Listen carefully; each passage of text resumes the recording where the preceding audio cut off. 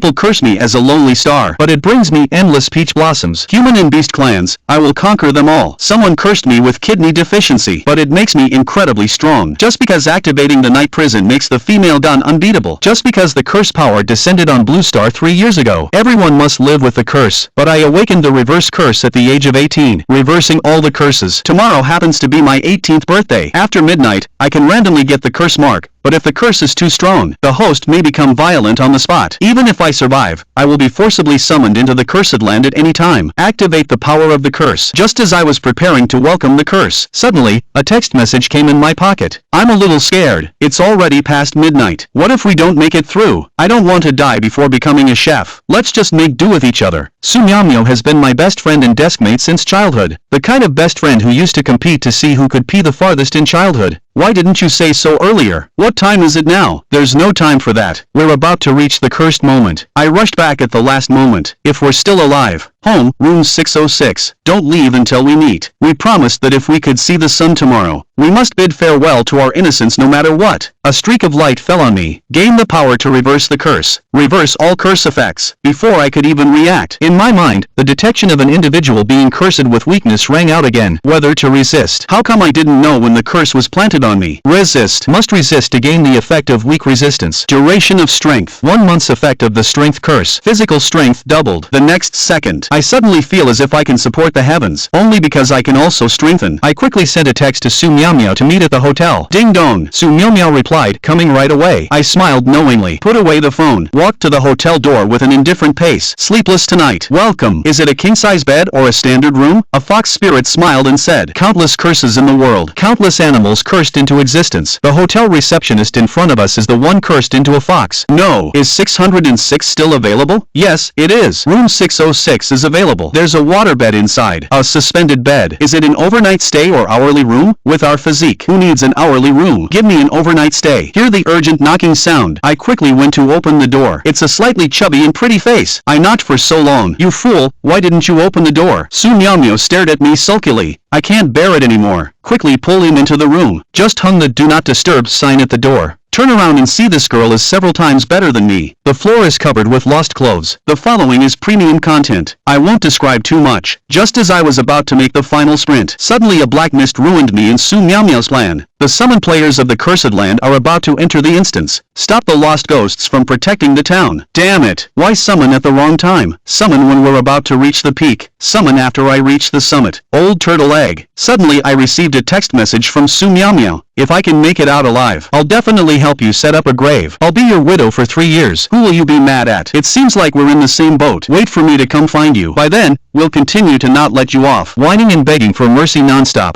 Not just to save my wife. I suddenly realized the role the system assigned to me is the mayor of Magic Town. If I completely control all the rules in the town's profits will be freely controlled by the mayor. Maybe because of my curse reversal, the role that was originally just a security guard was directly reversed to become the mayor of the town. Once unlocked, I'll be able to obtain a piece of land in the cursed land that belongs to me. Welcome to the main quest of Magic Town. Extroverts are also welcome. Mission description. In recent days, many elderly people in the city have been dying frequently. As the mayor, we must find the sick person. Note, as the mayor, you should be the one setting the rules, instead of just following the mayor. Why are you sitting here alone? I look up. A woman is standing in front of me. You are the mayor. I am Hyenan, your secretary. Too many have fallen. My mind is in chaos. Wait for me to come to my senses. Quickly deny it. It's nothing. Just ask me anything. Alright, then I'll be off work. Then take care and goodbye. I feel like I should leave first. Coco and Anan suddenly became serious. Are you really the mayor? At this moment, a dangerous atmosphere is making Anan suspect the identity of the mayor. Please pay attention to your behavior. Don't let others discover any clues. Otherwise, your mayor identity will be stripped, and your family will also be directly targeted. Holy cow, don't be so deceptive. How is there still talk of being stripped of one's identity? How would I know what the previous mayor was like? The mayor is greedy and lecherous, and takes advantage of subordinates, engages in corruption, and abuses power. Proficient in everything, especially fond of patting his secretary's thighs. Hyenan's eyes grew colder. Step by step, reach out and grab the hand. Speak. Who are you exactly? System, you are forcing a crime. I quickly take a deep breath. A long one. Suddenly, he slapped Hyenan hard. Smack, smack, smack. The crisp sound of the slap echoed through the room. Hyenan only felt numb all over. While covering her face, she ran away. Why don't you want to get off work? Do you want to stay late with me? Hyenan blushed in an instant. Gave me a glare. Oof.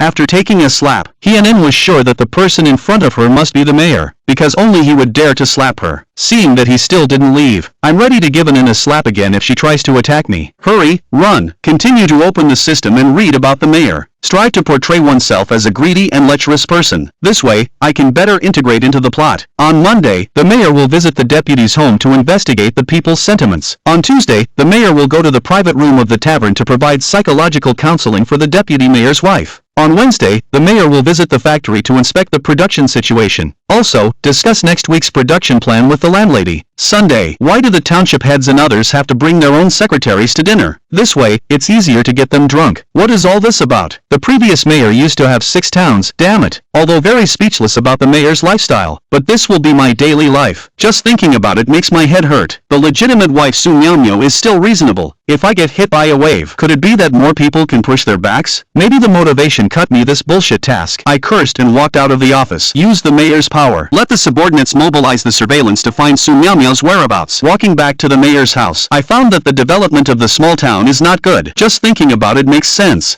Relying on that greedy and lecherous mayor to develop. Blame me for looking at the distant hillside. A castle faintly emerged. Goodness, who has the time and energy to build a castle in this remote corner? Unconsciously, I arrived at the mayor's residence. Pull it off. How much corruption went into this grand mansion? They actually built such a magnificent mansion. Very good. This will belong to me from now on. The tightly closed door slowly opened to both sides. A maid in a maid outfit came out to greet me. Mr. Lin, good evening. May I ask if we should have dinner first? Or should we have a bowl first? I have to admit, this maid has the best figure I've ever seen. Her swaying hips and chest are making me dizzy. Otherwise, my eyelids would be twitching uncontrollably. This is provoking me. Such a shameless woman is not a good person. Sorry, I don't like maids. I hate it when people eat the dinner made by their loved ones. The maid blushed and stomped her foot. She smiled and walked into the villa with me. As I entered the house, I turned around and held a dagger to the maid's neck. I don't remember the town having such a greasy person like you. Otherwise, I would have had my eye on you already. The formation itself is not big, but this lecherous mayor keeps a record of every beautiful woman. Unfortunately, the maid who suddenly appeared in our house has no information at all. There must be a problem with that. But under the tyranny of my precious one, I believe the other party will soon surrender. The maid suddenly laughed. I originally wanted to give you a good time. I didn't expect you to be so clever. Then don't blame me for being impolite. The girl's eyes were filled with malice. The blood-red power bursts from the palm and strikes at me. I swing the dagger in my hand. Because of the powerful curse, my strength basically surpasses the world champion. The hand rises and the knife falls. The maid falls to the ground, clutching her blood-soaked right arm. I didn't expect you to be a special curse spirit. Don't come over here. Don't look at me with that vulgar look. Girl, I never would have expected. This guy's strength is so powerful. Am I really going to end up here today? The louder you scream, I like Sister Jem more and more. The maid's face is pale, a myriad of fears. She wants to avoid it, but my speed is extremely fast. In an instant, I appear in front of her, grab the maid's neck, lift her up completely. Speak, who are you? Who sent you? The maid struggles desperately, eyes filled with resentment and madness. I will never tell you even if I die. Did you kill me? If you don't drink the toast, you'll drink the forfeit. Just a tearing sound. The maid's clothes torn apart. I instantly have a rush of blood to my head, glide over her skin, feeling the delicate and smooth place. The maid's face turns red. Breathing becomes more intense. Bastard, you devil's minion. Let me go quickly. Otherwise, the little girl will ask you one more time. Really won't say? The maid's face blushed, biting down hard on her silver teeth. Shyly, the blood-red energy gathered around her. Seems to be making a final resistance. The super weak curse spirit found it funny. Actually used a weak curse on me. After I reversed, didn't I become a blue pill? Gained the reverse effect of the super weak curse. Muscular strength lasts for 1 month. Muscular physique doubled tenfold. My muscles swelled instantly, like a god descending to earth. I grabbed the maid's chin. Her eyes were filled with shock. Shouldn't it have become more fierce? What do you want to do? I picked him up in one go. I kicked open the bedroom door, and threw him inside, followed by a cry of pain. The room was filled with suggestive and shameful sounds, from the beginning of resistance to the final moment. Late at night, the maid curled up on the side. Tears hung in the corners of her eyes. He had lost count of how many times he had passed out. There was no longer any thought of resistance. Just hoping this guy wouldn't continue. Now, can you tell me what exactly you're up to, my lord? We are descendants of the royal line of the corpse spirits. After the country was destroyed, we took refuge in the ancient castle. This time we came out to strengthen the clan, to pave the way for resurrection, to conceal our identity as corpse spirits. So I was sent here to solve your situation. Congratulations to Mayor 01 for successfully finding out the truth behind the frequent deaths in the town. Completing the main mission will also grant access to the rules of the instance. Currently, 3 rules can be established in the mayor's handbook.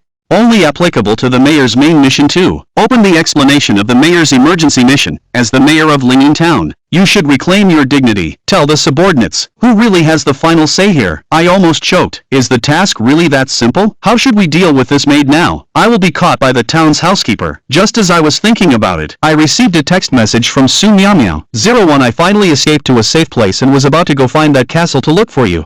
Where are you? I'll come over first to find you. How should we deal with this maid? If we encounter Su Miao Miao later, it's all over. I quickly took out the mayor's handbook. Set the first rule. Rule 1. The mayor's presence is mysterious and elusive. His name is impossible to know. Words also cannot describe. Her image is indescribable, unspeakable, ungraspable. As the big leopard in this copy, the style must be high. Become that unspeakable presence. From afar, I am just a black mosaic. This way, Su Miao Miao won't recognize me. It's already 9 o'clock in the morning. I am in the office lobby. When everyone sees my indescribable appearance, congratulations to the mayor for establishing authority in front of his subordinates. Task completion rate 15%. The first rule actually made me run into the dead-end gang. The next two rules need to be carefully considered. Suddenly, the security bureau chief found me and said, the surveillance footage shows Su Miao Miao being grabbed by a shadow and taken to hide in the castle. I quickly set the second rule. Rule 2. She is everywhere. The more vague the rule, the more it has unlimited possibilities. A dark force pulled me into the inner world of the town. I can teleport freely in the inner world, and then exchange with the real space. Then I can be everywhere without moving. First teleport myself to the castle. See what the situation is with Su Miao Miao. In the castle, Su Miao Miao arrived in the luxurious suite on the top floor. Miss, you're looking for me. Faintly visible, tranquil and elegant on the soft bed, sitting a stunning girl in a princess dress. When we first met, Su Miao Miao once thought the girl in front of her was an exquisite and gorgeous doll. Just because she was too perfect, perfection can be somewhat unreal. Su Miao Miao obediently approached, carefully staring at the book cover the girl was holding, listening to the cicadas at the Lily Manor for a long time. Su Miao Miao was so scared that her face turned pale. Just by hearing the name, you know this book is definitely not proper. The girl lifted the Sandman with one foot, inviting Su Miao Miao to an adventure in his bed. But Su Miao Miao is not stupid, knowing full well that there are dangers inside. How can one easily imagine? Seeing that she was not moved, the girl somewhat disappointedly withdrew her gaze, continued to browse the books. Aya has been gone for 3 days. I'm a little worried.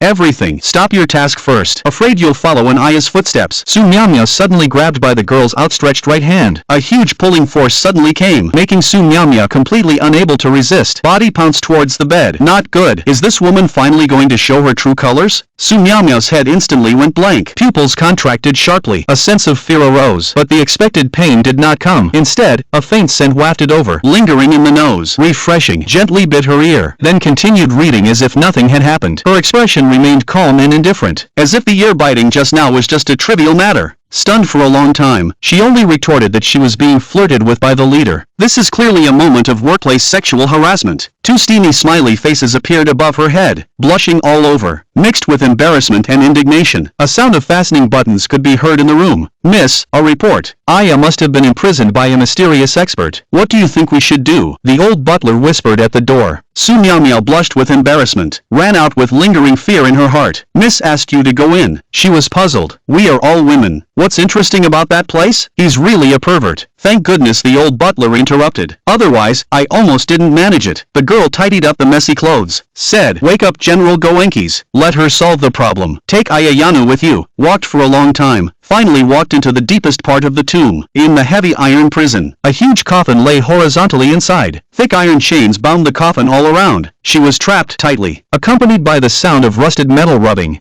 The coffin shook for a moment. I smelled the scent of blood. The next second, a huge wolf claw emerges. It fiercely grips the edge of the coffin. Then it turns ferocious and terrifying. The wolf face slowly emerges. Its crimson pupils scan the surroundings. This is indeed the beginning of a plan by the white-haired Lady Wolf, the Knight of Gwen. We need the power of the lady to completely eliminate those who are obstructing our progress. Okay, there are already mice in this castle. As a werewolf, Knight Gwen smelled a sound that doesn't belong in this castle. He quickly arrived at a corner of the castle. His right foot extends a sharp wolf claw. Carrying a fierce wind, it strikes into the darkness. Bang! A heavy thud is heard. Unexpectedly, a black shadow blocked Gwen's attack. Gwen was slightly surprised. Judging from the power of his kick, the power of the lurker can actually rival that of a master like himself. He started to get excited. Lingy was equally astonished. How terrifying his own physical strength is under the rule enhancement. Only he knows. You have something I crave. I need your blood. Gwen licked her lips. Her eyes flashed with a fiery light. Lingy's heart skipped a beat. feeling that the werewolf's gaze was a bit off. It's not suitable to stay here for long. It's still the 36 stratagems. In terms of positioning, I remember your scent. You can't escape. Just as the words fell, he followed the scent and rushed out of the castle. He ran wildly towards the direction of the town. The sound of the prey waving my gowan reached his highness from afar, with a strong sense of battle. Damn! Where did this freak come from? This instance really overestimates me. The supernatural upon returning to the villa, muttering curses. I wish I could drag out the guy who created this instance and beat him up. There are only two main tasks in this instance this time. One is to govern the town well, completely control the town. The other is to deal with the threat of the ghouls. But the battle between the town and the ghouls is completely different.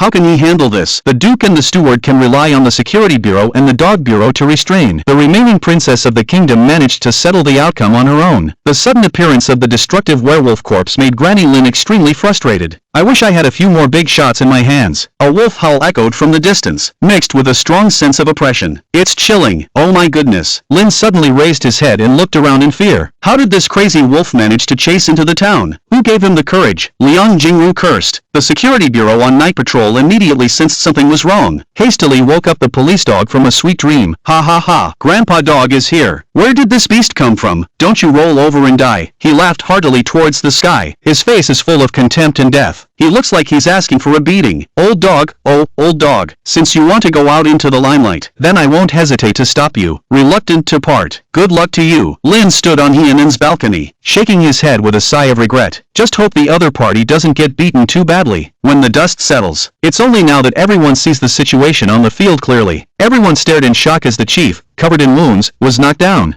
I rely on. This wolf is too brutal. The next second, the sharp wolf claws are less than 2 inches from Dog Nanshan's throat. Even if you want to drive us away, you have to see that the ghost town is deserted. Just as everyone was in despair, closing their eyes and waiting for death, a dark figure suddenly emerged. A punch landed on Goen's chest. Thud! The tremendous impact sent Goen staggering back several meters. His face filled with astonishment. He steadied himself. He looked up at the dark figure. His expression gradually turned excited. Sherlin stood with a confident posture. The demeanor of a master was undoubtedly displayed. The townspeople have developed a sense of admiration for you. The mayor's authority. Mission completion rate 67%. A smirk appeared at the corner of Lin's mouth. The reason for rushing out and showing off is to enhance the edge of completing the mission. The sound of impact rang out. Lin was forced back several meters. His right shoulder was torn. The bright red blood stains the clothes. Goen's expression suddenly froze. What's that smell? Why is it so delicious? He smashes and smashes, his mouth once again towards the remaining blood on the wolf's paw. The next second, his eyes reflect a terrifying brilliance, very sharp. Goen's eyes reveal a look of intoxication. A wolf tail swings open. Swinging, Goen suddenly raises his head. The crimson tongue keeps licking the wolf's claw. I want you to be my Goen's male pet. The Holy Mother Wolf's hobby is really unique. Others at most have a human ghost flavor. Isn't it a bit too perverse to go directly to the human beast? Sorry, I don't have such a quirk. I shook my head repeatedly. The face is filled with a flush of color. I've got you figured out. Under the amazed gaze of everyone, Gwen slowly retreated in her white wolf fur. Her figure gradually shrank. In just a short moment, he unexpectedly returned to his human form. His chest, even more exaggerated than Wang Xiaomei's, was wrapped in a white leather jacket. How about it, Cici? Now you shouldn't have any burden, right? Matching his wild outfit, a leisurely sense of wild beauty. I decisively bid farewell. Dreaming. I am the astute mayor. Behind me are thousands of troops. How can I associate with you? Mission completion at 90%. Bro, I'm just refusing second sister's invitation. You guys are eating until you're 100% full. He takes a deep breath. Prepare to use the final killer move to leave the world. Hi. Just as Gwen is about to approach, Lin suddenly drinks low. Come in. What kind of spell did you use on me? Gwen frowns, looking around with a guarded face. There is a deep nostalgia in the eyes.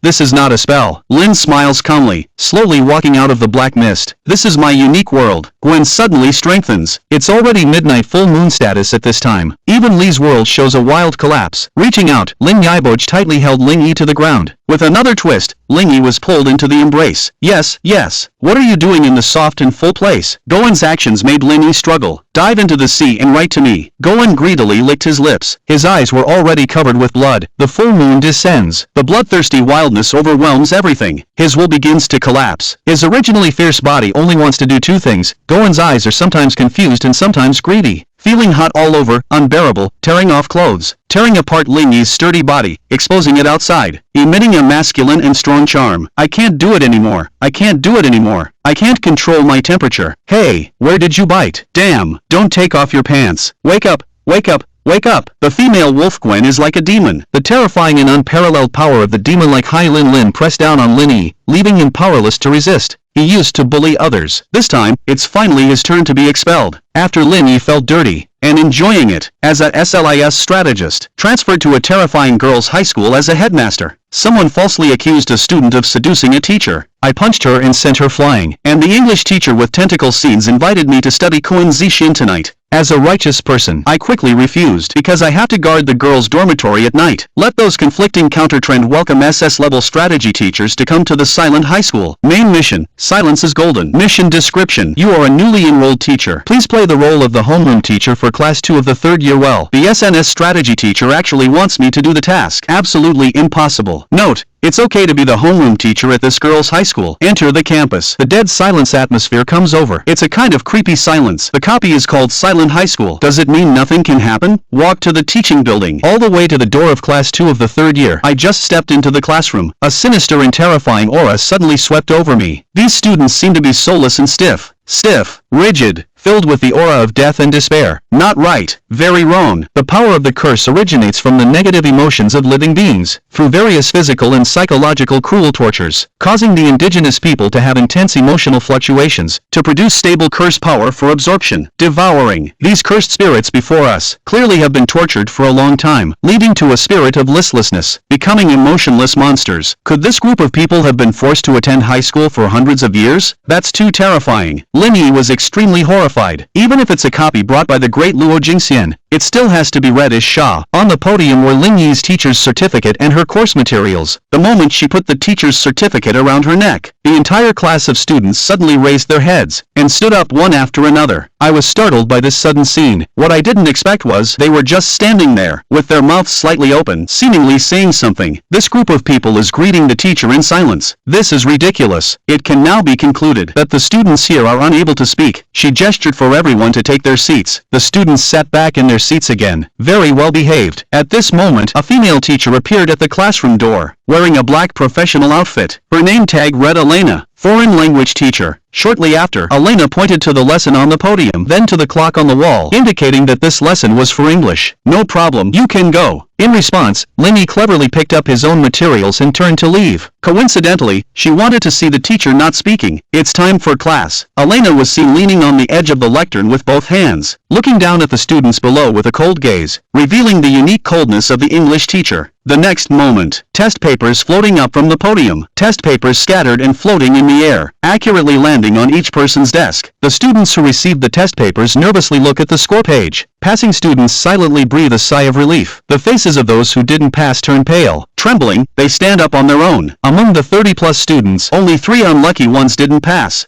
They closed their eyes in silence, daring not to look directly at the English teacher. The atmosphere in the silent classroom becomes increasingly oppressive. Under shocked and astonished gazes, behind the sexy English teacher, 3 pitch-black tentacles slowly extend. The fierce tentacles instantly shoot out, stabbed directly into the throats of those 3 unlucky guys. 3 students struggling in pain, clutching their throats, but not daring to make a sound. In the end, they were hung by the bloodthirsty thugs on the classroom's overhead fan. They didn't die, but the pain they suffered was 100 times worse than death. The English teacher demonstrated through action the consequences of failing the exam. Noticing the prying gaze of the head teacher Elena outside the door, Ling cast a scrutinizing look in her direction. To avoid arousing suspicion in the other party's mind, he simply turned and left. He started wandering around the school, now urgently needing to grasp the situation here. Arriving outside the office, he pushed the door open and walked in. Who allowed you to ignore the old man for M? But watch, I won't kill you. Lin Yi just came in, and saw Chang Wei playing basketball, a burly Mediterranean man with a fierce expression, engaged in a physical altercation with a female student. Lin Yi saw this. His eyes instantly turned cold. He recognized that the victim was being bullied, which was none of his business. But the bald man was actually bullying one of his students from class 3 to 2. He couldn't stand by and watch as even a dog would retaliate when provoked. After all, the class performance was too poor, and he had to follow suit. But you, this bald guy, actually hit someone for no reason. Who gave you the courage? I, as the class teacher, cannot lose face. But you. I felt a surge of anger. I raised my leg and kicked the bald guy, straight towards his crotch. Apora. This scene plunged the whole office into silence. Everyone was stunned. They didn't expect the new teacher to have such a bad temper. Can someone tell me what's going on? Lenny cast a cold glance over the entire office. His sharp gaze made these bullies cower in fear. Teacher Lin, you're new here. It's normal not to know. Actually, this student was trying to seduce Teacher Hu. Teacher Hu couldn't bear to see the girl go astray, so she intervened. In the end, Old Bao showed a look of regret. Ah, Teacher Hu meant well. You're talking nonsense. Lin burst out laughing in anger, yelling at Old Bao. My students must have good figures. They must also have good looks. You can actually fancy such a bald guy. Are you out of your mind? How did you draw it? Hearing Lin Yi insult himself like this, Old Bao's face suddenly darkened. He stretched out his right hand and pointed at Lin Yi's nose. Young man, I'll give you a chance. Get down on your knees and apologize to me immediately. Otherwise, a slap fiercely struck out. Old Bao's entire body spun 720 degrees in a spiral and flew out. Black blood sprayed from the empty neck, falling around. The scene is extremely harmful. What are you barking at? So noisy. Lenny shook her wrist, coldly watching everyone. This slap is for you. Nonsense. Distorting right and wrong. He knows he has to break through this instance. It's almost as hard as being tormented to the point of not daring to hate. Is he a fool? Must revolt. Cut off those hypocrites. A plan began to form in my mind. The night deepens. Lenny is in charge of the girls' dorm tonight. They should have finished showering by now. Hopefully, they won't run into anything too awkward. Holding a flashlight and 2 sets of room keys, Lenny starts patrolling from the bottom up. Just arrived at the staircase. Then he saw a few sneaky figures. Seeing Lin Yi's arrival, several people couldn't help but reflect. Directly came up to him. What are you all doing, teachers? Lenny was startled by a few people. Hastily took a few steps back to create some distance. Everyone is here to witness the dorm check. They smirked and laughed, looking like a sleazy pig. Lenny frowned. Suddenly, a terrible suspicion arose in his heart. How could this group of people be so disgusting? The dormitory building represents lust. Lenny cursed inwardly after 9 o'clock. Students are just lambs waiting to be slaughtered, and it's a delicious and irresistible lamb. Thinking about how they have to endure the harassment of these perverted men every day, the killing intent in Lin Yi's heart is unstoppable. Sell it, Teacher Lin. We're giving you face by waiting for you here on purpose. Unlike others who have already gone upstairs to hunt, knowing that a teacher has already gone upstairs to violate female students, Lenny immediately shook off his sleeves and rushed upstairs in anger. He. Stop struggling. Be obedient and be my toy. A fat and thin figure was seen riding on a girl, tearing at her already frail body. The girl's hands and feet are suspended in the air by a rope. The helpless girl can only whimper silently. Beast, he leaps up, like a fierce tiger pouncing on a wolf, like a fat man pouncing over. Poof, the man who was knocked down groaned, slowly sat up while holding his chest. Teacher Lin, this is the prey I chose first. If you're interested too, can I line up then? Wait for me to finish playing before you take your turn. Wouldn't this make everyone happy? At most, I'll take a step back. How was I before? He had a high and mighty attitude, not worried at all that the other party will reject his suggestion. Those who come here are all of the same kind, only more twisted. There is no most twisted. Paid no attention. The man turned to look at the girl hanging in midair, shivering all over. She reached out and broke the rope with her palm. He embraced the blushing girl in his arms. The girl was extremely frightened. Lin Yi, who was pushing desperately, thought the other party also wanted to take advantage of her. A touch of sadness and humiliation appeared in her eyes. Unexpectedly, Lin Yi directly stuffed her into the quilt. Don't be afraid. No one will force you again in the future. Listening to his unwavering words, the girl raised her wet, wide eyes in a daze. She stared blankly at Lin Yi. That sunny and passionate face was lost in thought for a long time. At this moment, Lin Yi became a dawn that illuminated his soul, dispelling the darkness and haze. She suddenly felt like her world had some color. Lin Yi didn't bother to pull the man up from the ground, dragged him forcefully out of the bedroom. Knock out, tie up, thrown at the door. Lin Yi didn't dare to delay. Quickly shuttled inside the dormitory building. Room 405. Yang Mao's clothes were disheveled, being dragged by the hair and pressed down on the bed, hands bound with stockings, struggling intensely. 2 lewd-looking men beside her were laughing wildly. One of them was holding a syringe. This is the nature of this place. Today, I'll let you taste the power of the happy water. Ha ha, you can rest assured, even if it's a chaste woman. Just one shot is all it takes, guaranteed to turn you into a villain everyone can cry over. As the two of them smirked while approaching Yang Meyer, Yang Meyer's smile turned pale. Fear filled her beautiful eyes. He would rather die than endure this kind of insult at this critical moment.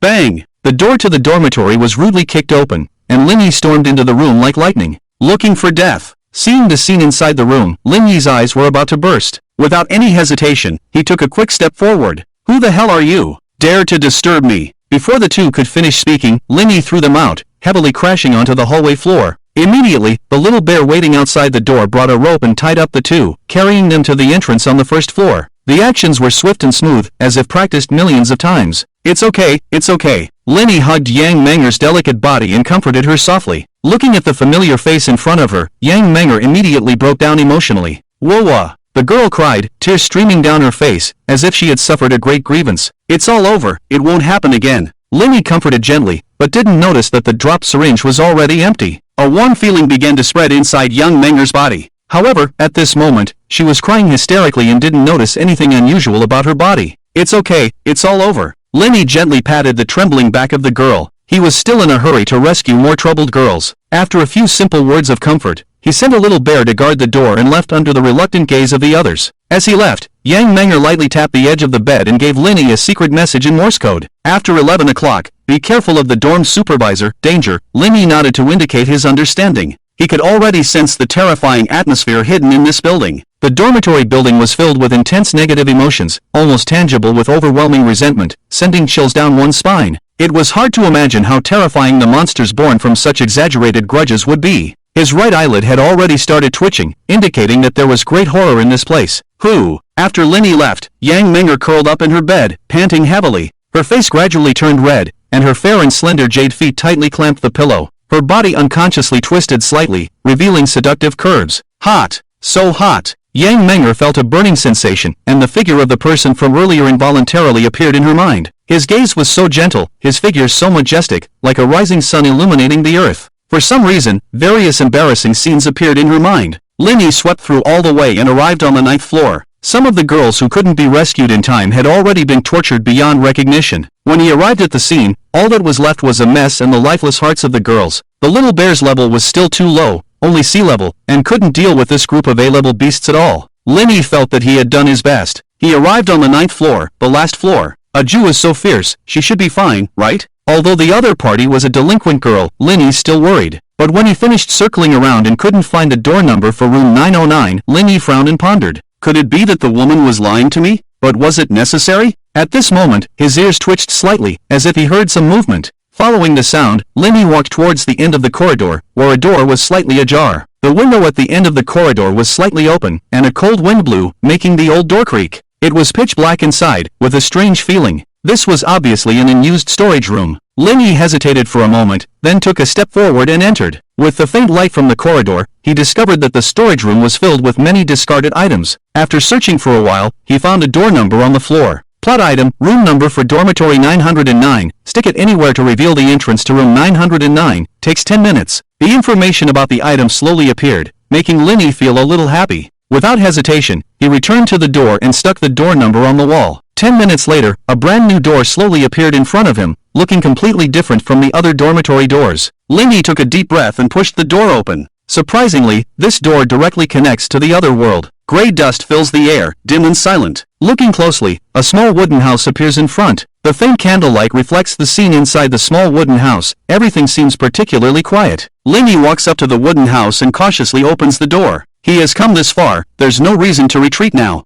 He enters the house. There is no one inside. Besides a few simple pieces of furniture, there is a chessboard on the coffee table, and a smooth mirror the size of a basketball. Lenny doesn't understand Go, and the mirror is ordinary. Is anyone here? He shouts. The answer he receives is silence. Agio, are you here? Lenny looks around, confirms that there is no danger, and asks again. However, there is still no reply. Suddenly, a faint fragrance wafts into his nose. Lenny looks down at the mirror on the table. The mirror reflects a blurry figure, graceful and slender. He is startled. He is too familiar with this figure. Tentacle monster? Elena in the mirror has long, dark hair, a pure and beautiful appearance, and a shy look in her eyes, like a girl next door. This is completely different from the Elena he encountered during the day, who was proactive and seductive. It seems that she senses being watched, and the Elena in the mirror suddenly cries out in fear. But the mirror cannot produce any sound. The silent cry is in vain. Until the end, Elena is dragged into the mist by a large hand and disappears. The next second, a gust of cold wind blows, and the candles in the room suddenly extinguish. Lenny's body is covered in goosebumps, his muscles tense, ready for a fight. But then the door of the wooden house is suddenly pushed open. You're here. Why didn't you turn on the lights? A pleasant and crisp female voice sounds, with a hint of doubt. Lenny turns around and sees a hot-looking delinquent senior. When he turns back, the mirror has returned to normal, reflecting the hot girl standing at the door. This strange scene leaves Lenny stunned, unable to speak for a long time. What's wrong with you? Seeing his stiff expression, Agio furrows her eyebrows. She follows his gaze and looks at the mirror. Did you see something dirty? Agio's beautiful eyes narrow slightly, her tone becomes cold, and her body involuntarily approaches Lenny. The room temperature drops, mysteriously and inexplicably. Lin Yi regains his thoughts and shakes his head repeatedly. I didn't see anything. He finally understands why Agio asked him to come find her when he was feeling lonely at night. Well, it seems that actions speak louder than words. Could this woman be the mastermind behind everything? The tentacle monster is probably more dangerous than Lucky, so it's his turn next, isn't it? Lin Yi's right eyelid twitches, alarm bells ringing in his heart, ready to transform into armor at any moment. Snap! A flame shoots out from the lighter, igniting the candles again. The flame flickers, illuminating the room once more. Agio bypasses Lin Yi and places the mirror upside down on the coffee table. Want a cigarette? She hands Lin Yi a cigarette box, a tantalizing smile playing at the corner of her mouth. Where did you get the cigarettes? A friend gave them to me. The atmosphere in the room is eerie, but Lin Yi pretends to be calm and takes out a cigarette, placing it in his mouth. Agio skillfully lights it for him. The two sit on the sofa, blowing smoke rings, the atmosphere becoming somewhat heavy. Lin Yi originally wanted to ask about the 909 signboard, but now that he knows there is a big problem with Agio's identity, if he continues to blindly ask without knowing any better, that would be asking for trouble. Don't you have anything to ask? Her fair, long legs cross each other, swaying up and down in front of Lin Yi, full of temptation. Lin Yi is not foolish. How could he jump into the pit when he knows there's a trap ahead? No, I just came to check on you. If there's nothing, then I'll leave. He extinguishes the cigarette butt and prepares to get up and leave. But before his butt leaves the ground, a pair of jade feet press him back onto the sofa. Since you're here, don't you plan on doing something? If it was before, faced with such a college-style JK hot sister senior, he might have fallen. But now, Lin Yi just wants to escape, as far away as possible. The pure white jade feet rubbed against his legs, and her body gradually approached. Her slender and beautiful legs wrapped around his waist, her delicate body soft enough to make his bones tingle. You don't think that by coming to my room, you can just leave without leaving anything, do you? Agio exhaled like an orchid, her voice full of strong temptation, as if it could arouse a man's most primal desire. Lin Yi smirked, leaving a seat for you, do you want it? Of course, he could only mutter this in his heart. If any word offended the other person, he would probably not escape tonight. He. Agio, you're really humorous, he forced a laugh. Well, you see, it's getting late, and I still have to go back and deal with some trash. Don't be in such a hurry. She chuckled lightly, her fingers drawing circles on his chest. Sister won't eat you. Why are you so nervous? She licked her rosy lips, a mischievous and enchanting smile playing at the corners of her mouth. Agio, actually I prefer black stockings, so next time, wear black stockings and then come. With that, he ran away. And the black stockings should be lace garter stockings, 50D thickness. Bang! The door slammed shut, and outside the room came Lin Yi's vulgar words. His voice gradually faded away until it disappeared completely. Seeing that the other party was not moved by her beauty, Agio's coquettishness vanished without a trace, replaced by a deep and cold frost. Strange guy, she murmured, lighting another cigarette, her gaze falling on the inverted mirror. Her eyes were deep and unfathomable, as if she was thinking about something. After leaving Agio, Lin Yi returned to the 9th floor of the dormitory and removed the door number from the wall. Immediately, the door disappeared, as if evaporating into thin air, leaving no trace behind. After doing all this, Lin Yi patted his chest with lingering fear. That was close. Luckily I'm a true gentleman, otherwise I would have been in trouble. He glanced at the time on his glove. There were still 20 minutes left until 11 o'clock at night. Lin Yi didn't dare to delay and put the door number into the blood diamond, then went to the first floor. Behave, or I'll kick your balls. In the hallway on the first floor, Guoba had a fierce look on his face, threatening the dozen or so scum with their hands tied. The little bear knights also stared at them, their sharp bear claws constantly gesturing near their necks. They showed no mercy to these animals. Besides not being able to use physical force,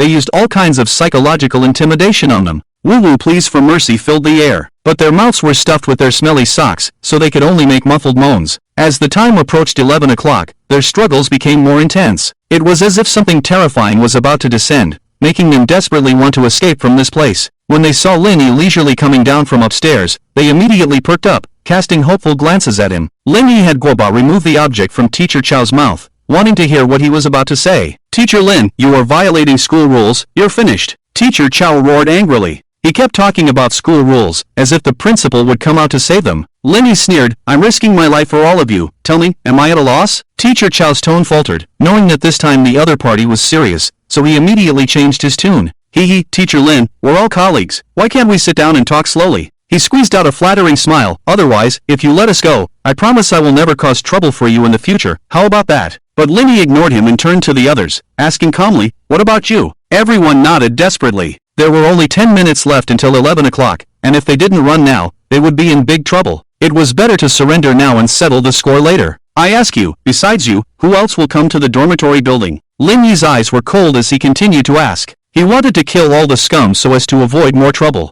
Hearing him bring up this matter, Teacher Chow's face filled with a flattering smile and quickly said, I know, I am the most familiar with this place. Oh, is that so? Lin Yi's mouth curled into a cruel smile as he slowly squatted down and straightened the wrinkled collar of the other person. This person, even when leaving, should still maintain some dignity. He helped Teacher Chow stand upright, and his gentle gaze turned icy. Then, please, Teacher Chow, tell me in detail. Once you're done, you can leave. Teacher Chow breathed a sigh of relief upon hearing this. He thought that the other party would finally let him go, luckily. Immediately, he began vividly describing the dark past of the dormitory building. At first, it was just the on-duty teacher that day who had evil thoughts and secretly entered a student's room to violate a girl. Taking advantage of the fact that she couldn't make a sound and couldn't defend herself, he acted without fear. Gradually, that person became more and more audacious, going to harm students every night. He even boasted about his criminal experiences in front of colleagues, vividly describing the explicit scenes. The smell of blood quickly attracted more hungry wolves. In no time, the opportunity to be on duty in the dormitory became a coveted position in everyone's eyes. But with many wolves and little meat, in order to avoid disputes and violating school rules, they even spontaneously organized themselves in scheduled shifts based on the number of people.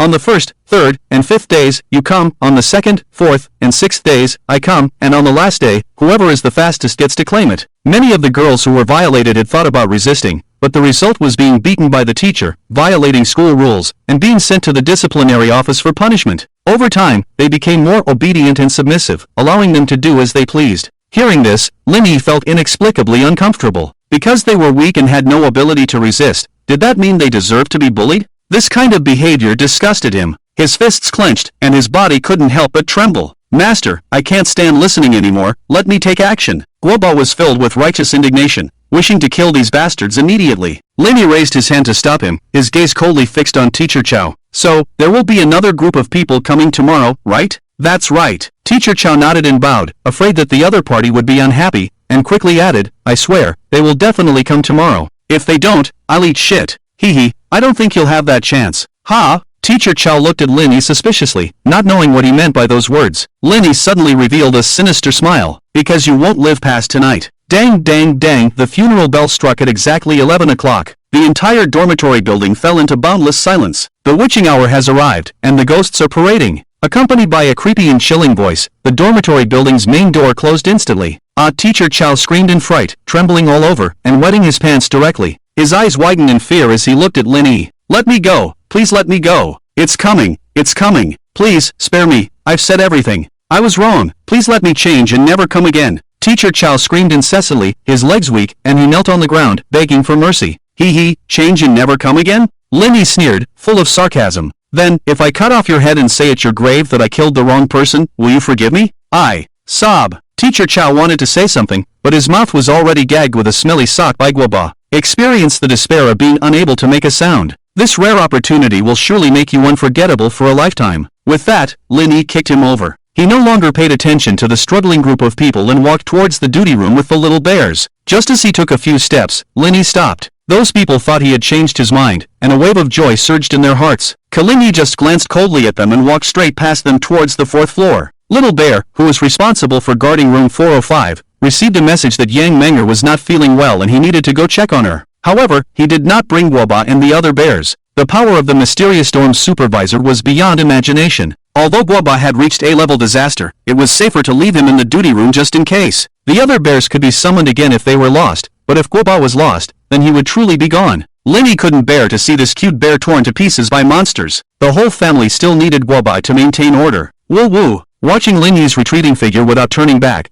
Chow Teacher and the others had red eyes, dry throats, and tears streaming down their faces. How could he give people hope and then despair? He shouldn't play tricks like this. Wah. Crying and screaming echoed one after another. They began to curse in their hearts, cursing that Lin Yi would never find peace and would have a miserable death. Gray mist rose from their bodies. This resentful gray mist moved automatically without wind, drifting towards the dormitory entrance. The lights in the hallway kept flickering, as if encountering a strong magnetic field, shaking. Thick resentment gathered from all directions, and a chilling aura filled the air, making people shudder. Midnight has arrived, the ghosts are marching. A low, hoarse voice suddenly sounded. Then, from the gray mist, a mass of tentacles slowly emerged. Yes, a mass. It looked like countless tentacles entangled together, twisted into a ball, floating slowly in the air. These tentacles wriggled incessantly, as if they had life, gathering and growing larger, eventually forming a fleshy mountain. Disgusting and sticky fluid flowed out of it, emitting a nauseating and rotten smell. A mouthful of sharp teeth tore open from the middle of the mass. The tentacles waved and danced, with a ferocious and terrifying appearance. Ayo! A piercing sound wave suddenly exploded, deafening.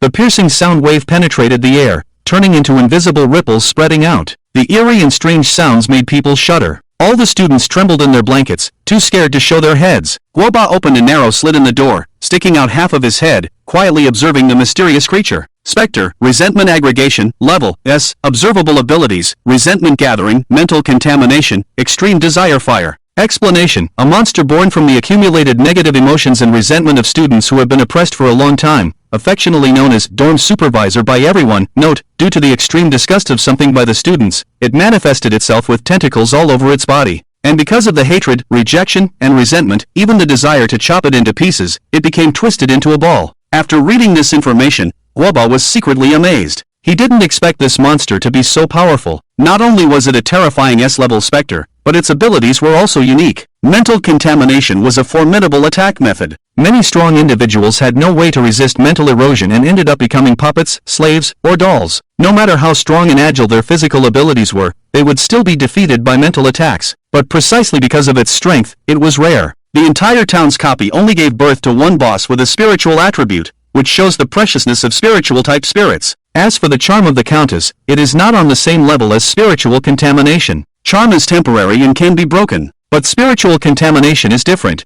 It changes your personality and willpower subtly. The two are like the stars and the moon, incomparable. Guoba passed on the information he saw to Lin Yi, then quietly closed the door. As long as he didn't violate the dormitory rules, Kunkiya wouldn't act recklessly. I've done what I should do, the rest is up to the master. Guoba muttered to himself, then covered himself with a blanket and fell into a deep sleep. However, the group of people at the entrance of the corridor were not so lucky. The conglomerate wriggled its disgusting tentacles and kept getting closer to them. The giant mouth opened, and gray saliva dripped down, making a chirp-chirp sound. This scene scared them to the point of being terrified. They struggled with all their might, crawling on the ground like worms. At this moment, they didn't care about the excrement and urine on the floor. They just wanted to stay away from the yellow-white substance of the conglomerate. The stench was overwhelming, making them unable to help but retch. Even so, they didn't stop. Eating shit is better than death. But in the next second, the conglomerate split open its huge mouth, and its 5-meter-long tentacles suddenly stretched forward, instantly capturing the two slowest men. They couldn't escape at all, struggling in pain. Get away, rule, violation. Rules, eaten. Crackle crackle. The conglomerate made strange syllables in its mouth. The tentacles pulled hard, forcibly dragging the two people towards it. The pupils of the two suddenly shrank to the size of pinpricks. Endless fear spread within them, making the delicious chunks of meat even more appetizing. The conglomerate opened its blood-filled mouth and bit down without hesitation. Crackle! Crackle! Blood splattered, flesh flew.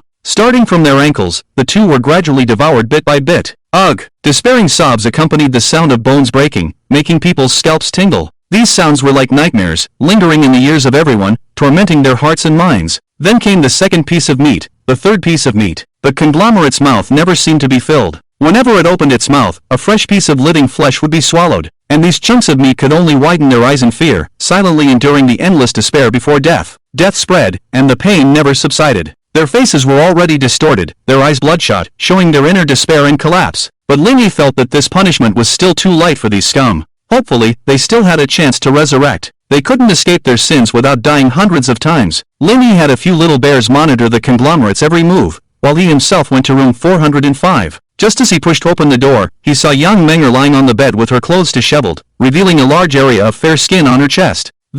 Yang Menger's appearance was beautiful, pure and sweet, with a hint of youthfulness. Although she was not as charming and enchanting as Aya, nor as wild and untamed as Gwen, nor as cute and petite as Su Miao Miao, she had her own unique charm that was very likable. The sound of the door opening startled the girl who was immersed in her fantasies. Staring at the man who suddenly appeared in front of her, Yang Menger couldn't tell if it was a dream or reality for a moment. She lifted the bedding, revealing her smooth and delicate body, and beckoned to the dazed Lin Yi, as if inviting him to come in. Her hot body was emitting a charming blush, her full breast slightly heaving, her long legs crossed and closed, vaguely revealing a scene inside. Lin Yi's gaze swept over, and his throat involuntarily rolled. He quickly gathered his mind, pretending he hadn't seen anything, left the dormitory, and closed the door. Control yourself, Lin Yi, you can't make any more mistakes, he admonished himself in his mind. But he forgot that if he doesn't go to sleep after 11 o'clock, he will be wiped out by the dormitory management. After devouring all the pieces of meat, the collective entity still wanted more. It could clearly feel that its power had become much stronger. After all, it was made up of more than 20 A-level spirits, and the combined magic power was quite terrifying. Soon, the collective entity sensed a new prey on the 4th floor. Immediately, the mountain of flesh turned into a gray mist and floated towards the 4th floor. Its clumsy body was no burden at all. It moved through the darkness like a fish swimming freely. Lenny stood at the door of room 405, pondering what was happening with Yang Menger. Just as he had been there for only 5 minutes, the dim lights in the corridor began to flicker violently. Thick gray mist suddenly appeared at the staircase on the 4th floor and quickly spread in his direction. Within the gray mist, countless tentacles were faintly visible, emitting a chilling evil aura. Damn it! How did this thing get up here? Lenny was startled. This thing was an S-level world-destroying monster. Although it didn't seem very intelligent, its abilities were unpredictable. If he were to fight this thing, there was no telling if the entire dormitory building would be leveled. Wouldn't everything he had done be in vain? Lenny quickly turned around and rushed into room 405. If I hide in the room, it shouldn't be able to get in, right? He muttered, then immediately locked the door. Just as he closed the door, a seductive moan came from behind him. It was over. He had walked right into the lion's den. Tap, tap, tap. A rhythmic tapping sound came from young Menger's fingertips. Teacher, the dormitory management can still come in if you don't sleep before 11 o'clock. Lenny was dumbfounded by the words. Did this rule have to be so strict? Wasn't it necessary to sleep? Yang Menger was right. The gray mist had already begun to seep into the room through the door crack. Some small tentacles were gradually taking shape from the mist, growing visible to the naked eye at a rapid pace. Damn it, does this thing really think I'm easy to bully? Lenny cursed angrily, then took out a stack of yellow talismans. When facing the enemy, all soldiers advance in formation, exterminate evil. The talismans were scattered into the air as if they were worthless, and Lenny quickly formed hand seals. Indra, Mahakala, Vajrapani. Sun, Moon, Vase. With all 9 seals activated, accompanied by the sound of Buddhist chants, the talismans fell on the doorframe as if they were attracted by a force. Namo Kuru Bhadra Lasadoya. Maha Prajna Paramitha. Siddham Bhadra. The golden light of the talismans shone brightly, forming dense scriptures that surrounded the room. As soon as the 9-syllable mantra was recited, a strange magical power was immediately generated, blocking the gray mist at the door. Whew! Lenny let out a heavy sigh, feeling a bit exhausted from this wave of consumption. He only had a total of 170,000 magic power. Summoning the little bear had used up over 20,000, and activating so many talismans had consumed another 50,000. He was left with only 100,000 magic power, and Lenny suddenly felt a bit weak. His firepower was seriously lacking. Tap, tap, tap. Teacher, come in quickly. Yang Menger lifted the thin blanket again, urging Lenny to hide inside. TSK. Damn it. Lenny glanced inside with a frustrated look. You're trying to seduce me at a time like this? Do you think I don't have enough pressure? Yang Menger pouted with a hint of grievance on her face, her cheeks even redder, but she didn't let go of the blanket in her hand. The horror of the dormitory management was far from over. She always felt that only by sleeping obediently could she escape disaster. Tap, tap, tap. Teacher, it's useless, go to sleep quickly. Isn't it settled now? Looking at the golden talismans covering the entire wall, Lenny felt a sense of security bursting forth. He silently rolled his eyes and ignored Yang Menger's seduction. But the jinx was right, his methods were really useless. The golden light on the talismans could only hold for about 10 minutes before the energy was exhausted and turned into dust. The gray mist continued to erode the doorway, and the small tentacles once again drilled into the room through the door crack. Lenny felt like crying but had no tears. This gray mist was too powerful, and he couldn't resist it at all. As the gray mist had already permeated more than half of the room, a few more seconds and it would cover the entire bedroom. Lennyson looked back at young Menger, who had a hopeful expression on her face, and made up his mind. The curse of the Sea King was terrifying. If he was going to die, so be it. He gritted his teeth and rushed forward, skillfully pinning down the soft body of the other person. Yang Menger slowly lowered her raised hand, and the sheets instantly enveloped the two of them. A faint fragrance immediately lingered in the air, intoxicating. As Lennyson burrowed into the bed, the gray mist indeed stayed in place, no longer invading. However, the collective entity clearly wasn't willing to let their prey slip away like this. So the mist began to swirl at the dormitory door, attempting to force the two people out of the bed. Lennyson cursed inwardly, why hasn't this thing left yet? Do you know how hard it is for me right now? You have no idea. At this moment, under the covers, Yang Menger was lying naked on Lennyson's back. Her soft waist gently caressed his solid back, and her lips brushed against his earlobe. The tingling sensation and electric current made Lennyson go weak. Why does everyone like to touch me? Gowan was like this, a Jew was like this, and even Yang Menger, this inexperienced girl, was no exception. Lennyson took a deep breath, trying hard to restrain himself. No! He must endure this time. Let them see what a real man is like. However, the hot body behind him didn't think the same way. The effects of the medicine had already been in effect for a while, and Yang Menger's eyes became even more blurred. In this state, she couldn't control herself at all. Lin Yixin was driven crazy by her actions, and his body involuntarily stiffened. Her slender jade hand reached around his waist and slowly moved towards his chest. Her fingertips lightly tapped, sending out a series of Morse code signals. Teacher, it's uncomfortable. Yang Menger's watery eyes were filled with shyness and anticipation. Lin Yixin naturally noticed the abnormality in her body. He turned around, grabbed her restless little hand, and gently tapped it. Endure it, can't endure it. Take me, instead of giving others the advantage, why not? Stop thinking nonsense. The two locked eyes, and in the ambiguous atmosphere, Yang Menger's heart pounded, her pretty face flushed with desire. Her misty eyes were filled with moisture, her long eyelashes trembled slightly, and her rosy lips were slightly parted, as if silently inviting Lin Yixin to taste. Lin Yixin's heart felt like it had been scratched by a cat's claw, and his body became hot, his breathing quickened. Unbeknownst to the two of them, strands of pink mist began to emanate from their bodies. This pink mist was drawn towards the collective entity outside the door and was absorbed into its twisted mass. Aha! A sudden piercing scream rang out, and the collective entity became agitated. Damn it! Click! The eerie syllables exploded in the room like a haunting melody. Lin Yixin felt his mind becoming hazy, and his resistance gradually faded away. Lin Yixin!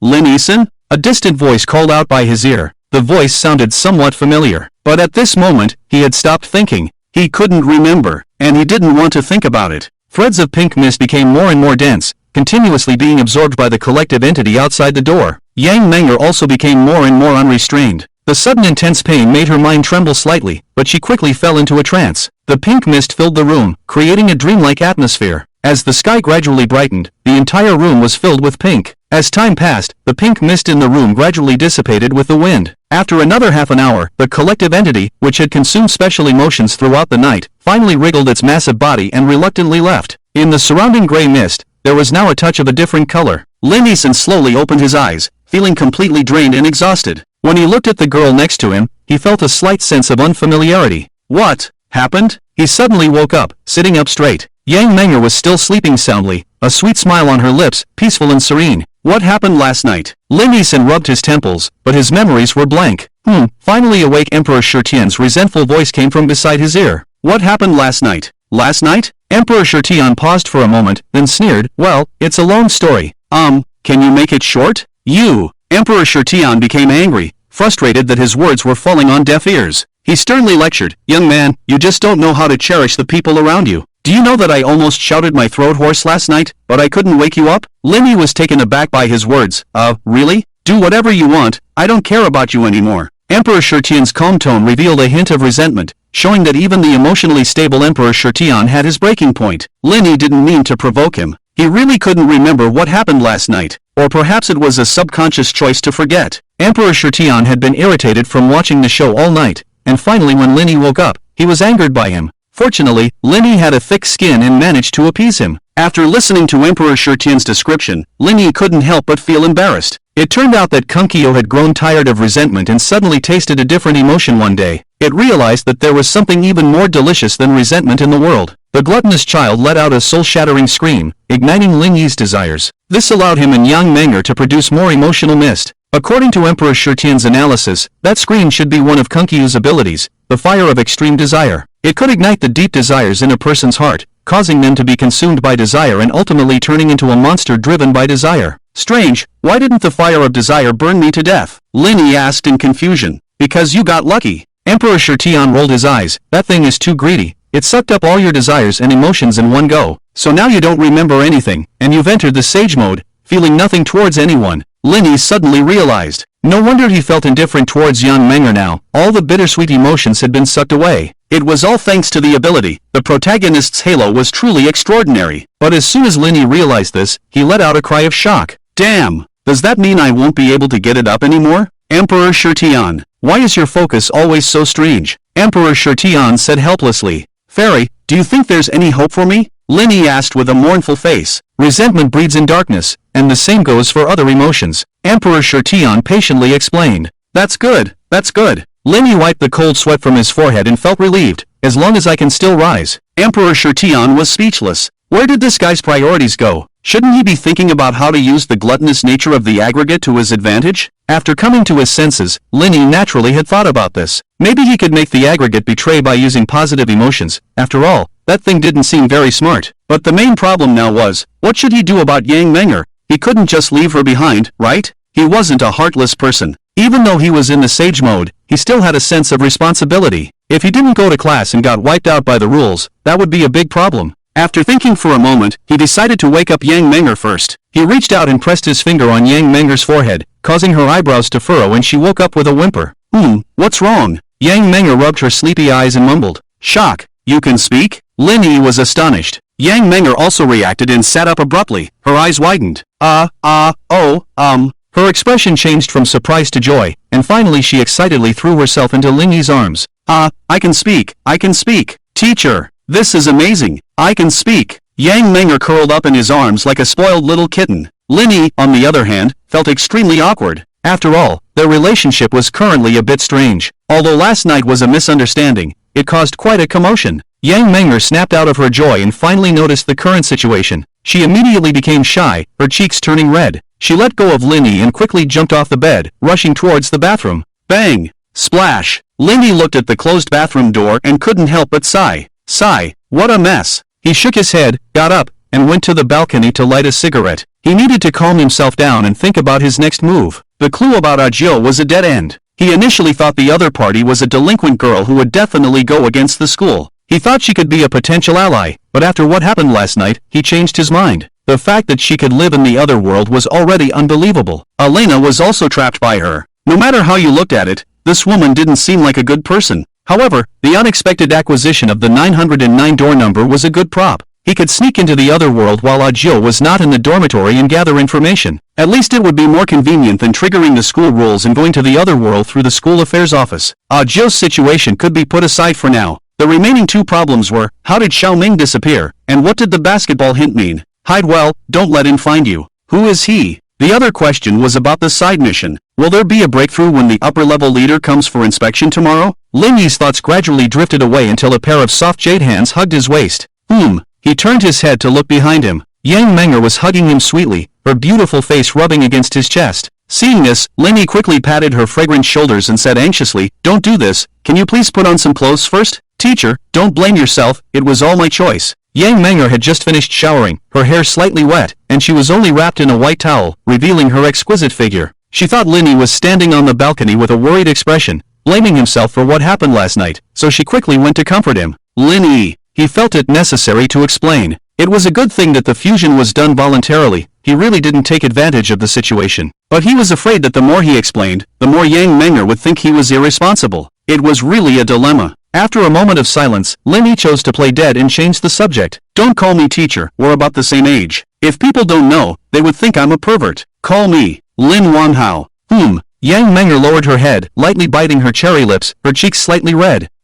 Lin, brother? She tentatively asked. As long as you like it. Lin Yi shrugged. As long as she didn't call him teacher, she could call him anything. He. She shyly giggled, resembling a teenage girl who thought she had found her true love. If he were an honest person, he might start apologizing incessantly out of guilt at this moment. But Lin Yi wasn't like that. He would only embrace the girl and magnify the fantasies in her heart. The more skilled ones would start discussing their future and their ideals, envisioning a happy life together. That was just one trick after another. Don't learn from it, be a real man. After a moment of affection, Yang Menger suddenly remembered something. By the way, Lin brother, how am I able to speak now? She asked. It should have triggered a hidden loophole in the rules. Lin Yi thought for a moment and replied. Hidden loophole? Yang Menger was just an ordinary spirit and didn't understand any of this. Lin Yi briefly described the pattern of the rules in the instance. In simple terms, the rules of the instance cannot be unsolvable. There must be a way to crack them. Otherwise, the rules will not be recognized by the system. The rules of titles only apply to the holders themselves, so they can be permanently held after paying a certain price.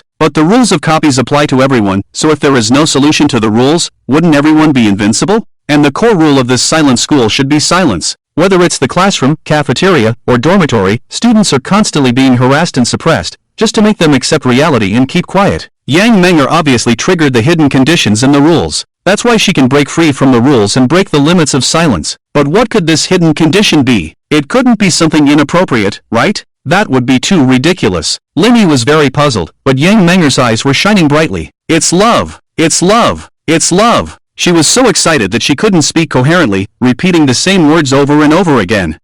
Lin Yi was speechless. How could love spark in just one night? It would take many, many days at least. Looking at Yang Menger's obsessed look, it seemed like her brain was overwhelmed by love. She's right, it really is love. Emperor Shirtian suddenly interjected, his tone solemn. What the heck? Are you also overwhelmed by love? Linny was stunned, somewhat incredulous. Emperor Shirtian's forehead immediately showed 3 blue veins, as if he wanted to rush out and beat this bastard up. Fortunately, she had excellent self-control and held back. Taking a deep breath, she explained, by overwhelmed, I mean Yang Menger is right, she is in love. I can sense it deep within her, that intense and pure emotion. Linny was shocked. Damn it, this girl actually fell in love with me? Or else? Emperor Shirtian rolled her eyes, then slapped her forehead. Damn it, you've led me astray again. What I meant wasn't that, it's emotions. Positive emotions are the key to breaking the rules. What I mean, do you understand? She said somewhat helplessly. Okay, got it. What's okay? It means agreement. Strange expression. On the way to the classroom, Yang Menger looked at Linny like a fangirl, completely infatuated. Lingo, what should we name our children in the future? Do you prefer a boy or a girl?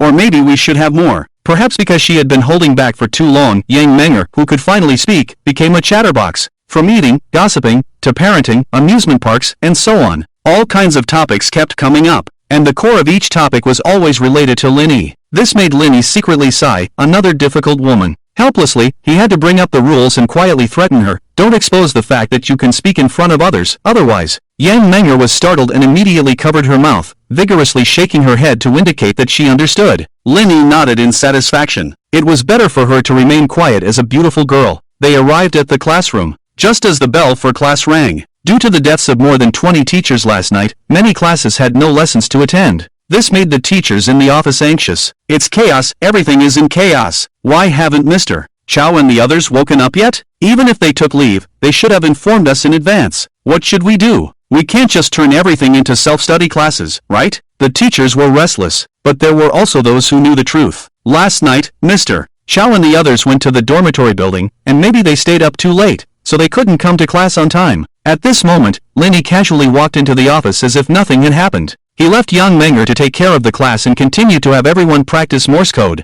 The spark had already been ignited, now it needed a strong wind to set the entire prairie ablaze. As for where this strong wind would come from, it would depend on Linny's new plan. Ha! Teacher Lin? A teacher saw him and was instantly surprised. Teacher Lin is here so early for class, full of energy. Some people made sarcastic remarks, some had ambiguous expressions, and some had strange looks on their faces. They knew that the new student who arrived last night must have fallen into the gentle embrace of the dormitory. No one can resist that kind of temptation, it's a certainty from an experienced person. Linny just smiled and self-deprecatingly said, I can't compare to other teachers, working overtime to teach all night. I'm really not as good as them. I guess they all have to take a day off today, so let me take their classes. Upon hearing this, the office instantly fell silent. All the teachers looked at him with an incredulous gaze. What's wrong? Did the competition get so intense that it spilled over into the copies? No matter how amazing a person is, they can't teach a dozen courses at the same time, right? Could it be that you can also create multiple clones? What's with your expressions? Did I say something wrong? Linny touched his nose, feeling quite puzzled. What's wrong with helping you with your classes? Why are you all looking at me like idiots? The insiders had no doubts about Linny's explanation. They had experienced this situation before, so they could fully understand feeling exhausted the next day.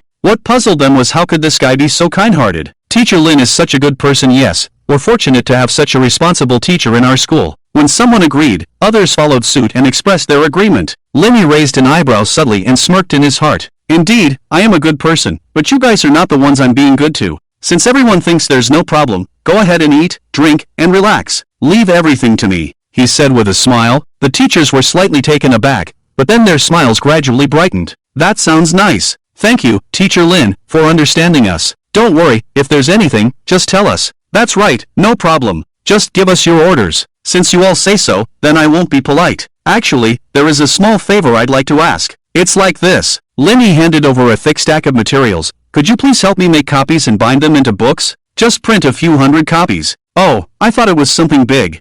It's a piece of cake. The teachers readily agreed. It's just printing some course materials. Students can do it directly. They didn't pay attention to the content of the materials. If they observed carefully, they would find that these were not course materials at all, but literary masterpieces that were thought-provoking and could evoke strong emotions. To Live, Diary of a Madman, The Silence of the Lambs, and so on. Each piece contained profound and fascinating meanings, captivating readers and making it hard for them to break free. What's even more terrifying is that many of these works had a certain degree of soul elevation. Words have power, but Linny didn't have that much ability, so he could only stand on the shoulders of giants, combining the works of the past with the present environment. These words were carefully selected by Lin Yi, hitting the mark and piercing the heart with every line. Of course, in addition to literary works, he also included romance novels like The Dominating CEO Falls in Love with Me, Playful Kiss, Love at First Corner, and so on. These were all popular in the past life, even addictive. Students who were oppressed by monotonous coursework and school pressure all year round would undoubtedly be intensely moved by indulging in such stories occasionally. This literary feast was enough to cause a sensation throughout the school. Even if it ultimately failed, the seeds of hope had already been planted.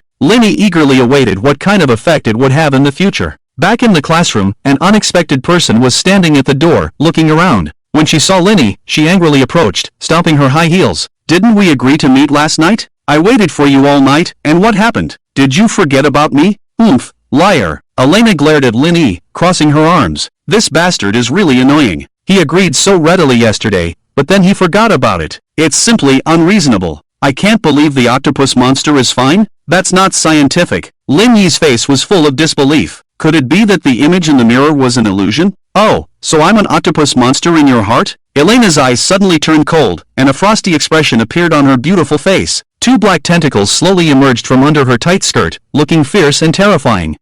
It's a misunderstanding." Lin Yi's whole body was covered in goosebumps. How did he blurt out his inner thoughts? So he quickly changed the topic. Do you have a twin sister or a younger sister?" Hearing this, Elena frowned lightly. "Why are you asking this? Could it be that you like twins?" "Stop, it's unfortunate to say that." Lin Yi quickly raised his hand to stop her. Some things can be said, but some things, once said, would cause trouble. Elena's expression became strange, and a hint of darkness flashed in her eyes. "You're really annoying, always refusing to accompany me." Her tone carried a hint of coquetry and grievance, as if accusing Lin Yi of being heartless. Lin Yi's mouth twitched, and 3 black lines appeared on his forehead. "Are those little girls more understanding than me?" Elena complained, burying her head in his arms and rubbing her soft body against his arm. Her voice was seductive and her words were explicit, stirring people's hearts. Lin Yi couldn't understand. What exactly did this seductive woman want to do? Has she never seen a man before? If she's so thirsty, can't she find those old perverts instead of targeting him, a young man? There's a limit to everything. He had already learned this lesson from Agio and would not fall into the same trap again.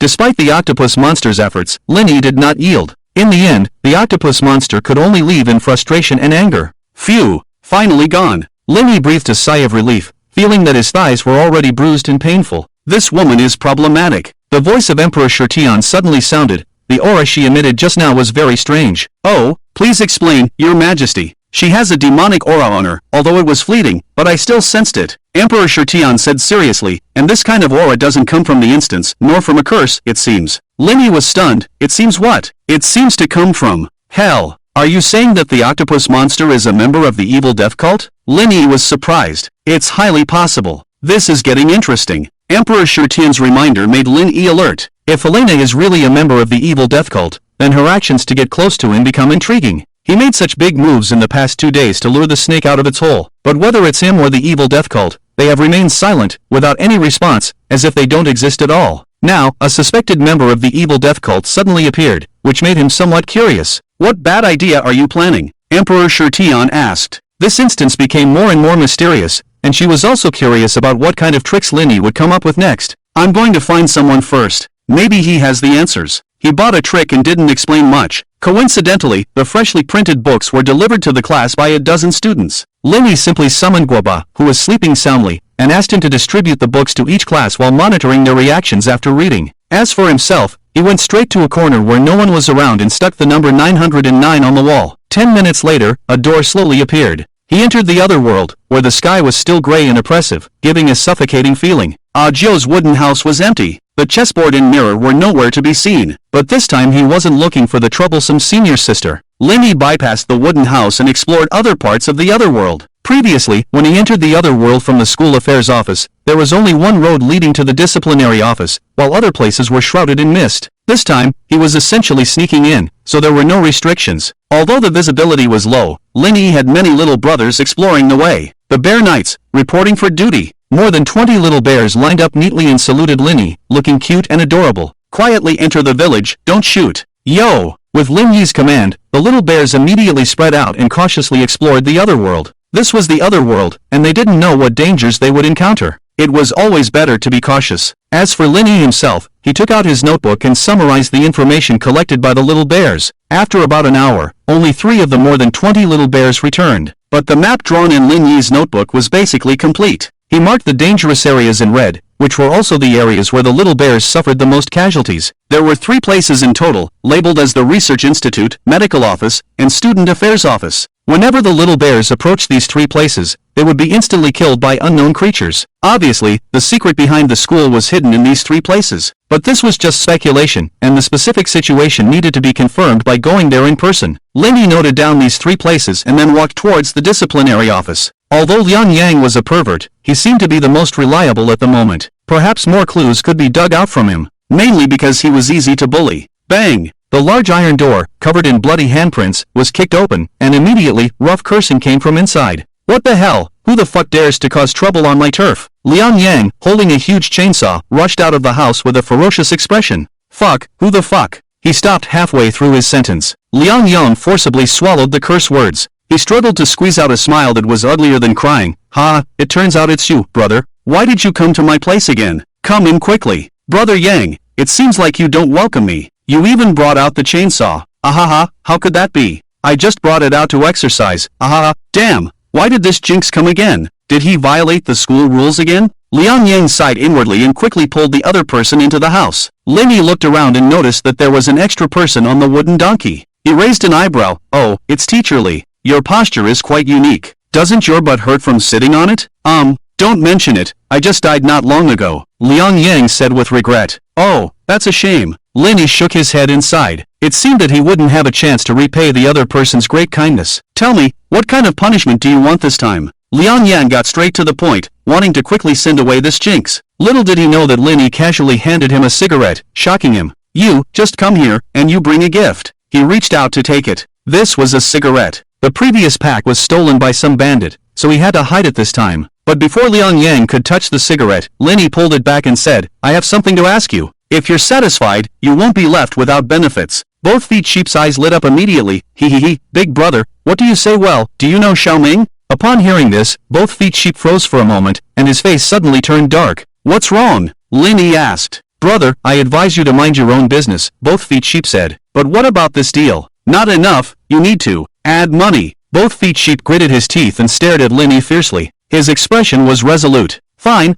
Lin Yi rolled her eyes and took out another deal and threw it to both Feet Sheep. Both Feet Sheep happily caught it and said, now this is great. Brother, ask me anything you want to know. I just want to know if Xiaoming is dead, how did he die, and who did it? Upon hearing this, both Feet Sheep looked around cautiously and then leaned close to Lin Yi's ear to whisper a few words. Lin Yi's face was instantly filled with black lines. From both Feet Sheep's words, she learned that Xiaoming's full name was Li Ziming and he was the president of the student council. This wasn't surprising. The key point was that this kid was a boy. A boy. This was a girls' school, and he was actually a cross-dressing boss. It was unclear whether he was good at hiding or if some teacher was just perverted. One night, someone broke into Xiaoming's dormitory, lusting after his beauty and intending to do something inappropriate. But when they removed his underwear, they found out that Xiaoming was even bigger than them. This made the intruder even more excited. Later, this incident alarmed the headmaster, and the news was immediately suppressed. Xiaoming disappeared since that day. The official explanation was that Xiaoming transferred to another school and was taken away by his mother. How do you know all this? Could it be that you're the one who lusted after his beauty? Lin Yi looked at both Feet Sheep suspiciously. Judging from his knowledge of Jiegu, this possibility was quite high. Get lost, you bastard. Do I look like that kind of disgusting person? Yes. Lin Yi answered firmly. You damn brat. Both Feet Sheep couldn't take it anymore. He took a deep breath, calmed himself down, and then said seriously, Xiaoming is ruthless and cunning. He can be considered the headmaster's capable assistant, which is why he was able to become the president of the student council. According to reason, even if he violated the school rules, such a useful pawn wouldn't be eliminated. But he disappeared just like that, which is really strange. That's all I know. Only the headmaster and Xiaoming himself know the truth. After hearing this, Lin Yi pondered. Who is this headmaster? Why have I never seen him? The clues focused on a new character. Finding the headmaster would lead to Xiaoming. Although Lin Yi had only been at the school for a short time, she had interacted with almost everyone she could. It was understandable that she couldn't meet the principal and vice principal, but who was this sudden headmaster? I really can't say. Both Feet Sheep looked troubled. The student affairs office might have the clues you're looking for. That's where the student council's office is located, and you might be able to find some leads there. Oh, Also, your actions these days have been too conspicuous. The vice principal must have noticed you a long time ago. Both feet sheep patted Lin Yi's shoulder and spoke with a serious tone. Stop now, it's all in vain. The reason why no one from the school's higher-ups has intervened is not because you're good at hiding, but because they don't think a jumping clown like you was worth their attention. They don't even care about you. After saying that, both feet sheep turned and walked towards the inner room, seemingly not intending to get involved in Lin Yi's affairs. After listening to the others' advice, Lin Yi broke out in a cold sweat. She thought her plan was flawless, but it turned out that they only saw her as a jumping clown. They were too arrogant and looked down on her. Or did they have absolute confidence in their victory? If it was the former, then she hoped they would underestimate her. If it was the latter, Lin Yi frowned, feeling somewhat disappointed. If her supposedly perfect plan was seen through by others at a glance, what was she but a clown? Even both feet sheep, who was confined in the disciplinary office, could guess her plan. How could others not notice? At this moment, Lin Yi had a sense of doubt about life and denied his own feelings. But soon, he adjusted his mindset. While others fear failure and worry about ending up with nothing after putting in effort, for him, failure is not scary. What's scary is not having the courage to start over. A person can be destroyed, but never defeated. It is only when one is close to death that they can truly understand the essence of survival. Darkness surrenders to light, and the long night ends with an alarm clock. People are always born towards death. You seem to be excited. The voice of Emperor Shirtian suddenly sounded. Lin Yi was momentarily stunned, then his lips curled up slightly. In all stories, the protagonist always succeeds in the end. So, tell me, will I be that protagonist? Emperor Shirtian was somewhat confused. She didn't understand the meaning behind Lin Yi's words, but she keenly sensed that Lin Yi's mindset had changed. Emperor Shirtian, the story is not yet over. Who the protagonist is remains unknown. Ha ha ha. Not so. When I close my eyes, the world becomes dark. When I open my eyes, the world becomes bright. I am not the protagonist. Who is the protagonist? Lin Yi laughed heartily, his eyes shining brightly. Emperor Shirtian opened her mouth, speechless. What kind of logic is this? So, according to you, doesn't that mean everyone is the protagonist? Isn't it? Lin Yi raised an eyebrow and asked in return. This, Emperor Shirtian was unexpectedly unable to refute, gradually doubting life. On the other side, under the command of Guoba, stacks of books were sent to each class and distributed to all students. The blackboard displayed prominent words. Reading comprehension class, read the article carefully and submit a reflection of at least 300 words tomorrow. At first, no one paid much attention. The mechanical learning mode had already made them numb. Whatever the teacher assigned, they would learn. All of this had become the norm in their lives, until a classmate discovered that the content in this textbook was somewhat different from before. Having been accustomed to dull and boring textbooks, seeing this novel literary work naturally sparked strong interest among the students. A glimmer of light gradually appeared in their numb eyes. Emotions buried deep within their hearts rippled. They resonated strongly with the tragic fate of the protagonist in the book. They were deeply convinced by the protagonist's strong will to survive. The teaching building was no longer so silent today, and the sound of flipping through books became vibrant. It wasn't until the end of class bell rang that they reluctantly put down their books. On the way to the cafeteria, the students were surprised to find that the surrounding mist had become slightly thinner. A crack appeared in the densely clouded sky, and a faint ray of sunlight shone through the gap. A weak dawn broke through the darkness, dispelling the gloom and oppression. The students were filled with joy. How many years had it been since they last saw sunlight? The memory had become blurry, and they couldn't recall. On the rooftop of the administrative building, several figures wearing crow masks stood in the wind, overlooking the scene. They paid no attention to the sudden appearance of the dawn. This brat actually did it. It's meaningless. When everything is immersed in darkness, this ray of light is not redemption, but a mistaken sin. The leader waved lightly towards the sky, and a cloud of mist quietly surged into the dark clouds. The sunlight, which had just appeared, was once again obscured by the clouds. This ray of light made the darkness aware of the existence of brightness in the world, giving rise to greed. This ray of light illuminated the darkness, making the darkness feel ashamed and inferior. This ray of light gave warmth to the darkness, creating anticipation, but also preventing the darkness from approaching, leading to hatred. Looking at the students below, who were filled with anxiety and hope, the figures in black robes sneered. Human nature is so despicable, not worthy of respect. Let's go. The black-robed figures turned into mist and slowly dissipated. In the inner world, watching the sudden appearance and disappearance of the light in the sky, Lin Yi smiled. Who said it was in vain? It forced people to come out, didn't it? If you can't stop a ray of sunlight, what about 1,000 rays, or 10,000 rays? Can you still hide peacefully after I dispel all the shadows? Let's wait and see. After saying that, Lin Yi left the disciplinary office and quietly sneaked towards the student office. After he left, Liang Jiayang couldn't wait to open a pack of cigarettes and lit one happily. Amidst the smoke, he squinted his eyes, his face hazy and unreal, like a dream. However, this dream didn't last long. Bang! the heavy iron door was kicked open again, and a fiery figure with long and straight legs walked in. Damn, do you all want to rebel one by one? Liang Jiayang immediately became furious, threw the cigarette butt on the ground, and stared at the person. Then, he was dumbfounded. Why did this female bandit come again? And she even timed it perfectly, arriving right after someone left. Did she have her eyes on him? Where is it? A cold and piercing voice suddenly sounded. Liang Jiayang trembled all over and almost wet himself. Cough cough cough, Mr. Jiu, I only got one pack. I only smoked one, the rest are all for you. Xiaoming, you wouldn't want your identity to be exposed, right? Jiu embraced her arms and looked down at Liang Jiayang, her eyes sharp and dangerous. Then you can't keep staring at me, the only sheep. Liang Jiayang felt like crying but had no tears, feeling that his life as a sheep was bleak. In the end, under the tyranny of the bad senior sister, Liang Jiayang reluctantly handed over the newly opened pack of cigarettes. Not enough. Jiu glanced at the room and a mischievous smile appeared on her face. Ah, there is indeed. Then take them all out, woo-woo. Liang Jiayang, with tears in his eyes, reluctantly handed over the other pack of cigarettes. I hope I'm not making it too difficult for you? Jiu glanced at him sideways, her tone full of threats. Of course not, Mr. Jiu, you're just joking, hee. Liang Jiayang forced out a smile that was even uglier than crying. That's about right. Jiu nodded. Let's go, come play again when you have time. Having achieved her goal, Jiu turned and left, leaving behind a graceful figure. Liang Jiayang let out a sigh of relief, picked up the half-smoked cigarette butt from the ground, wiped off the dust, and carefully put it in his pocket. This might be his spiritual sustenance for the next month. It was really miserable. She's really a devil. Don't let me catch an opportunity, or else I'll beat. The curses abruptly stopped. Jiu returned, her eyes filled with killing intent. Or else what? Nothing, I mean, or else I'll treat you to a meal. I promise it'll be enough. Liang Jiayang smiled awkwardly. Hee, no need for that. I'm afraid I'll bankrupt you. I came back to remind you that he might be able to help you. You shouldn't deceive him. After saying this, Jiu floated away. Liang Jiayang stood dumbfounded for a moment, then smiled bitterly. I hope he really has a solution. After saying that, he staggered towards the inner room. In front of a low-rise office building, Linny stood still, his eyebrows furrowed. Dust floated down from his shoulders. This was the student office that Liang Jiayang mentioned. It was also one of the 3 most dangerous places in the inner world. Fairy, can you see anything? I can only sense powerful energy fluctuations, but I can't pinpoint the source. Emperor Shutian's tone was still calm, indicating that the danger here was not significant. Linny understood and activated the tidal rule, transforming into black mist and drifting in. In sight were interconnected corridors. The structure of the buildings was irregular, with strange-shaped doors scattered around. Overall, it looked like a chaotic maze, making it impossible to distinguish the directions.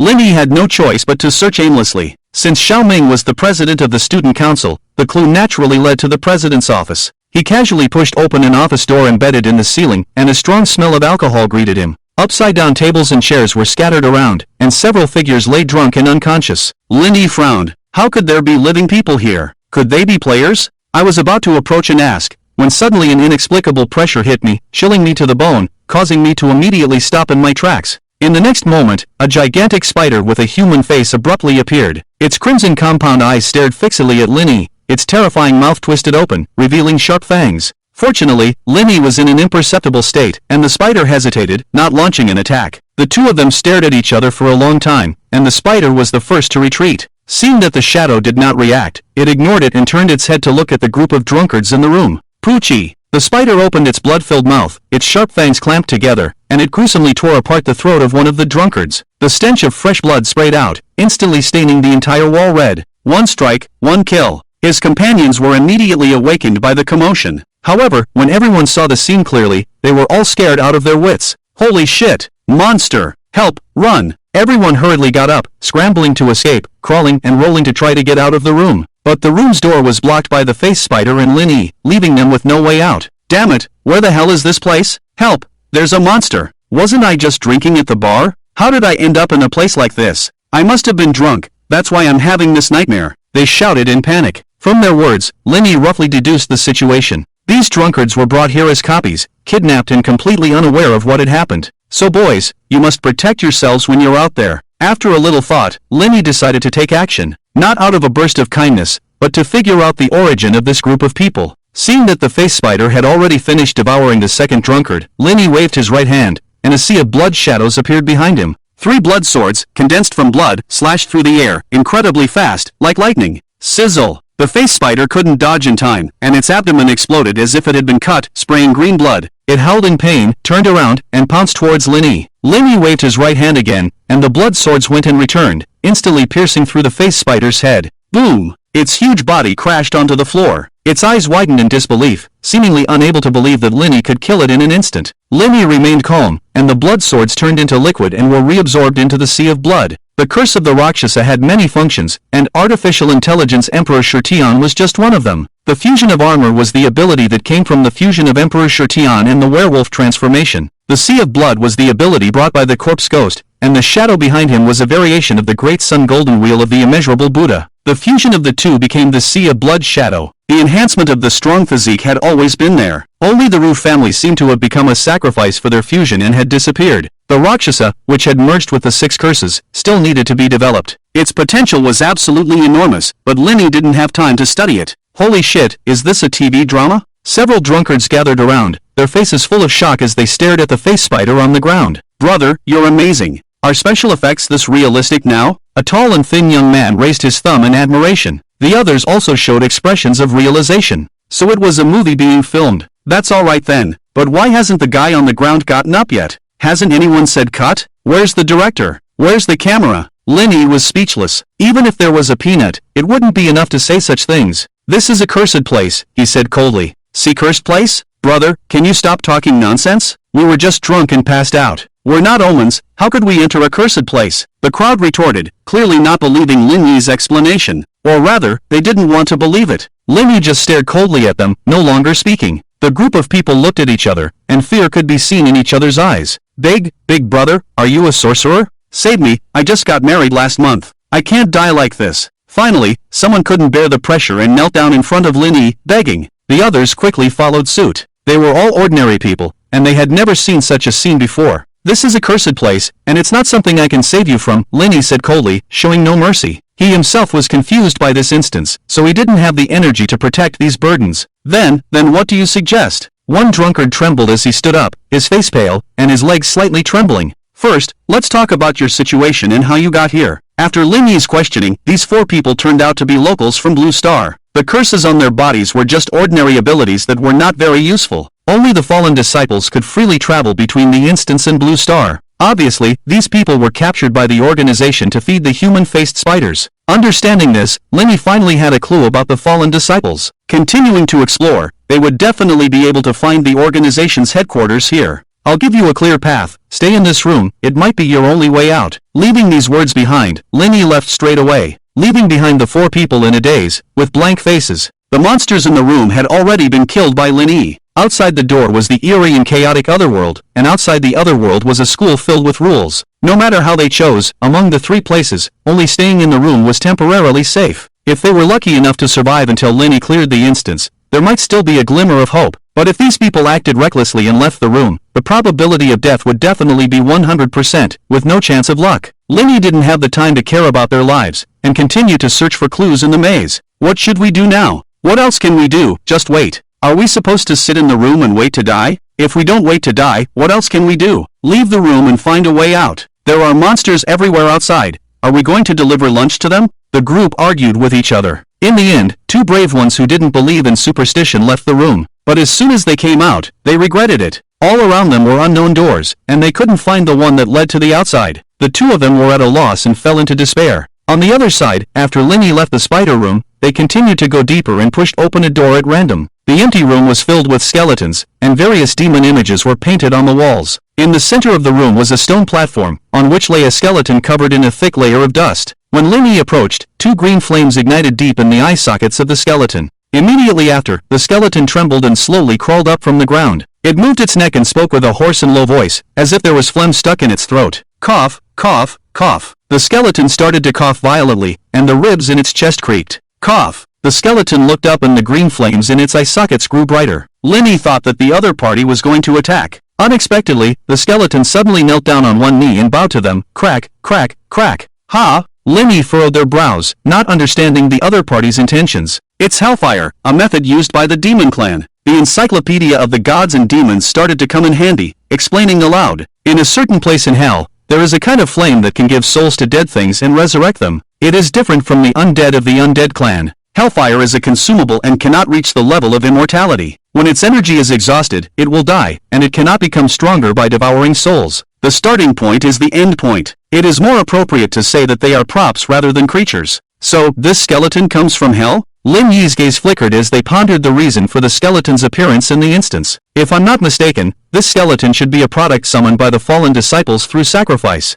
Very likely. Previously, Cold Han Che had mentioned that the Fallen Disciples organization was attempting to summon an evil god to rule the world, so it would make sense for there to be some failed products in the summoning ritual. The Azura crossing evil was something related to the Azura clan, Hellfire was something related to the Demon clan, and with the Rakshasa clan mentioned by the Encyclopedia of the Gods and Demons, the three major factions of Hell were all present. It seems that all the prisoners here are probably these kinds of failed summoning products. Lin Yi calmly analyzed the situation here. Although it seemed small, the rooms inside were densely packed, numbering in the hundreds if not 1,000. It was hard to imagine how many monsters these guys had summoned. If all the monsters here were released, that would be very interesting. Crack, crack, crack. The skeleton monster knelt on one knee, with its upper and lower jaws constantly colliding, as if saying something. Lin Yi was also puzzled. Fairy, can you understand the language of skeletons? Do I look like a skeleton to you? Emperor Shirtian choked speechlessly. Well, indeed not, I was presumptuous. Lin Yi smiled awkwardly. Judging from its appearance, it seems to regard you as its master or superior, perhaps because of the stone in your hand. Upon hearing this, Lin Yi instantly understood. Emperor Shirtian was right. The only thing in his hand related to the Demon Clan was the stone from the Abyss prison. It was something Emperor Shirtian had snatched from Satan. Although he didn't know what it was for, it was more than enough to intimidate this kind of skeleton monster. Skeleton, can you understand human language? Lin Yi directly took out the Abyss prison stone and held it in front of the skeleton monster. The skeleton's eyes lit up, and the green hellfire in its eye sockets burned fiercely. Crack! Visible green energy seeped out from the stone covered in runes. The skeleton opened its mouth and slowly absorbed the energy. In a few short seconds, a strange ghostly fire ignited on the surface of the skeleton's body. A flaming crown appeared on top of the skeleton's head, emitting a strong hellish aura. Then, it slowly stood up. Thank you for granting me life, my lord. Cubby Levitan, you are gone. I am at your service. The skeleton crossed its arms and bowed slightly to Lin Yi, showing an extremely humble and respectful attitude. Lin Yi was stunned. This skeleton seemed to be extraordinary.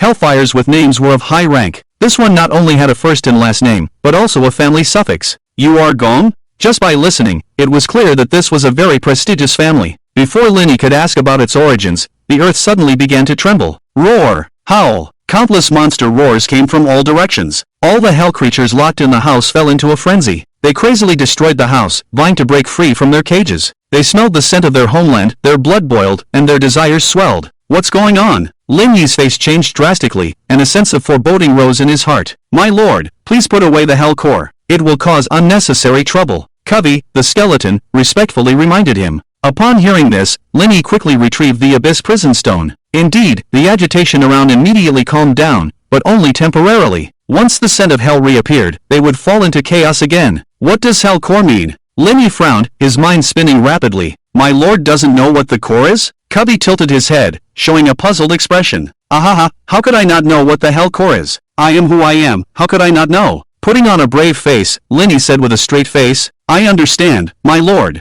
In order to save face for Lin Yi, Cubby didn't expose him. He just nodded thoughtfully and then explained the origin of the stone on his own. It was impossible to verify how the Abyss prison stone appeared, but its appearance brought new life to hell. The ghosts found their home and transformed into pure hellfire, igniting the flame of life once again. The unchanging hell welcomed the tide of life. Countless strange civilizations were born and then perished. The will of the hellfire gradually grew stronger, eventually forming a force that no one could ignore. Until one day, a guy claiming to be Satan arrived. He stole the Abyss prison stone from the endless hellfire. The altar of life collapsed, and the clock of reincarnation stopped. Without the continuous supply of hellfire, the entire race fell into destruction. As time passed, the Hellfire clan became the lowest-ranking monsters in hell. Cubby's memory stopped there. In order to keep the flame of life from being extinguished, he fell into eternal sleep, waiting for the day when the flames in hell would ignite again. As a result, he was sleeping peacefully in his coffin and was inexplicably summoned to this small world. Anyway, it was just changing beds. It didn't matter where he slept. And then,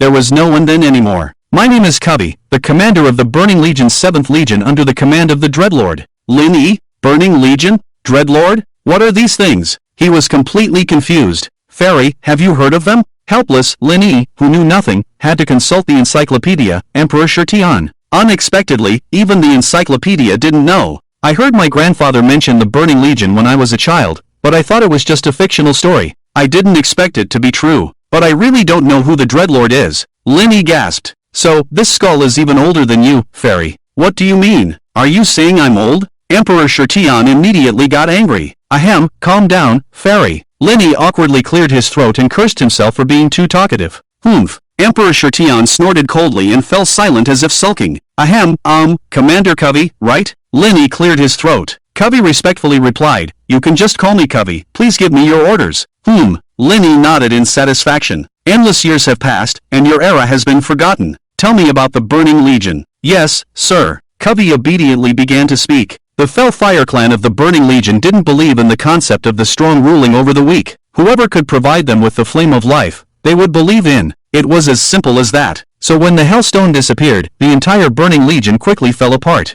If they can't give me life, why should I stay there and do charity work? Ridiculous. It was precisely because of this that Satan took advantage of the situation. He seized control of the Burning Legion's territory and established the Demon Clan. This old sixth even greedily attempted to control the entire Burning Legion using the Hellstone. But how could the Legion's ruler, Sargeras, allow him to succeed? At the cost of his entire flame of life, Sargeras attracted the gaze of the abyss and cursed the stone with terror. Anyone who tried to control the Burning Legion would suffer the curse from the abyss. Hearing this, Linny couldn't help but sigh. Another good person. After that, Satan, unwilling to accept defeat, tried various methods but still couldn't avoid the harm caused by the curse, so he eventually gave up. Then came the story of Emperor Shirtion coming to rob, but that's another story. Just as the two were engrossed in their conversation, the riot in the Student Affairs office immediately alerted the person behind the scenes. In the Inner World Research Institute, hundreds of staff members dressed in black robes and crow masks were coming and going. Miserable screams occasionally echoed from the building. Iron trucks loaded with monsters drove out and disappeared into the mist. Almost every half hour, a batch of monsters would be sent out. In the deepest part of the courtyard, there was a huge laboratory. At this moment, 2 rows of people stood by the glass wall outside the laboratory. They had serious expressions and stared intently at the large container inside the laboratory. Dean, we received news from the Student Affairs office that the monsters are collectively rioting, indicating signs of escaping from their cages. A crow person wearing white clothes and holding a cane frowned. Can't you see that we're busy? Leave this small matter to the scholars to handle themselves. But, get lost, if you keep babbling, I'll throw you in there. The crow person's cold gaze turned to the messenger next to him. Yes, Dean. The person in the black robe trembled and immediately fled the laboratory. These useless people. The dean snorted coldly and continued his research. Increase the energy supply output, at all costs, strive to complete the research in the shortest possible time. Yes. Cubby's appearance allowed Linny to learn a lot of information. The Burning Legion had become a thing of the past, and Linny didn't think he would have a chance to encounter those terrifying creatures. But well, if he handled things properly, perhaps he could create such an army himself. This matter couldn't be rushed and needed careful consideration.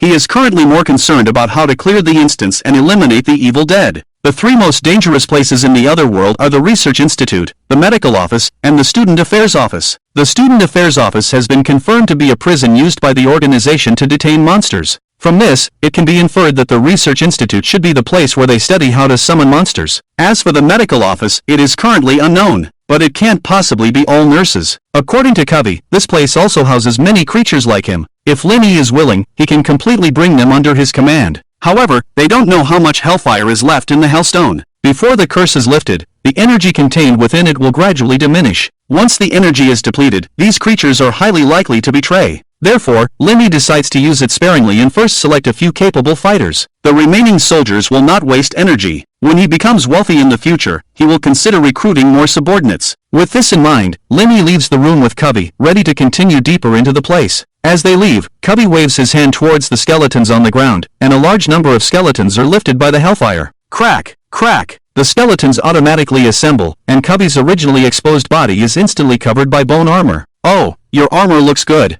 You flatter me. Cubby chuckles, understanding Linny's intentions. He fuses the last few dozen spinal bones into a bone sword and hands it to Linny. This is a gift for you, a small gift, not a sign of disrespect. This doesn't seem suitable, does it? Linny says this, but he doesn't hesitate to accept the sword, then naturally incorporates it into the blood diamond. This makes the Emperor Shirtion inside him feel inferior. She usually takes things by force, so it's the first time she's received something willingly. She has learned something new. She notes it down, as it may come in handy in the future. They're just small items, it's no big deal. Cubby laughs, but he feels extremely pained inside. Those skeletons and bone swords were materials he spent many years collecting. Although the vertebral sword is not as good as his own weapon, the white bone knife, it is still a solid A-grade tool. Now that Lin Yi has accepted it, he feels like his heart is bleeding, but he can only bear the pain and give it away. After all, how long he can live now depends on the other party's mood, so he doesn't dare to negotiate. Not bad, finally got a usable weapon. Lin Yi feels delighted. This trip not only gained an A-grade peak fighter for free, but also a A-grade bone sword. He is now looking forward to what good things the next blind box room will bring. Let's go. Lin Yi waves his hand and leads Covey, who is covered in flames, deeper into the place. Covey can sense the presence of similar beings nearby, and with him as a guide, the two quickly find the second room. The aura in the room is second only to Covey's, and after being charged, it is at least an A-grade calamity. Opening the door, the two are somewhat dumbfounded. The room is covered with a wool carpet, and the furniture around it is all marked with bite marks from a dog. A Siberian husky is currently lying on the carpet, snoring loudly. Is this a doghouse? It must be, right? Definitely. No matter how you look at it, this is a dog that loves to destroy things. Woof! The husky suddenly wakes up, looks up and sees the two at the door, and gets scared, jumping directly into the chair leg. Crack! The chair shatters, and the husky sprawls on the floor, twitching. X3-inch this dog seems a bit dumb. Maybe it got kicked by a donkey. Let's go to the next room. The three of them mockingly turn around and leave. Having such a fool around is just asking for trouble. The dog lying on the ground twitches, but it doesn't close the door. Its doggy eyes roll around, and it smiles humanly. Then it shakes its tail and crawls up from the ground. Its head peeks out of the room, sees no one around, and quietly slips out. Then, with a gentle sniff of its nose, it immediately finds the exit and without a word, starts running at full speed. Wow, haha, foolish mortals, how can you speculate on the wisdom of Lord Dog? Knowledge changes a dog's life. Pah! It's knowledge that changes destiny. Smoothly, the dog arrived at the door of the human-faced spider, and beyond that was the exit. During the journey, it saw two silly humans but paid them no attention. It was about to breathe the air of freedom, not caring what they were doing.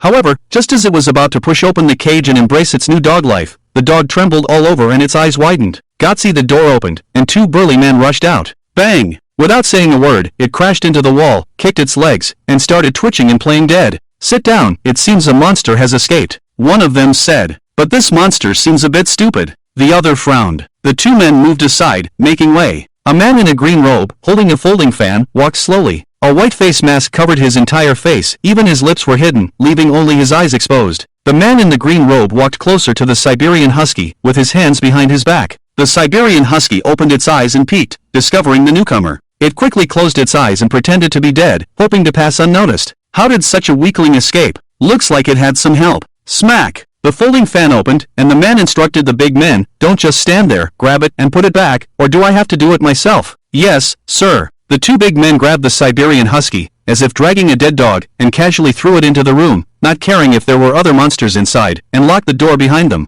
Woof! The Siberian husky wanted to cry but had no tears. It was so close, just a little bit more. My dog life is full of regret, as if I can see the running with Xiaohua under the sunset that year. It was youth, and it was love. What's that dog barking? I don't know, but it doesn't seem like a good dog. Woof woof woof. Let's go, let this young master see who dares to cause trouble in my territory. The man in the green robe sneered and led the two men deeper into the place. Just a few steps later, they encountered two humans who should have been considered food. Phew, finally, we see living people. Big brother, are you also a sorcerer? Save us, we're willing to do anything you ask. Big brother, I just got married last month, my wife can't die here. The two men saw a savior and pleaded with the scholar, unintentionally wiping their tears and snot on each other's robes. The scholar, Poochie, blood splattered, and two bloody heads rolled. The three continued forward. Oomph, how dare these insignificant ants dirty this young master's robe? They deserve to die. The scholar snorted, and the white mask instantly turned black. It was clear that his mood had reached its lowest point. Burning Legion, under the command of the Dreadlord, 3rd Legion Commander, Avril Lailatiz, is willing to die for the Lord, without hesitation. A female warrior in silver-gray armor, wearing a golden crown, knelt before Lin Yi. Lin Yi raised an eyebrow, interested in this noble and elegant female knight. Although she appeared to be human on the surface, she had a pair of bat wings. On top of her beautiful gray hair, there was a gray horn, and she had a long tail covered in thorns. She was not a succubus but a stone golem with exceptional defensive resistance. Avril, the stone golem, was the third companion they found. Rise! Lin Yi waved her hand lightly, her tone revealing neither joy nor anger.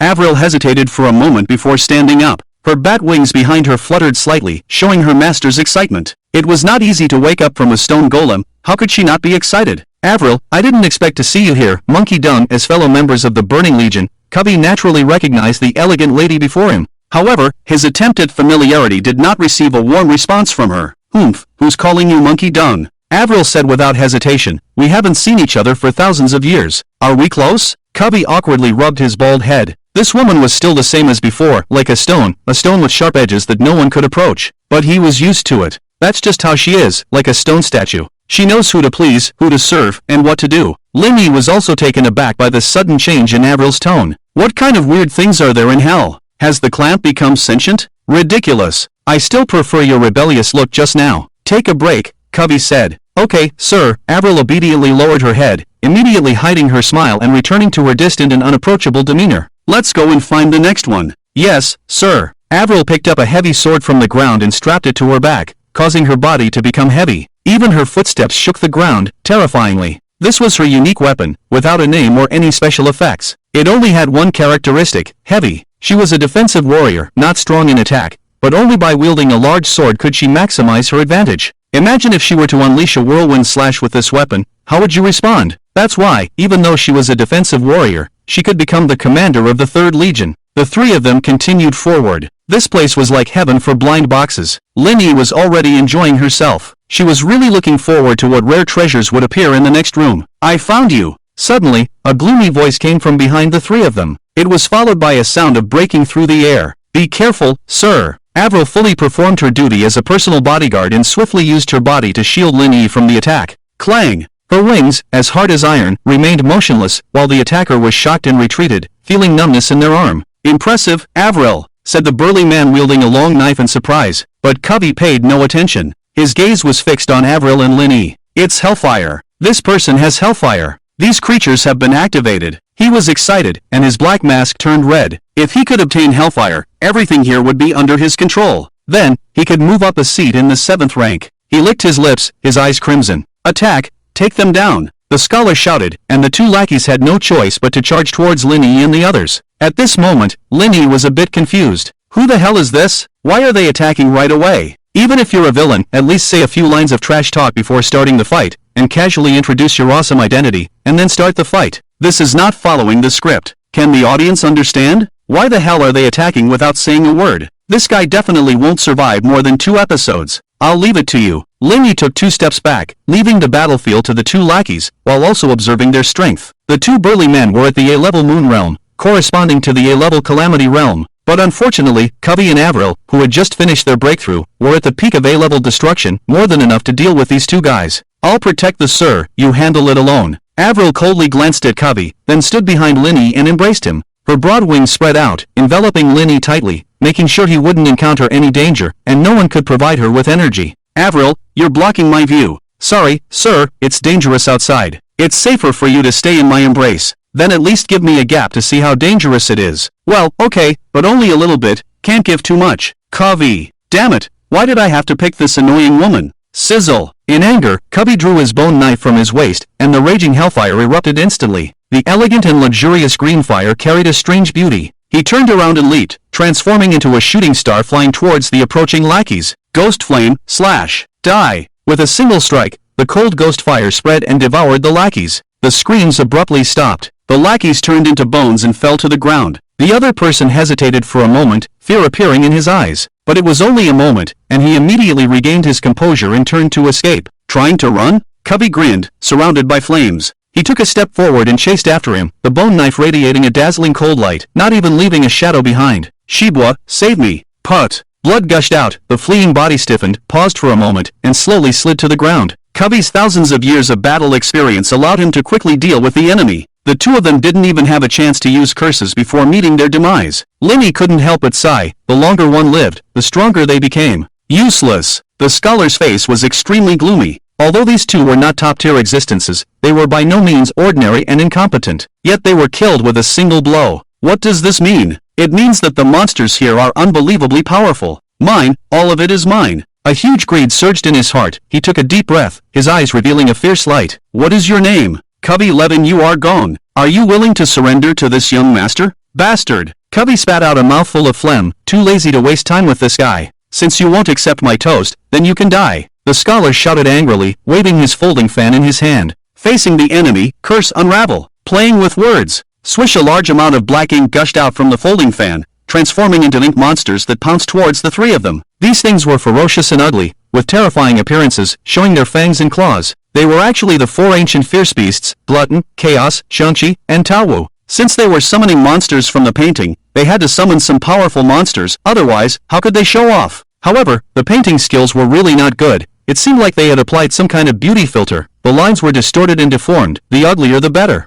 Roar! The four fierce beasts roared and fiercely attacked Covey. Oomph! Covey flicked his wrist, and the green fire surged, transforming into a roaring fire dragon. Ghost flame, earth dragon's breath. The tongue of fire raged, burning the four fierce beasts. The ink was evaporated by the flames, and they howled and dissipated on the spot. Ha! The scholar was stunned. How did my ultimate move get instantly defeated? If he had to blame someone, it could only be his bad luck. Why did he have to encounter Covey who could counter his ink abilities? If it was Avril, perhaps he could hold on for a while. But as long as Covey's hellfire had enough energy, it would never be extinguished. In theory, even the boiling sea of Brahma could be accomplished. A few drops of ink. Wasn't that a joke? This is bad. Cold sweat dripped from the scholar's forehead, and he turned to escape. But how could Covey let him escape? A green fireball streaked across the void and smashed into the scholar's back with lightning speed. Put! Blood sprayed from the scholar's mouth as he crashed heavily to the ground. His face mask fell off, revealing a pale face with sunken eye sockets and bloodshot eyes. He was a thin and weak young man, but his expression was extremely sinister. He. Ha ha ha. The scholar laughed maniacally, his laughter sending shivers down one's spine. Lenny frowned and asked, "What is this guy laughing about?" Avril, maybe he was scared silly by the aura of our master. Speak more in the future. Covey. So I fight and kill in the front, while you guys enjoy yourselves in the back. Can we still go on like this? The scholar raised his head, his eyes bloodshot. He. Do you know where this place is? Yes, we know. The three of them said in unison. The scholar paused for a moment, almost spitting blood out of anger. I didn't satisfy you when I didn't trash talk just now, and now that I'm ready to stall, you're not cooperating? What kind of grudge is this? Let me tell you directly, this is my territory. The scholar grinned and suddenly pointed to the distance. Look, what is that? The three followed his hand and looked. Ha! There's nothing there? They turned back and found the scholar running towards the exit at a breakneck speed. You scoundrel! Covey gritted his teeth, lifted his bone knife, and followed closely. Aver, let's go. Lenny shook her head and laughed, picking up the faceless mask that had fallen on the ground and followed. Curse tool, mask of emotions, level, B+, description. The wearer can hide their own information, only emotions will be reflected on the mask. PS, hide the body and expose the heart? Or hide the heart and expose the body? That is the question. After reading the mask's description, he casually put it away. Although it was just a small prop, no one would complain about having too many curse tools, right? Thief, where do you think you're going? Wow! Covey relentlessly chased after him, constantly provoking the scholar. The scholar was at a loss for words. He couldn't defeat even one of them, let alone three. Should he just wait to die if he doesn't run? Besides, this place is a prison to begin with. He can't send a distress signal. Helpless, he had to rely on his knowledge of the terrain and constantly move through various rooms, attempting to delay the enemy's footsteps by using the monsters in the rooms. Unfortunately, the strong hellfire aura emanating from the three of them prevented the monsters from approaching. It was the oppression of the superior over the inferior, a kind of intimidation in their bloodline. The hellfire within them was about to run out, making it difficult for them to even sustain basic life. Only those with a lack of intelligence would throw themselves at the barrel of a gun. But surprisingly, there were really some brainless ones who liked to make special moves in special occasions. We're almost there, almost out. The air of freedom, here I come. The scholar gasped for breath, constantly releasing ink monsters behind him. Covey's combat awareness was extraordinary, killing with a single blow, never pausing his footsteps. Ghost flame, great sword slash. Boom! The giant flame sword swept through, directly splitting the ink monster charging at the front into two. The flame sword's momentum didn't diminish, heading straight for the scholar in front. What the hell? Seeing this scene, the scholar hurriedly pushed open a door and rushed in. He managed to dodge the flame attack, but couldn't avoid a blow from a certain scoundrel. Woof! Take that, you monkey! A very human-like expression of a husky appeared in front of the scholar's eyes before he blacked out. Before closing his eyes, a dog's face appeared in his line of sight, with a lewd smile from an emoji, a creepy smile. Why did he have to open the room of that scoundrel? Isn't this asking for trouble? I regret it. Woof woof woof. Ah, the dog finally avenged itself. Justice has been served. How satisfying. The dog howled to the sky, venting its anger, and then prepared to escape from this troublesome place. And then, strange, isn't that the stupid dog from earlier? The husky saw three terrifying bosses approaching and took a deep breath, falling to the ground and twitching uncontrollably. Playing dead, it was a professional. Avril rolled her eyes, squatted down, and patted the dog's head. Ah Huang, stop pretending, it's me. Woof, The husky turned its head, cautiously opened a small slit, stole a glance at the person, and immediately closed its eyes again, pretending to be dead. Dog woman, I, a Huang, would rather die than acknowledge you. Ah Huang is already dead, there is only the dog lord left in this world. He. Avril smirked and extended her delicate jade hand, giving it a gentle squeeze. Woof. Erha immediately jumped up from the ground in pain, baring its teeth and rolling on the ground. It felt wronged, this woman actually pinched its private parts. Devil, this woman is simply a devil. Alright, stop acting. In the future, continue to follow me and enjoy the good and spicy things, I won't mistreat you. Avril patted the dog's head and her gentle gaze was like a warm breeze. Unfortunately, no one present felt touched. Even Cubby, who was empty underneath, couldn't help but feel a chill. This method is just too cruel. Lin Yimo silently added Avril to the blacklist. Su Miaomio and the others might just talk, but this woman really acts on her desires. Well, it's better to keep a distance from her in the future. Roar! The celestial dog howled at the moon, its aura engulfing the world. Burning Legion, under the command of the Dreadlord, 3rd Legion Cavalry Battalion, Big Huang, thanks the Lord for bestowing the source of life, willing to serve the Lord. A hellhound, as big as an elephant, respectfully prostrated itself at Lin Yi's feet,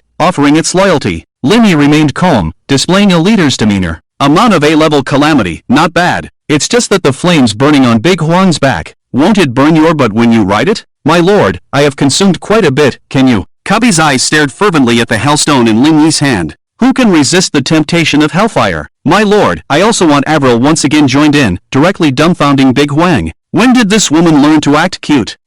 It's a bit disgusting. Even the dog shook its head. If you don't have the talent for it, don't force it. It's easy to make a fool of yourself. Ahem. Linny cleared his throat twice to conceal his embarrassment, silently taking 2 steps back, distancing himself from this abnormal woman. This instantly left Avril stunned in place. She suddenly felt a pang in her heart. It felt like she was being despised by the Lord. The heartbroken and desperate mature woman silently squatted in a corner, drawing circles, and the surrounding light became extremely dim. This blow was indeed quite big. After Cubby finished charging, the aura emitted by the hellstone diminished slightly. Linny understood that maintaining the 3 of them was already the limit. They couldn't continue opening blind boxes. My lord, how should we deal with this guy? Big Huang's 3 ferocious dog heads all looked at the scholar lying on the ground. Tie him up. I still have many questions to ask. Upon hearing this, Avril in the corner suddenly became spirited. My lord, are you going to torture him? This is what I'm best at, let me do it. Avril rubbed her hands together, looking eager to try. You have this skill too? It's not a skill, just a hobby. Linny was speechless. This hobby is indeed unique. Smack! Will you talk or not? Will you talk? Avril seemed to have awakened some strange attribute. The long, thorny tail behind her raised high, fiercely whipping the scholar's face. He was hit so hard that his skin split open and blood flowed. His green robe was dyed red. Woo! His mouth was gagged with a cloth, and the scholar could only make painful sobs, his eyes filled with anger and horror. Oh, quite fierce. Still daring to glare? Will you talk or not? You won't, right? Good. I like this kind of tough guy. Smack! Avril whipped again. The cloth in his mouth was knocked off. Do you finally have a chance to speak to me? The scholar became furious, his eyes filled with rage, wishing to tear Avril into pieces. That's right. Avril mockingly stuck out her tongue, then raised her tail and swung it fiercely again. Smack! Didn't you remind me? You! Smack! Still daring to talk back. Smack! Ah! The whip was swung so densely that it was impossible to see through, and the scene was shocking. Cubby and Linny silently took a few steps back, creating distance. They couldn't afford to provoke such a violent woman. Seeing that the scholar was about to be beaten to death, Linny quickly spoke up to stop it. Enough, Avril.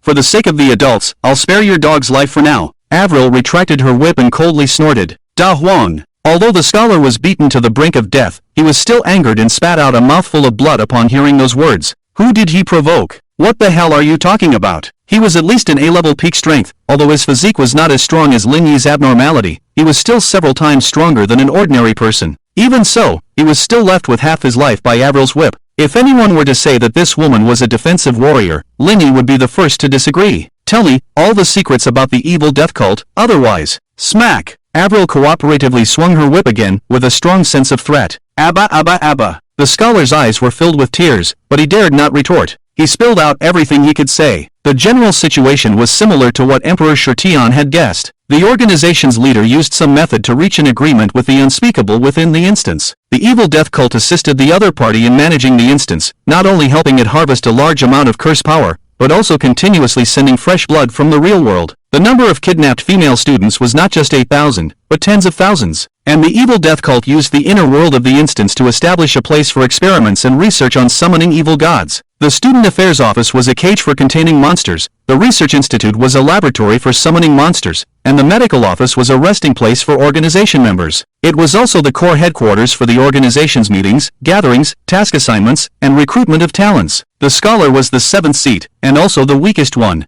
He didn't dare to mention the identities of the others, as mentioning them would be erased by the rules. Lindy pondered for a moment, and this information was basically similar to what she had investigated, with a credibility of 90%. I need information about the other seats, tell me, and I'll let you go. The Scholar clenched his teeth and refused to speak no matter what. Avril, give him a taste of something strong. All right. Avril excitedly licked her lips, gently flapped her wings, and sprinkled a large amount of lime powder. When the powder touched the wound, it immediately caused intense pain. The Scholar let out a miserable scream, and a large number of blisters emerged from the gruesome wound, blood vessels burst, and foam splattered. This scene made Cubby shudder. He deeply understood how unbearable this kind of pain was, it was simply like being tortured. Fortunately, he had a skeleton and no flesh, so he didn't feel any pain. Luckily. Stop, I'll talk. First seat, Executive second seat, Magician third seat, Dean fourth seat, Fortune Teller fifth seat, Doctor sixth seat, Actor seventh seat, Scholar. After finishing the code names of the 7 people, the Scholar closed his mouth and pretended to be dead. If he spoke, he would die, and if he didn't speak, he would also die. He wasn't stupid. If he really said everything, he would lose his value. His fate would undoubtedly be death. Only by doing this, perhaps he could save his life. Linny rubbed her chin and pondered which seat had created the transcendent Azura statue. This was the only object that couldn't be killed, and it had a great use behind it, so she couldn't make a mistake. Based on the code names of the 7 people, she could eliminate seats 1, 3, 5, 6, and 7. The most likely ones were the second seat, the Magician, and the fourth seat, the Fortune Teller. Linny was more inclined towards the Magician. This kind of item, similar to a teleportation scroll, was obviously made by a magician. The possibility was high. She needed to be cautious when the time came. Adult, this kid won't talk even if he's beaten to death. It seems useless. Should we kill him? Avril suggested. Wait. Linny waved her hand to stop her. Adult, is there something else? Don't kill him for now, so as not to alert the enemy. You guys stay here and keep an eye on him. If you see anyone approaching, take them down first and then interrogate them. Remember not to cause too much commotion. Yes. Da Wong and Covey respectfully responded. However, Avril seemed a little unhappy after hearing it. It seemed that the adult wanted them to stay in place and wait for orders while he went to carry out the mission alone. How could this be possible? What if the power bank didn't come back? Then they would be left waiting for death again. Sir, it is extremely dangerous outside. Let your subordinates accompany and protect you, Avril said earnestly, hoping that Linny would take her with him. Even if it's a world-destroying level, I can withstand it for a while. Enough for you to retreat, Avril said, her tone sincere. Linny shook his head and decisively refused. No need, your appearances are too conspicuous, not suitable for accompanying me. As for safety, you can rest assured. Linny shook his head, rejecting their offer. He was only unsure about defeating the mastermind behind the scenes, but he had never worried about dying in a place like this. Did they really think our snake god is a vegetarian? Joking aside, he is super brave. Seeing this, Avril could only sigh and accept her fate. By the way, remember my appearance, don't make any mistakes. Before leaving, Linny took off his disguise and revealed his true face. Wow, so handsome. Avril's pupils instantly turned into 2 hearts, and for a moment, she seemed infatuated. Covey said, this woman is abnormal again. Da Huang said, just get used to it. She is a weirdo from the Gorgon clan. Even the Demon King would have a headache when he sees her. Epsilon sat face Omicron asterisk, Psi X2 after Linny left. Da Huang was responsible for guarding the Scholar in the room. Avril and Covey went to various rooms, searching for suitable subordinates. Linny assured them that he had the ability to lift the curse on the Hellcore, but it would take time to study the sacrificial method. So, they gathered manpower first, and once the curse seal was lifted, they would have a terrifying army directly. Countless doors were opened, and fierce beasts were released. This day was going to change. After leaving the student's place, Linny went straight to the disciplinary office. There were no clues about Xiaoming here at all. And the student council president? Even a fool knows that he was being tricked. Even if there were unexpected gains, Linny was still a little angry. He called you his brother, gave you cigarettes, and even 2 packs at that. And this 6th brother dared to deceive him. Doesn't he have a conscience? Today, he must let this grandson know why the flowers are so red. With anger in his heart, Linny kicked open the heavy iron door. Strangely, it was empty inside. Linny frowned. Old Yang, where are you hiding? Come out quickly. He's really not here? After searching for a while, Linny confirmed that there were no traces of hiding. Bang! Bang! Bang! The familiar sound of a basketball entered his ears. Linny's face looked strange as he walked out of the iron door. he saw a basketball flying strangely, bouncing and rolling to his feet. He picked up the ball and looked closely. There were 2 lines of small characters on it. They have found you, tomorrow, don't do anything. Seeing the handwriting, Lin Yi's face changed suddenly. The basketball was part of Lin Yi's plan to lure the snake out of its hole. There was nothing to say about that. But the second sentence, tomorrow, don't do anything? Side mission, someone above, explanation. 3 days later, relevant leaders will come to the campus for inspection. Please don't disappoint the principal. Tomorrow was the time when the people above would come. Could it be he is reminding me to be careful of those people? Lin Yi narrowed his eyes, vaguely sensing the danger. He wasn't afraid of these people. It's just that he always approached unknown things with caution, and Lin Yi was no exception. Xiaoming, is that you? Lin Yi tried calling out. The surroundings fell silent, with no response at all. Since the other party didn't want to appear, it must be restricted by something. It was clear that Xiaoming was helping him, but he could only help secretly. This was getting interesting. Lin Yi put the basketball into the blood diamond and prepared to temporarily leave the other world. As the sky darkened, he had to hurry back to guard the dormitory building and clean up the remaining scum. The flame that was finally ignited must not be extinguished by those scumbags. The problem of the aggregate also needs to be resolved as soon as possible. If it continues to grow stronger, the consequences would be unimaginable. Follow the memory back the same way. Passing by a Zhou's wooden house, there was a light inside. Through the light and shadow, a graceful figure was leisurely blowing smoke rings. Lin Yi suspected that this college-style hot girl was likely one of the 7 seats. Could she be the magician? Lin Yi secretly wondered, quietly passing by the wooden house. Fortunately, there was no movement inside the house, and he successfully left the other world. He put away the 909 door plate, and the bell for the end of class rang just right. Ding-ling-ling! The piercing bell sounded like a death knell urging students to finish class. However, this time, no students came out of the teaching building for a long time. At this moment, they were holding their books, soaring in the ocean of knowledge, unable to extricate themselves. When he arrived at class 2 of the 3rd year,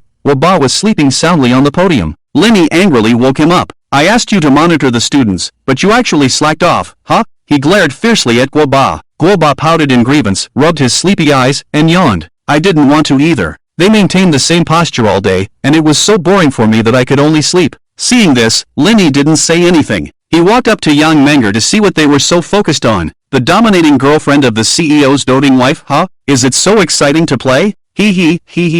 Yang Menger giggled while holding the book, as if she had seen something interesting, with a silly look on her face. Lin Yi tapped the desk with his hand. She was startled, looked up and saw Lin Yi, hurriedly stuffed the book into the drawer, like a child caught by the teacher. Seeing her like this, Lin Yi couldn't help but roll his eyes. If I didn't know any better, I would think you were watching a movie. Why are you so guilty? Yang Menger blushed, lowered her head, clenched her small fists, and couldn't be more embarrassed. Lin Yi sighed, lightly tapping his fingers on the desk. Finish class and wait for me in the dorm. Now, Yang Menger's pretty face turned completely red, obviously thinking of some strange things. I'm hungry, I don't have the energy for that. How about I eat first? Or I lie down and you do it? Lin Yi had 3 black question marks directly. Just reading books all day. How did the innocent little apple become so dirty? This reminded him of a certain expression pack from his previous life. Before tomato, after tomato. JPG, Lin Yi gave her a brain explosion without hesitation. Yang Menger playfully stuck out her tongue, took the book and walked towards the dormitory. She would go back, take a shower, and then wait for Lingo to explore the bed.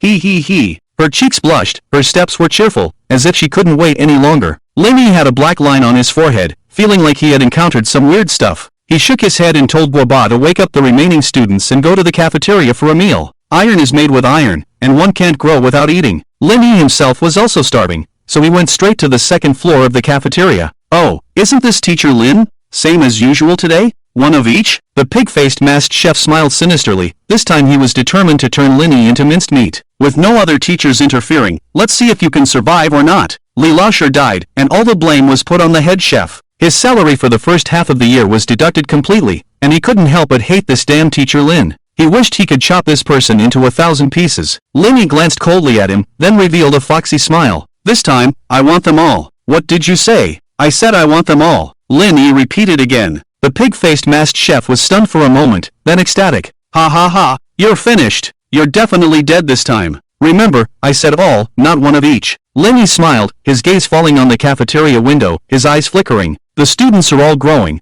I don't know if this will be enough to replenish them. I'm afraid you'll have the appetite, but not the chance to eat, he said maliciously. Immediately, he called a few helpers from the kitchen and piled the ingredients on the table. Soon, to the astonishment of the teachers, the 5 long tables were occupied by various delicious dishes. Each dish emitted a strong aroma, tempting everyone's taste buds. Putting aside everything else, the chef's skills were indeed impressive. However, compared to the chef who specialized in banquet meals at the entrance of his village, he still lacked a bit of finesse. Dig in. If you can't finish it, this chef will chop you up and feed you to the rats. The chef laughed sinisterly, finally feeling triumphant. Linny ignored him, sat down, picked up the chopsticks, and began to taste the delicacies. The chef became even more arrogant, not believing that this kid could finish everything. As long as the other party violated the rules, he had countless means to torment him. He. Ah, Teacher Lin is a good person, what a pity. Poor Teacher Lin. In return for him substituting for me today, I'll burn 2 more incense sticks later. The surrounding teachers discussed one after another, expressing sympathy and regret for Linny. What puzzled them even more was whether it was necessary for Teacher Lin to sacrifice his own life just to spite the chef. Today, there was no fool like Teacher Lee to help him out. Ah, what a pity. The pig-faced masked chef was also very happy, as if he could already see Lin's miserable appearance. However, when he turned his head, he found that the guy had finished a bowl of spaghetti and was preparing to leave. Where are you going? The chef asked in confusion.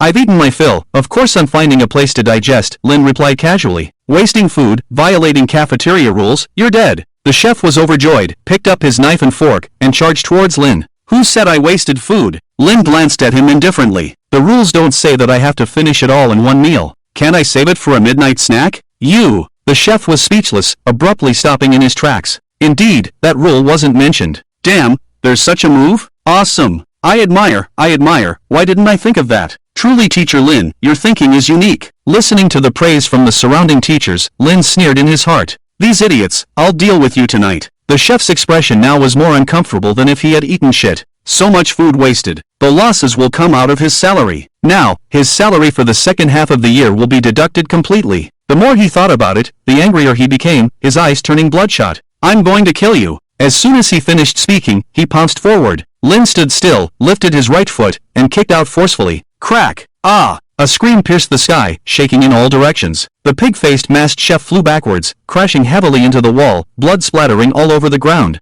A gasp came from the surroundings, and the teachers stared dumbfounded at Lin. So strong. Just a measly A-grade moonrealm, do you really think I'm afraid of you? Lin patted his pants leg, silently waiting for the school-wide announcement to come. Everyone saw it, right? He made the first move. I just defended myself, not a bit of responsibility. Zhang San, the gambler beyond the law, said he was familiar with this move. Everyone was stunned by Lin's actions. This was simply too amazing. Head chef causing trouble, violating school rules. Please report to the school office immediately. The announcement sounded, and the chef stuck in the wall spat out another mouthful of blood. Lin, I'm not playing with you. Soon, a group of security guards wearing elephant masks dragged the chef away. Lin remained calm as ever, as if nothing had happened. He looked around and said, such a good feast, don't waste it. With a wave of his hand, 5 dining tables, along with the food on them, were all sucked into the blood diamond. It's not excessive to ask for compensation for the victims, right? Well, it's not excessive. After all, the responsibility lies with the head chef, not him. Class 2, Grade 3, Teacher Lin, taking food from the cafeteria, violating school rules. Please report to the school office immediately. Teacher Lin, please report to the school office immediately.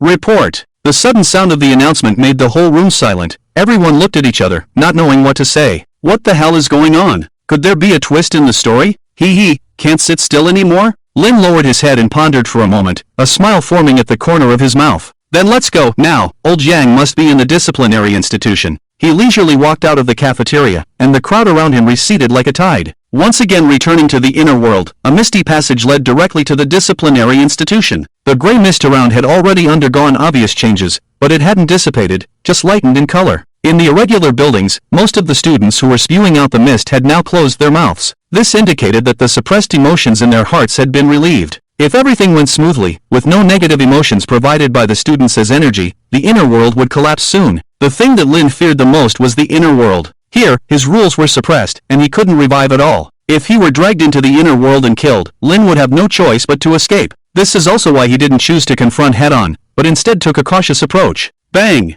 The iron door was kicked open, and Linny walked in confidently, as if he was returning to his own home. Iron door, you think you're superior, you think you're great, you use me to show off, TSK. Lao Yang, where is he? He shouted loudly as soon as he entered. You're hiding, keep hiding. If you have the guts, don't come to work. When the time comes, it won't be me coming to settle the score with you, it will be the principal causing trouble for you. You better think it through. Lin Yi's move of using someone else to do his dirty work forced Lao Yang to appear. What are you barking at? Come here and be punished. Lao Yang's face turned dark, holding an electric saw, coldly staring at Lin Yi. Hey, this old goat has grown some backbone, daring to roar at me like this? Lin Yi narrowed his eyes, preparing to teach this old man a lesson, but the look in the other person's eyes immediately made him furrow his brows. It was a kind of unfamiliar, emotionless coldness, like a machine, extremely indifferent. This shouldn't be. Even if there was going to be a falling out, it shouldn't be with this kind of attitude. A few dangerous signs faintly rose in Lin Yi's heart, making him secretly vigilant. What's the rush? There's someone in front of you, wait your turn. Bring him over. Useless thing with no vision. He then noticed that behind Lao Yang, there were several employees dressed in black robes and wearing sheep masks. Upon hearing Lao Yang's scolding, these new employees clumsily dragged the chef onto the workbench. The electric saw started, the sound of zzz filled the air. Accompanied by the pungent smell of blood, the chef convulsed and struggled, emitting painful groans from his throat. Help! Help! Help me! The sound was heart-wrenching and chilling. Watching Lao Yang work so seriously, Lin Yi had a guess in his mind. Could it be? Lao Yang is Xiaoming? Ding! Congratulations for successfully finding Xiaoming's whereabouts, completing the side quest, The Disappeared Him, rewards, curse power plus 28,000, curse coins asterisk 777, bloodstained suspenders asterisk 1, unlocking plot item, key to the broadcasting room. Lin Yi was dumbfounded. This Lao Lu was actually Xiaoming. He hid really well, but considering the rewards for the mission, he wouldn't argue with him. Now, Lin Yi's curse power had reached 198666. He was only a little over 1,000 points away from reaching the peak of B rank and breaking through to A rank brilliance. Once he reached A rank, not only would his pot be forcibly upgraded to S rank,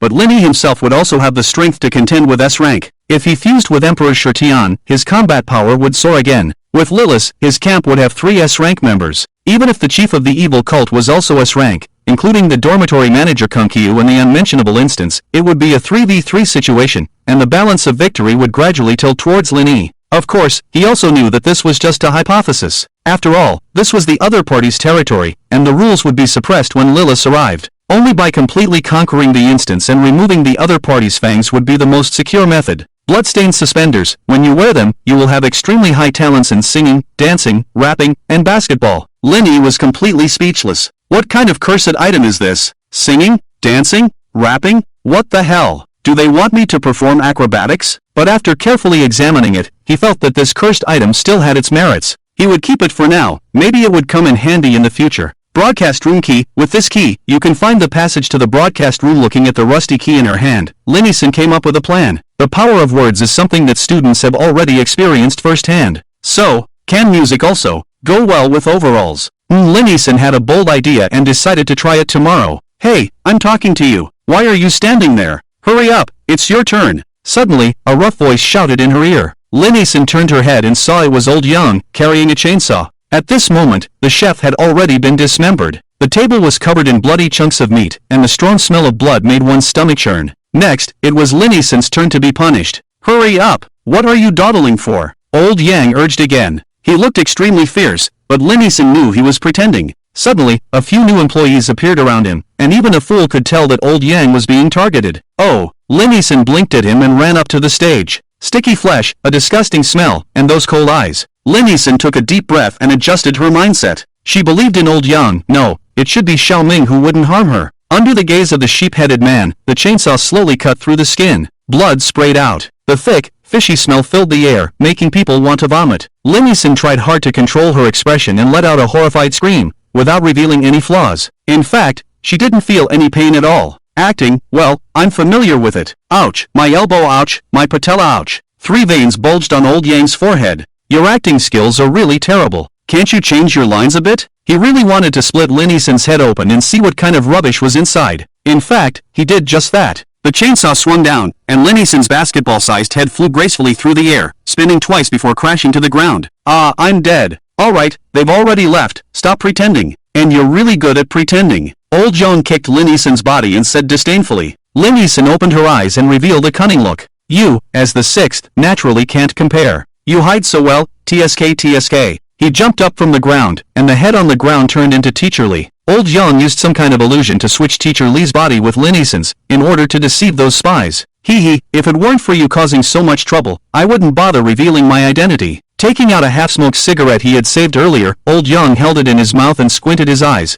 looking into the distance with a relaxed expression. Lin Yi shook off the pieces of flesh on her body and curled her lips in disgust. Although she was fine, being splattered with blood made her feel a bit nauseous. Oh well, she'll have Yang Menger help her clean up when she gets back. Didn't I give you 2 packs of cigarettes? Why are you smoking again? Speaking of this, old Yang's face immediately fell. Do you have any more? Give me 2 more. Seeing his troubled expression, Lin Yixin didn't make things difficult for him and threw in 2 packs of cigarettes. Tell me, what's the situation? Lin Yixin sat next to old Yang, crossed her legs, and asked. Sigh. It's a long story. Old Yang sighed and began to recount his experience. He was originally a recruited player, but ended up dying in the instance. However, he didn't completely die and became an NPC in the instance. Similar to the situation with Long Hanqi and Leopard Girl, he was transformed into a cursed spirit. The chief of the evil death cult found him and said he could help him resurrect. The price was to join the organization and become the chief's dog, doing tasks for the organization. He believed it. In order to resurrect, he completely erased his humanity and went to great lengths. He transformed the instance into its current oppressive state. The original instance was not as oppressive and was still within a controllable range. Although students suffer cruel torture every day, it is only physical torment.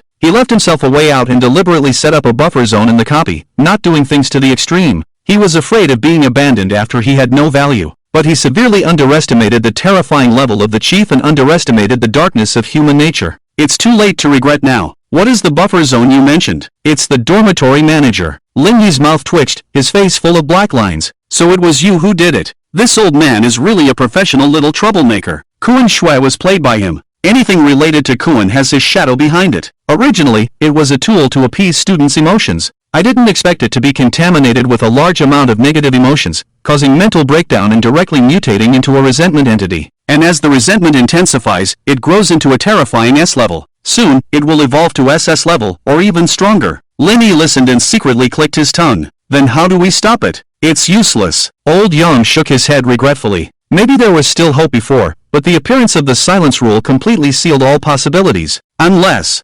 what? Old Yang looked at Lin Yi, his eyes flickering with a mysterious light. You can kill it. Damn. If I'm sure I can defeat it with 17 cards, why bother to strategize the copy? Just push it directly. Lin Yi rolled his eyes impatiently. Then I have no way. Old Yang shrugged, spread his hands, and started directly. So there's no solution? Lin Yi frowned. He always felt that old Yang must be hiding something, like not mentioning anything about a Jew. Don't look at me like that. Old Yang shrugged. Anyway, this is all I know, believe it or not. By the way, let me introduce myself again. The 6th seat of the evil disciples, the Joker. Lin Yi's mouth slightly raised. Your codename does suit your image. The Joker chuckled, didn't respond, just looked at him. What are you going to do next? Lin Yi pondered for a moment and asked the doubt in his heart. Why did you remind me not to do anything tomorrow? Tomorrow, the 1st seat, the executive officer, will come. His strength is second only to the chief. You can't defeat him. The Joker glanced at him lightly, with a certain tone. Lin Yi's eyebrows twitched. If I haven't fought, how can you determine the outcome? The Joker sneered, because in a play, the ending is already determined before the opening, and the ending is that you will undoubtedly lose. What is the ending? Lin Yi asked. Tomorrow morning at 9:30, you will be killed in public by the executive officer. The Joker patted Lin Yi's shoulder and said, Good luck, brother. After speaking, he prepared to get up and leave. Wait, I'm just an actor. I don't have the ability to rewrite the story. Don't ask me for help. I'm not talking about that. I want to ask, who created the evil Azura? If you can come back alive, I will tell you. Okay. Watching the Joker's figure leave, Lin Yi pondered. The predetermined ending says that I will die, but it doesn't say that I can't be resurrected. He suddenly grinned. Lin Yi knew in his heart that the Joker didn't have much confidence in him, so he was reserved. If he didn't die tomorrow, it would mean that he had passed the other party's test. The Joker would help him deal with the evil disciples without reservation. In that case, let's see who will have the last laugh. Dormitory building, 1st floor lobby. 5 tables of sumptuous dishes were neatly arranged, emitting a tempting aroma, making people's mouths water. However, no student dared to approach and taste them. No one could guarantee whether this was another trap set by the school. After being tortured for so long, their vigilance had reached its peak, and they didn't dare to easily touch these meals. It wasn't until the crispy rice appeared that they dispelled a trace of doubt in their hearts. I ask, who doesn't like a furry, talking, and moving teddy bear? Moreover, the one distributing books to them today is a teddy bear as well. It's just that the male teacher covered in blood next to him is a bit distracting. Lin Yi awkwardly touches her nose. It's better not to be a distraction here and go to Yang Menger's dormitory to take a shower. Don't worry, these dishes are not poisonous, Waba confidently says. At the same time, he is also defending his owner. It should be explained that today's books and meals are all thanks to Teacher Lin. One should not let those who carry firewood freeze to death in the snow. However, they still didn't take action. It wasn't until Yang Menger ran downstairs, excitedly showing off the dishes on the table, that they finally wavered. One by one, the other tables quickly filled up with students. The dogs in the cafeteria on the first floor shook their heads. They haven't had a normal meal in years. Now, they can finally have a satisfying meal. How can they miss this opportunity? 10 minutes later, Yang Menger ate until she was 80% full and hurriedly went upstairs. Compared to the side dishes downstairs, the main course in the upstairs bathroom was what she had been looking forward to for a long time. He. Darling CEO, I'm here. Splash. The sound of water in the bathroom continued.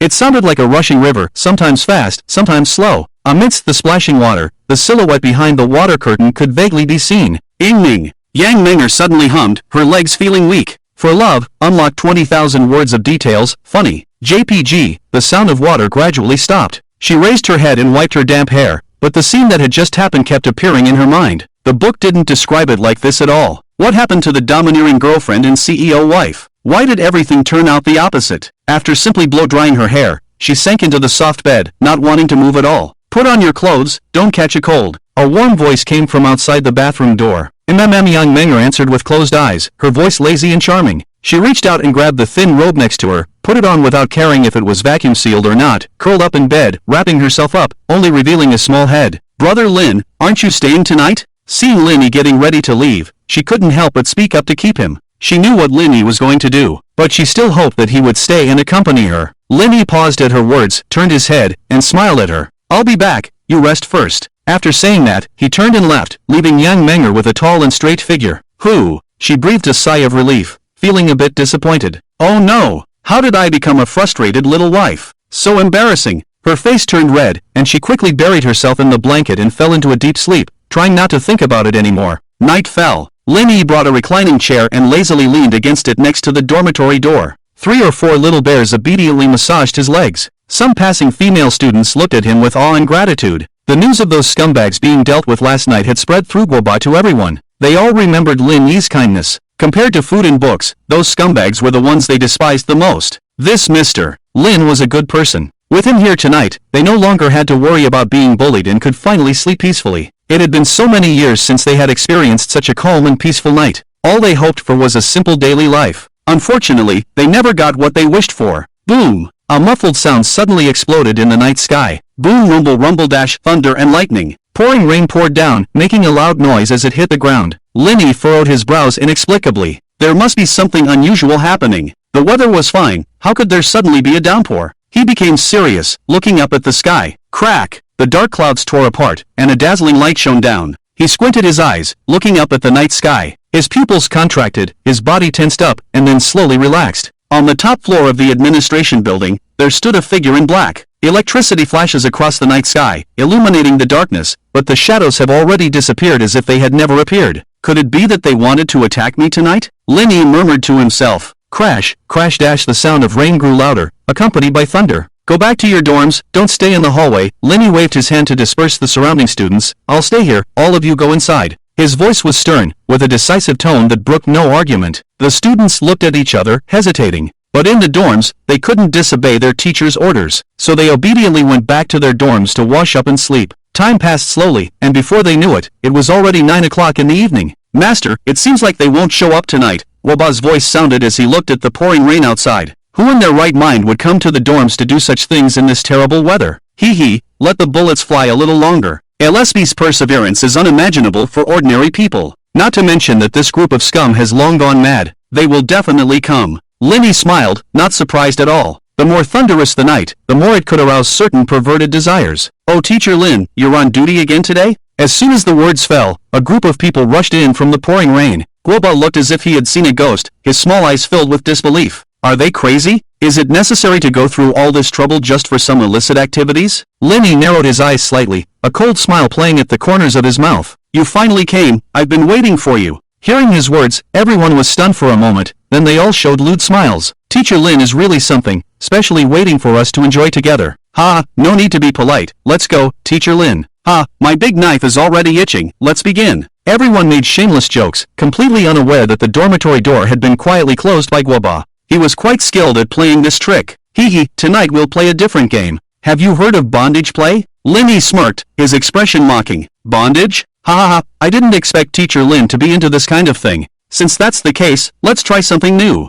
Everyone showed excited expressions. They couldn't wait to rub their hands together, eager to perform some explicit scenes. Alright, the props are all prepared for everyone, one for each person, tie them up tightly. Lenny clapped his hands, and a group of teddy bears approached them with several bundles of rope. Wow, such thick props? No wonder it's Teacher Lin, even the props are so high-end. Tisk tsk, this will be fun to watch. In the next moment, the teddy bears swarmed in and quickly tied the ropes around their waists using unconventional methods. Soon, this group of perverts was bound by the perverted ropes in a perverted way. Teacher Lin, what are you doing? Don't tie us up. Don't do it, Jiagu. The people panicked and tried to break free from the ropes. Hee hee, do you know where all the teachers who didn't come to class today went? Lenny seemed unhurried as he calmly explained, the dormitory manager has a big appetite, and there's nothing left, not even bone scraps, after eating more than 20 people. Hiss. Upon hearing this, everyone gasped in shock. This is a heartless act of murder. Death is not scary. What's scary is the torment before death arrives. It's the despair of having no resistance and being at the mercy of others. Enjoy death. This group of people was about to say something,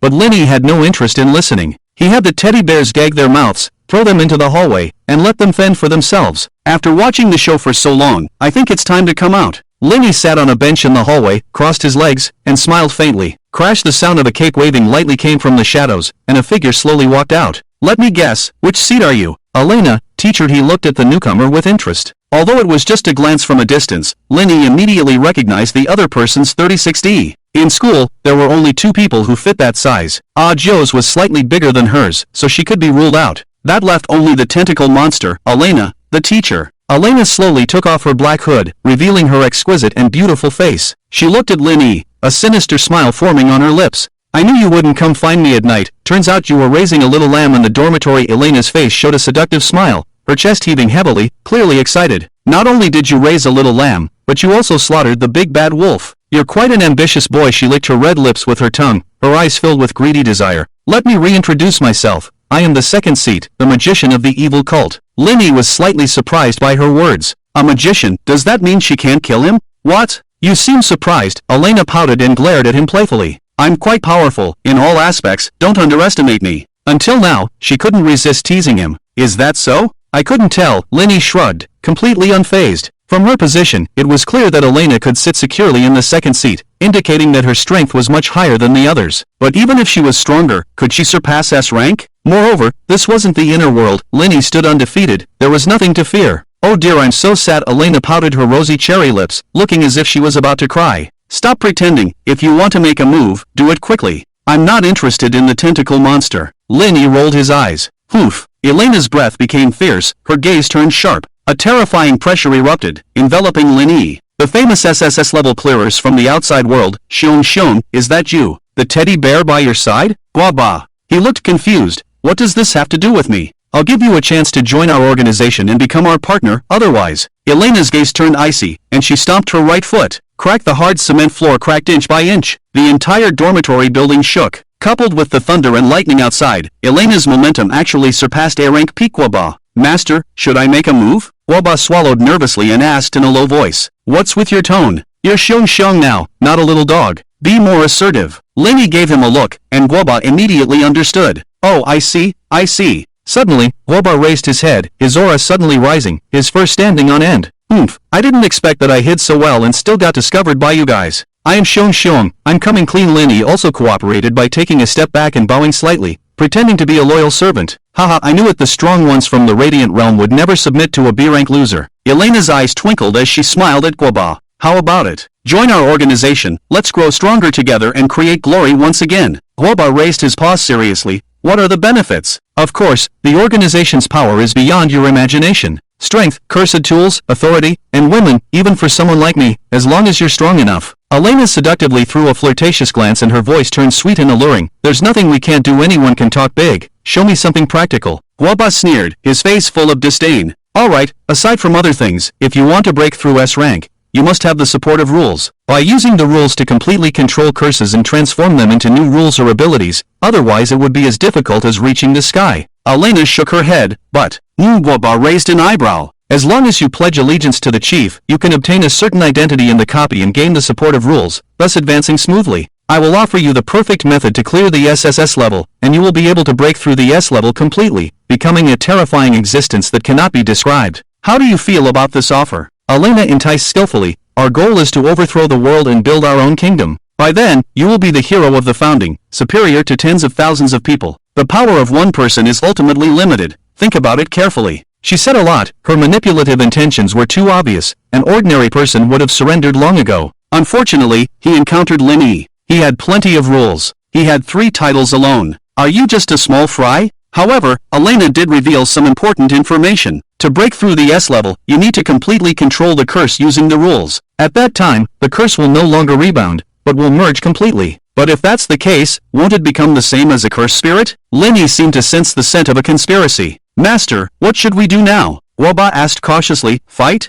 Or fight? Take down this tentacle monster first, but don't fight in the dormitory to avoid affecting others. Hee, got it. Guoba grinned mischievously, his eyes suddenly shining brightly, and he stomped his foot. Boom! The hard and solid floor exploded. His figure disappeared instantly, leaving behind an afterimage. Elena was startled by the sudden attack, and only felt the danger when she regained her senses. Her face turned serious, and several tentacles shot out, entwining around the pipes behind her, pulling herself back and creating distance. Smack! Guoba's fist hit the empty space, but he didn't stop. Instead he continued to charge fiercely towards Elena's delicate body. Boom! With a loud noise, the two of them crashed through the wall and flew out of the dormitory building. Damn! You will pay the price for your foolish decision. Elena gritted her teeth, her tentacles grabbed the ground like spider legs, stabilizing her figure. The pouring rain drenched their clothes. Guoba showed no mercy, unleashing his tremendous power. Roar! With his roar, the rain around them was pushed away. Savage charge! He pushed off with his feet again, flying like a cannonball, and in the blink of an eye, he was in front of Elena. His ferocious fist struck out, creating visible shockwaves in the air. So strong, Elena was secretly shocked. Her tentacles quickly danced and intertwined, blocking in front of her. Bang bang bang! The dense sound of impact continued without end. Guoba's every attack was extremely violent and fierce, making Elena struggle to keep up. Rip! Plop plop plop! Under the heavy pressure, the 7 or 8 tentacles were torn into pieces by Guoba. Black liquid flowed down with the rain, emitting a strong stench. Elena's face changed drastically, and she clasped her hands together. Magic hand! She shouted lightly, and more than a dozen tentacles shot out from behind her. Unfortunately, it was too late. Boom! Guoba's fist struck her chest, causing Elena's 36D to be directly smashed into a concave shape. Now, her chest was deformed, adding a touch of seductiveness. Elena screamed in pain as she flew backwards. She broke 5 or 6 trees in a row before finally crashing into a teaching building. Cough cough cough. She spat out blood, covering her chest as she struggled to stand up. You bastard! With her weapon destroyed, Elena was completely furious. She tore off her robe, revealing a, still somewhat sexy body. She formed hand seals with both hands, and a terrifying ripple spread out. In an instant, the surrounding scenery changed, and the world transformed. It was like Doctor Strange's mirror dimension, with the surrounding buildings gradually distorting and turning into a huge stage. Ha! Guoba was stunned for a moment. Where is this? My magic domain. Elena raised her chin proudly. Are you ready to watch a magic show? Please begin your performance. Guoba touched his nose and his eyes were full of mockery. Elena sneered, her fingers constantly changing, as if possessing some kind of magic that made people unable to resist being immersed in it. Magic feast. Before the words fell, she reached out a hand. In an instant, the raindrops in the sky turned into colorful confetti, covering half of the sky. Ladies and gentlemen, please give a round of applause to our lucky guest. Clap. A spotlight shone on Guoba, making him the center of attention. Clap clap clap. Eerie applause came from all directions, accompanied by screams and cheers. Guoba looked confused. What is all this? Soon, he realized something strange about his body. What's going on? Why can't I move? Giggle, our audience can't wait any longer. So, let's begin the first act, the human cutting magic. Elena clapped her hands lightly. A huge coffin fell from the sky and directly put Guoba inside, revealing a silly bare head. Bring out the props. Bow bow bow. A large chainsaw appeared, lifted high by Elena. She smirked, revealing an evil smile. Amidst the endless flowers and applause, the chainsaw slowly descended, with wood chips flying everywhere it went. Damn! Is this woman crazy? She's really cutting. Guoba realized something was wrong and took a deep breath. Duplication spell. In an instant, he grew to a height of 7 or 8 meters, directly bursting the coffin. Elena easily dodged the explosion, casually throwing away the chainsaw in her hand. Oh dear, there seems to be a little problem here, she said with regret. But it's okay. Magic Feast, second act, Extreme Escape, officially begins. Clap. Fireworks lit up the night sky. Whoosh! The next moment, Guoba's body forcibly shrank and appeared inside a huge water tank. His hands and feet were tied with ropes, and breathing became difficult. He was just a doll and didn't need air, but he still felt like he was being suffocated. 30-second countdown. Let's see if our lucky guest can escape. Where's the applause? Sue sue sue, she whistles and cheers became the main melody of the scene. In such a lively atmosphere, Guoba started a countdown to death. Gurgle gurgle gurgle. Guoba realized that he couldn't use the duplication spell this time, obviously being targeted by the magician. There was no other way, he had to open his mouth wide and drink water forcefully. Soon, he gulped down all the water in the tank. Elena was dumbfounded, not knowing how to explain. There's actually this kind of escape method? It's really unexpected. Burp. Guoba let out a long burp, feeling uncomfortable with the bloating in his stomach. Alright, let's continue with the third act. What? There's more? Guoba stared in disbelief. This woman is simply insane. Clap clap clap clap. Applause rang out again. Elena's mouth curled up with a sinister smile as she once again started the magic feast. I don't believe I can't kill you. Whoosh! The scene changed, and a creepy Iron Maiden appeared behind Guoba. The box was filled with sharp blades, and once the iron door closed, Guoba would be pierced like a hornet's nest. What the hell? How am I supposed to escape this? Guoba was scared out of his wits, not wanting to continue this endless game. This woman's abilities are too bizarre, and his brute strength is useless. There's no other way. He had to use his ultimate move. Shake people. Master, help me. Humph, this is my world. That kid can't even enter. Elena laughed coldly, then continued, even if he can force his way in, a mere B-level sorcerer can't possibly be my opponent. Just accept your fate. As soon as she finished speaking, she suddenly heard a faint sound.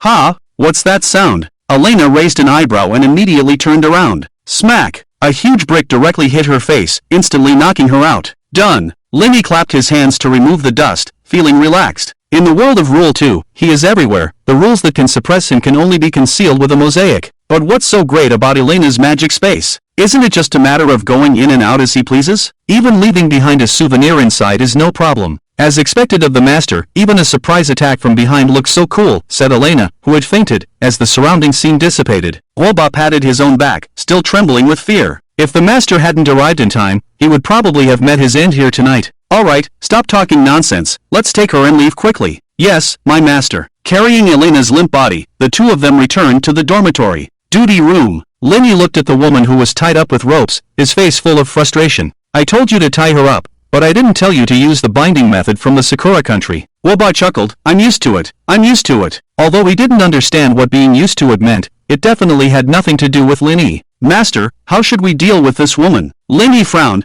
thinking about how to handle Elena. Would it be too wasteful to just kill her? Maybe she could be used as a floating prop and given to the audience. Leave her to me for severe torture. If she's not the one who made the Shura statue, then I'll give her away. Yes, master. Guoba nodded excitedly, dragging Elena towards the nearby compartment. Revenge could finally be taken, he. As the third in command of the evil disciples, he had plenty of information. If the actor's path didn't work out, Lenny would do it alone. Be prepared for everything, just in case something goes wrong. Back in Yang Manger's dormitory, the little girl was sleeping soundly, drooling all over. He, handsome boy, give sister a smile. He. Lenny's face looked strange, wondering what kind of weird dream Yang Manger was having. He waited at the edge of the bed for a moment, and at exactly 11 o'clock midnight, the sound of the clock rang out. The hour of the rat has arrived, the ghost parade. The resentful spirits, full of grievances, slowly took shape, wriggling their tentacles to harvest tonight's feast. But strangely, besides the gray resentment, there were many other strange emotions in the dormitory building today. Brilliant and colorful, dazzling and dreamlike. This time, the Kuan ball was dumbfounded. Could these colorful things be poisonous? Should I eat them? Or eat them? Or eat them? Eat! As long as it's not clean, eating it won't make me sick. Woo-woo! First, let's devour more than 20 pre-dinner desserts. Each one was crispy, tender, juicy, and melted in the mouth. After dealing with more than 20 teachers, there were only a few members of the school's management left. The rules of the teaching building had completely collapsed in theory. The head chef in the cafeteria was also killed by the actor, leaving only a few mice that were not worth fearing. Now, only the aggregation in the dormitory building was still struggling. After dealing with it, the rules of the three areas would become meaningless. Lenny couldn't believe that the rules wouldn't collapse when they were broken. However, how should he deal with this aggregation? Lenny was a bit troubled. Just as he was racking his brains, he suddenly noticed the strange appearance of the aggregation at the door of room 405. Colorful mist from all directions converged towards it. Among them, the pink mist emitted by Yang Manger was the thickest. Suck crack and at #crack #N% at crack. The aggregation opened its big mouth to the extreme, making strange and excited whispers. The gray mist surrounding it gradually transformed into pink. The ferocious appearance gradually faded, revealing its original form. So it really is a Koan ball. Lenny was pleasantly surprised. So this is the true form of the aggregation? It was a basketball covered in white fluff. Unfortunately, its positive emotions were not enough to wash away the boundless resentment inside it. Black tentacles entwined around the Kuan ball, seemingly absorbing its spiritual power. Once the baptism of positive emotions is lost, it won't be long before Kunkyu loses consciousness and returns to its previous ferocious appearance. Kaku, Lira Lira. Kunkyu faces the dormitory door, speaking in an incomprehensible language. It seems to be craving more emotional energy. Fairy, can you understand? What do you think? Sorry for interrupting, Linny apologizes awkwardly. Kaku Kaku. Kunkyu calls out strangely again when Linny doesn't respond. Can you speak Chinese? Kaku? Chinese, Zhongwen Kaku. Dad. Linny is confused. Jokes shouldn't be made like this. I don't have such an ugly offspring like you, Linny says with disgust, refusing to admit it. Mama, Mama. Kaku. Although there is a door between Linny and Kunkyu, Linny can sense that Kunkyu is calling out to young Menger on the bed. Congratulations, becoming a father, Emperor Shirtian taunts with glee. Linny pouts, I don't have the ability to give birth to a spirit.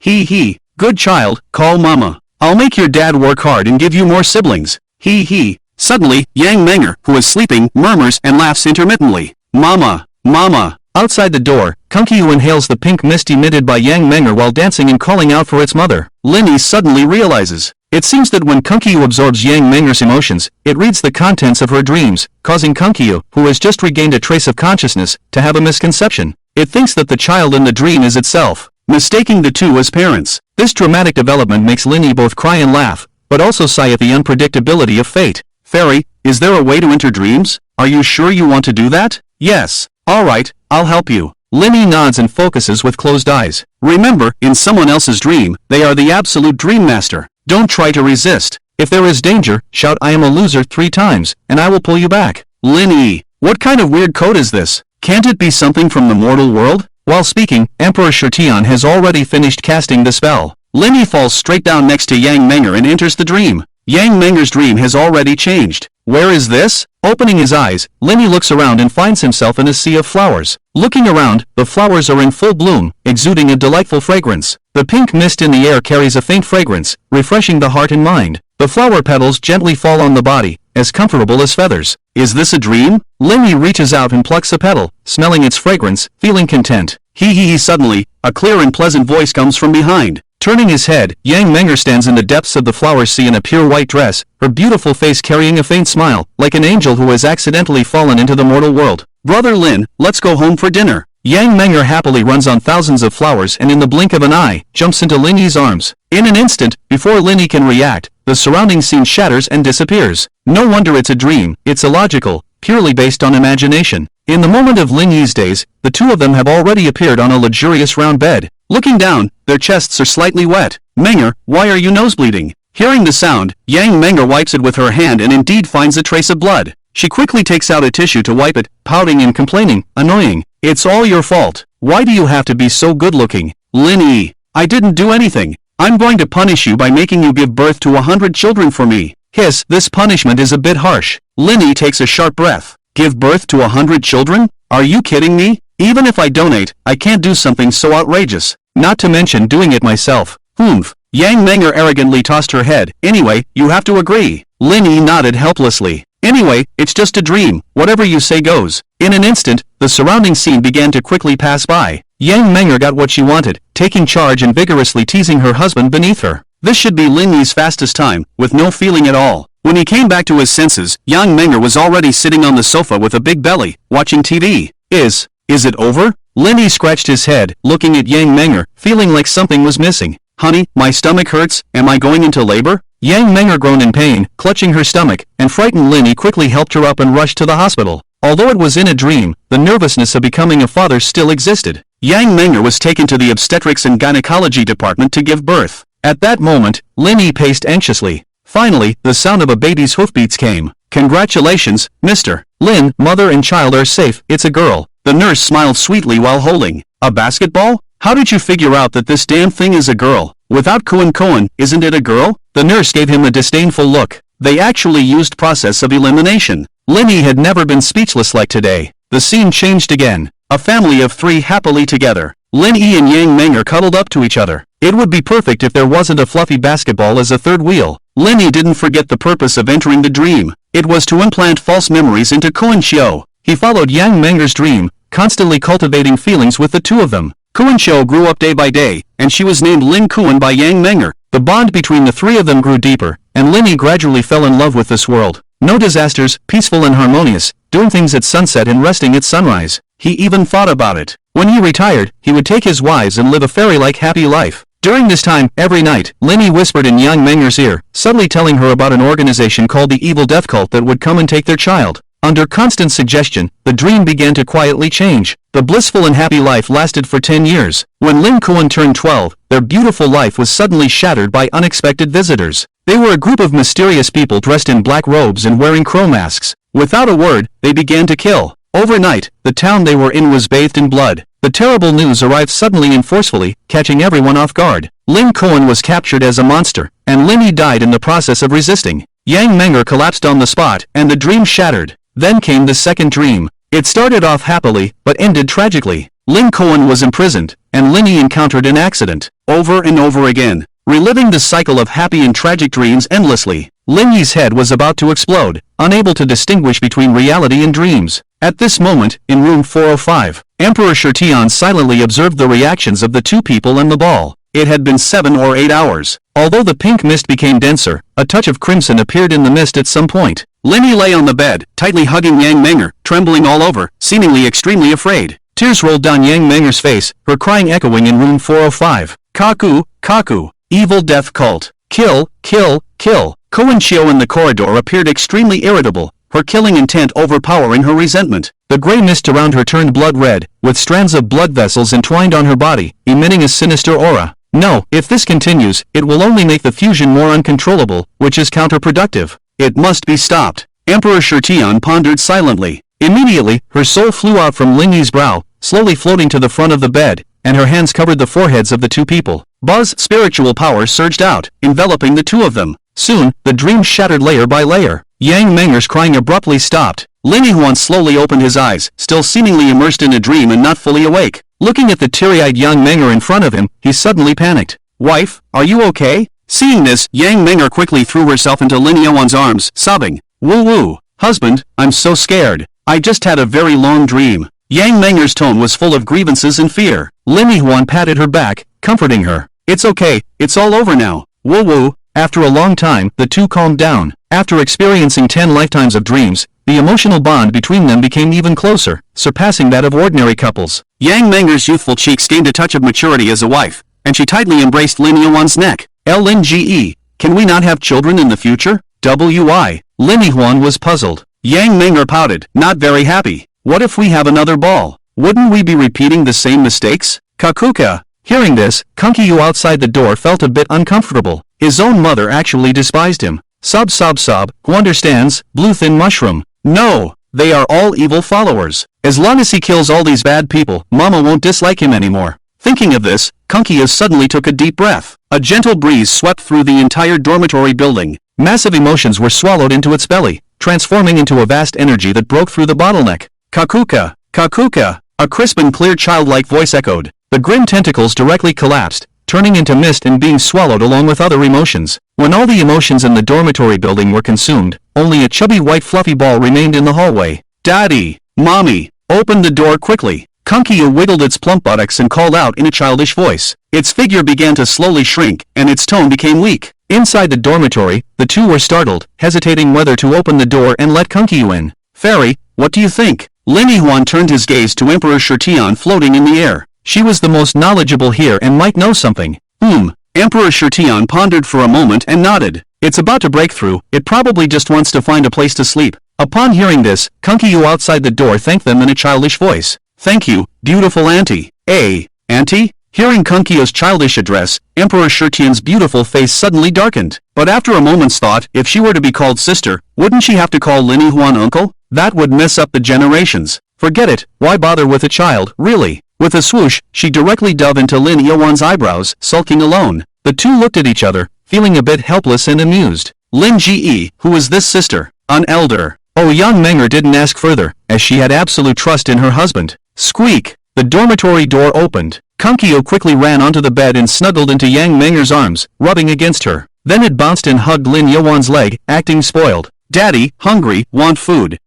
"Go find your mom, I don't have milk to feed you." Upon hearing this, Yang Menger's face above her neck immediately turned red. She glared at Lin Yihuan coquettishly, embarrassed and angry. Lin Ji, stop joking, I don't have. Emperor Shirtian couldn't bear to watch anymore and reminded them. It's asking for energy, foolish. Oh, you should have said so earlier. Lin Yihuan suddenly realized and kicked Kunkiu's buttocks. Wait, I'll be right back. After saying that, he left the mother and daughter staring at each other and headed straight to the bathroom. Don't misunderstand, he was just going to borrow some money from the rich lady to spend. Kunkiu was only one step away from SS. Don't be fooled by the thin membrane, the amount of energy needed is unimaginable. Curse coins and curse beads contain the purest energy and are the best choice as food. Lin Yihuan naturally didn't have enough energy to help it advance, but the rich lady Lily's did. Using his title privileges, he opened the passage to the town. Then, I saw some indescribable scenes. When Linny returned to the dormitory, there was a red handprint on his face. Mad, who would have thought that this group of women would stay up all night and go to the hot springs together? The two manuals of the town are the core copies, and now they are all in Lily's hands. Linny naturally teleported to Lily's side. As soon as he entered, he saw more than a dozen white, round, chubby weapons. You can just soak in the hot springs. Is it necessary to squeeze together? Even the Duchess was called. Really? It's not easy to earn some milk money. Lin Gu, are you okay? Yang Menger saw him return dejectedly and thought he didn't get the milk money, so she asked worriedly. I'm fine. Linny coughed twice to cover up his embarrassment. Kunkiu was lying on her lap, looking listless. When Linny saw it, he had the urge to beat it. If it couldn't bring him any surprises, then this slap was in vain. Eat, finish eating and evolve quickly, don't let me and Menger down. Linny glared at it, took out a large number of curse coins and curse beads, and commanded, Crab, daddy. It opened its mouth and sucked, swallowing all the curse coins and curse beads like a cow drinking water. Linny, looking at the empty storage ring, he felt like crying without tears. He couldn't afford to raise this thing in the future. Should he give it to Lily as a pet? After Kunkiu ate and drank enough, its body shrank to the size of a palm and directly lay on young Menger's palm, falling asleep. Husband, the child is asleep, should we? Yang Menger blushed, biting her cherry lips, and asked softly, we should rest too. Linny took a deep breath, threw Kunkiu aside, turned off the lights, and lifted the quilt.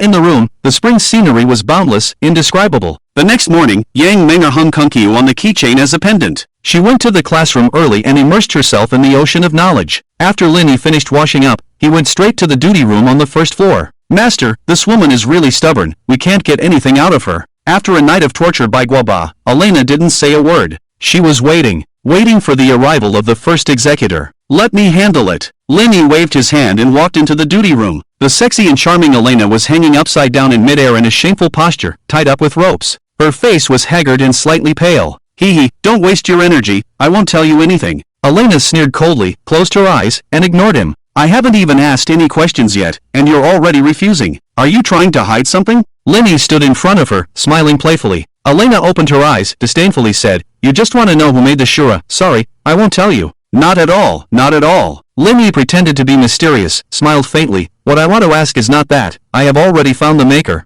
What do you mean? Elena raised her eyebrows, with a hint of surprise in her eyes. She knew very well that until the real maker of the Shura was found, the man in front of her and the big bear would only be afraid of the rat and not dare to kill her. They would worry about killing the wrong person and end up in vain. In other words, as long as she held on to this secret and didn't let go, they wouldn't dare to kill her. At most they would continue to torture and interrogate her. In this way, she could hold on until the arrival of the executor and be rescued. If the other party really found the maker, then her life would be over. Thinking of this, she couldn't help but feel nervous. It's nothing. It's just the fifth-ranked doctor, I already knew. Linny shrugged, seemingly indifferent. What? Elena's eyes widened instantly, shocked. How did you know? Well, I just said it casually, I didn't expect it to be the doctor. Linny was overjoyed. He didn't expect it to be revealed so easily. There were 7 seats, excluding scholars and actors, leaving only the executive, magician, dean, fortune-teller, and doctor. Linny only needed to eliminate 1 or 2 options based on Elena's reaction after hearing the answer. If she had scoffed at Linny's answer just now, then the doctor could be eliminated. He had originally only wanted to eliminate 1 or 2 options,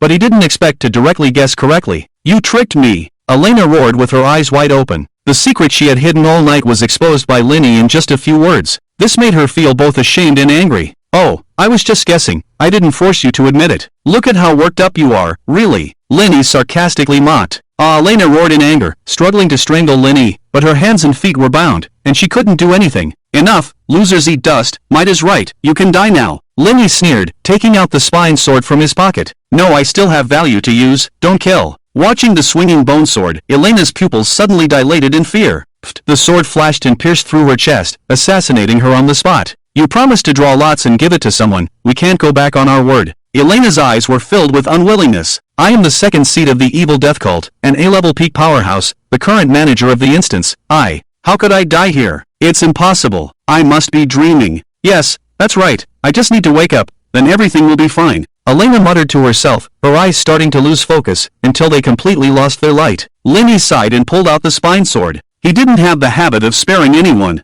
Since he had decided to kill, he would definitely eradicate the roots. Who could guarantee that Elena wasn't the protagonist of another story and would eventually counterattack and kill him? Master. Looking at Elena lying in a pool of blood, Woba felt a bit regretful. It would have been nice to bring her back as a maid. Killing her was such a waste. Let's go. Lenny shook his head and walked outside. He had more important things to do now and didn't want to waste time on this. He would deal with the body later. Alright, Master, this is what I found on her. Woba took out a pocket-sized purse from his pocket, which seemed to be a spatial-type talisman. Lenny opened it and saw that it was filled with curse beads and curse coins. After all, it wasn't difficult to harvest curse beads and curse coins after managing the instance for so long. Roughly estimating, there were over 400,000 curse coins and 20 to 30,000 low-level curse beads. TSK, struck it rich, struck it rich. Lenny happily pocketed the blood diamonds, which would last him a long time. As for the purse, he would give it to Meow Meow as a gift. Perfect, but giving a gift to Su Meow Meow and not giving anything to Aya and the others didn't seem fair. I'll find a way to get some benefits from Covey later. After the two left, in the duty room, a pair of invisible hands reached out from the void. They crushed Elena's body, turning it into black mist that dissipated into the air.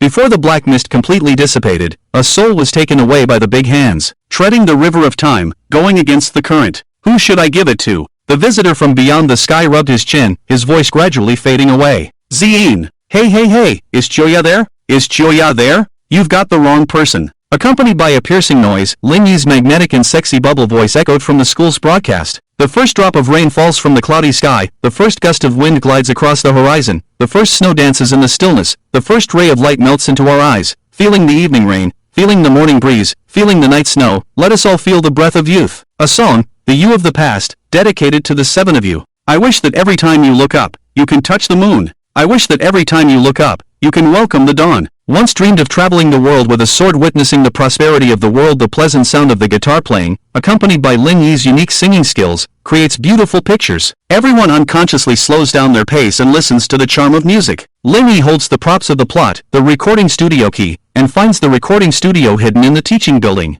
With the praise Bang Bang D obtained from Teacher Lee, as well as the cursed item bloodstained suspenders, the resonance of language combined with top-notch singing skills, Lingyi's voice is absolutely outstanding. Enough to make any audience immersed in it, even forget themselves. Immersed in the music, the students' moods resonate strongly with the songs. When Lingyi sings the climax, they all hum along with blushing faces. In addition to Elena being killed, the other seats of the Death Eaters haven't reacted yet, and no one is stopping Lingyi at all. The sky is covered with dark clouds, and several beams of light fall, igniting hope and illuminating the darkness. Look at the sky! A brave girl points to the sky and exclaims, immediately causing a wave of astonishment. Ha! I can speak? A girl is surprised and then joyfully shouts, as if releasing the fear in her heart. Ha ha ha, I can speak too. Someone takes the lead, and immediately more people cheer and rejoice. That's great, I can finally speak normally. Sob. A slightly younger girl excitedly cries. The emotions that have been suppressed for a long time burst out at this moment. She tightly covers her mouth, staring at the sky in disbelief, tears flowing freely. Colorful emotions float in the campus, dispersing the haze around.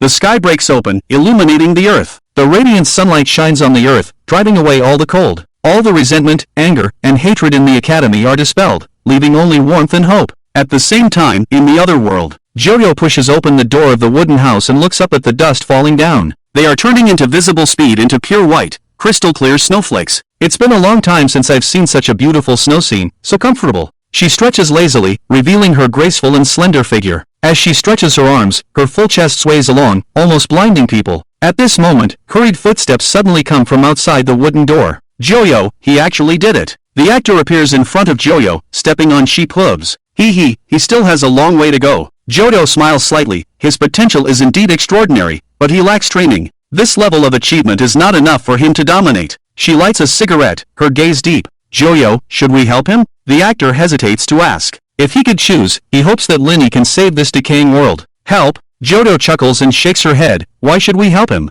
He is him, and I am me. She blows out a smoke ring. Don't forget my identity, just a passerby, everything is up to fate. But, the actor hesitates to speak. He wants to say that Lin Yi may be able to create miracles, but it seems to have little to do with Jojo. She is just a wandering star person in the cursed land. There is no need to get involved. There's nothing else, you can go. Jojo waves her hand, signaling the actor to leave. Then, goodbye. The actor turns around to leave. Wait. Jojo suddenly calls out to the actor. Stopping his steps, the actor respectfully stands still. Does Jojo have any other orders? Jojo ponders for a few seconds. I'm out of cigarettes. The actor wishes he could slap himself twice. What the hell are you doing here? Are you bored to death? Ahem. He cleared his throat awkwardly and took out a cigarette from his pocket. This is all that's left. A Jew glanced at him and calmly took it. With a bang, the door closed. The actor held his heart in pain. It hurt to breathe. Ding-ling-ling dash, all students and teachers, please gather on the playground. A sudden cold voice echoed through the campus. Lin Yi's singing also stopped at this moment. Everyone looked at each other, puzzled. What's going on? I haven't heard enough just now. I don't know. Everyone discussed, but obediently walked towards the playground. Inside the broadcasting room. Master, what should we do next? Guoba asked. Just follow the script.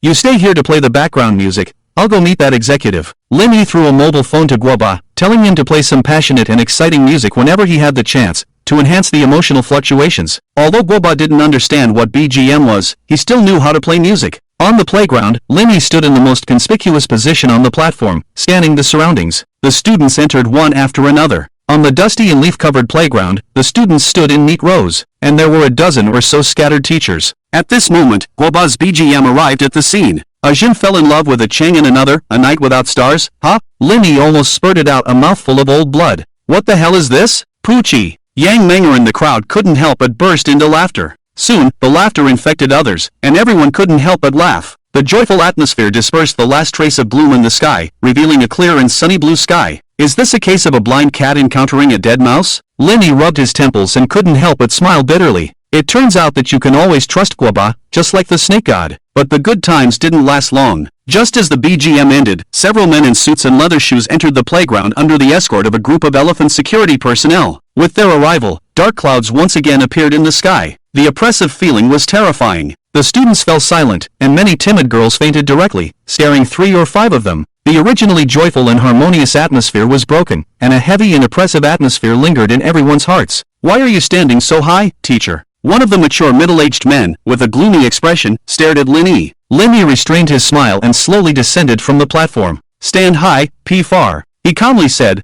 I don't need to explain this principle, right? Hearing this, the middle-aged man's face twitched a few times. The others had expressions as if they had seen a ghost. No one expected Lin Yi to be so arrogant. Wasn't he afraid of being punished by the executive? Do you know what you're saying? Before the people behind the man could explode, some of the remaining teachers couldn't sit still and were the first to challenge Lin Yi. I'm speaking human language. What? Can't you understand because I'm not speaking dog language? Lin Yi's eyes sharpened as he locked onto that person. The teacher felt a chill rise from the bottom of his heart, as if he had instantly fallen into an abyss. You're extremely arrogant. He pointed at Lin Yi angrily. Lin Yi shrugged. Arrogant? That doesn't exist. I just want to say, everyone here is a bunch of losers. If you have the ability, bite me. The teacher exploded with anger. But due to the authority of the executive, he didn't dare to act recklessly. Executive, this person has no respect for the rules, repeatedly violating the school's regulations and principles. You must punish him as a warning to others, he said righteously. The man narrowed his eyes, looked at Lin Yi, and then looked around. Where is the headmaster? And where did the other teachers go? After a series of questioning, these teachers finally realized that something was wrong.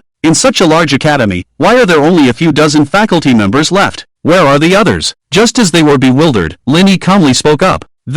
He pretended to be regretful, have all gone to report to the King of Hell. Now, it's just missing all of you. There was a hint of mockery in the corner of his mouth as he scanned the crowd with his gaze. Everyone's heart skipped a beat, and a chill ran down their spines. Nonsense! The teacher shouted, who do you think you are? How could you possibly be a match for the head of the teaching department? The executive's face darkened. Did you kill the magician? You see, in order to pursue the magician, he had joined a cult, even climbing up the ranks to become the second in command. And now, after going out for a trip, his beloved was dead? He couldn't accept it. Yes, Lin Yi nodded in admission, and it was quite smooth. You bastard. The executive roared in anger, and endless rage surging in his chest. The most rational executive in the organization had become crazy and violent like a beast that had lost its mind. What was the point of striving anymore? What meaning did life have? Kill him. he shouted. The elephant security personnel beside him quickly rushed forward. Linny snorted coldly, leaped up effortlessly, easily evading the attack. After all, he was here today to die, so he might as well just go all out. Dojia!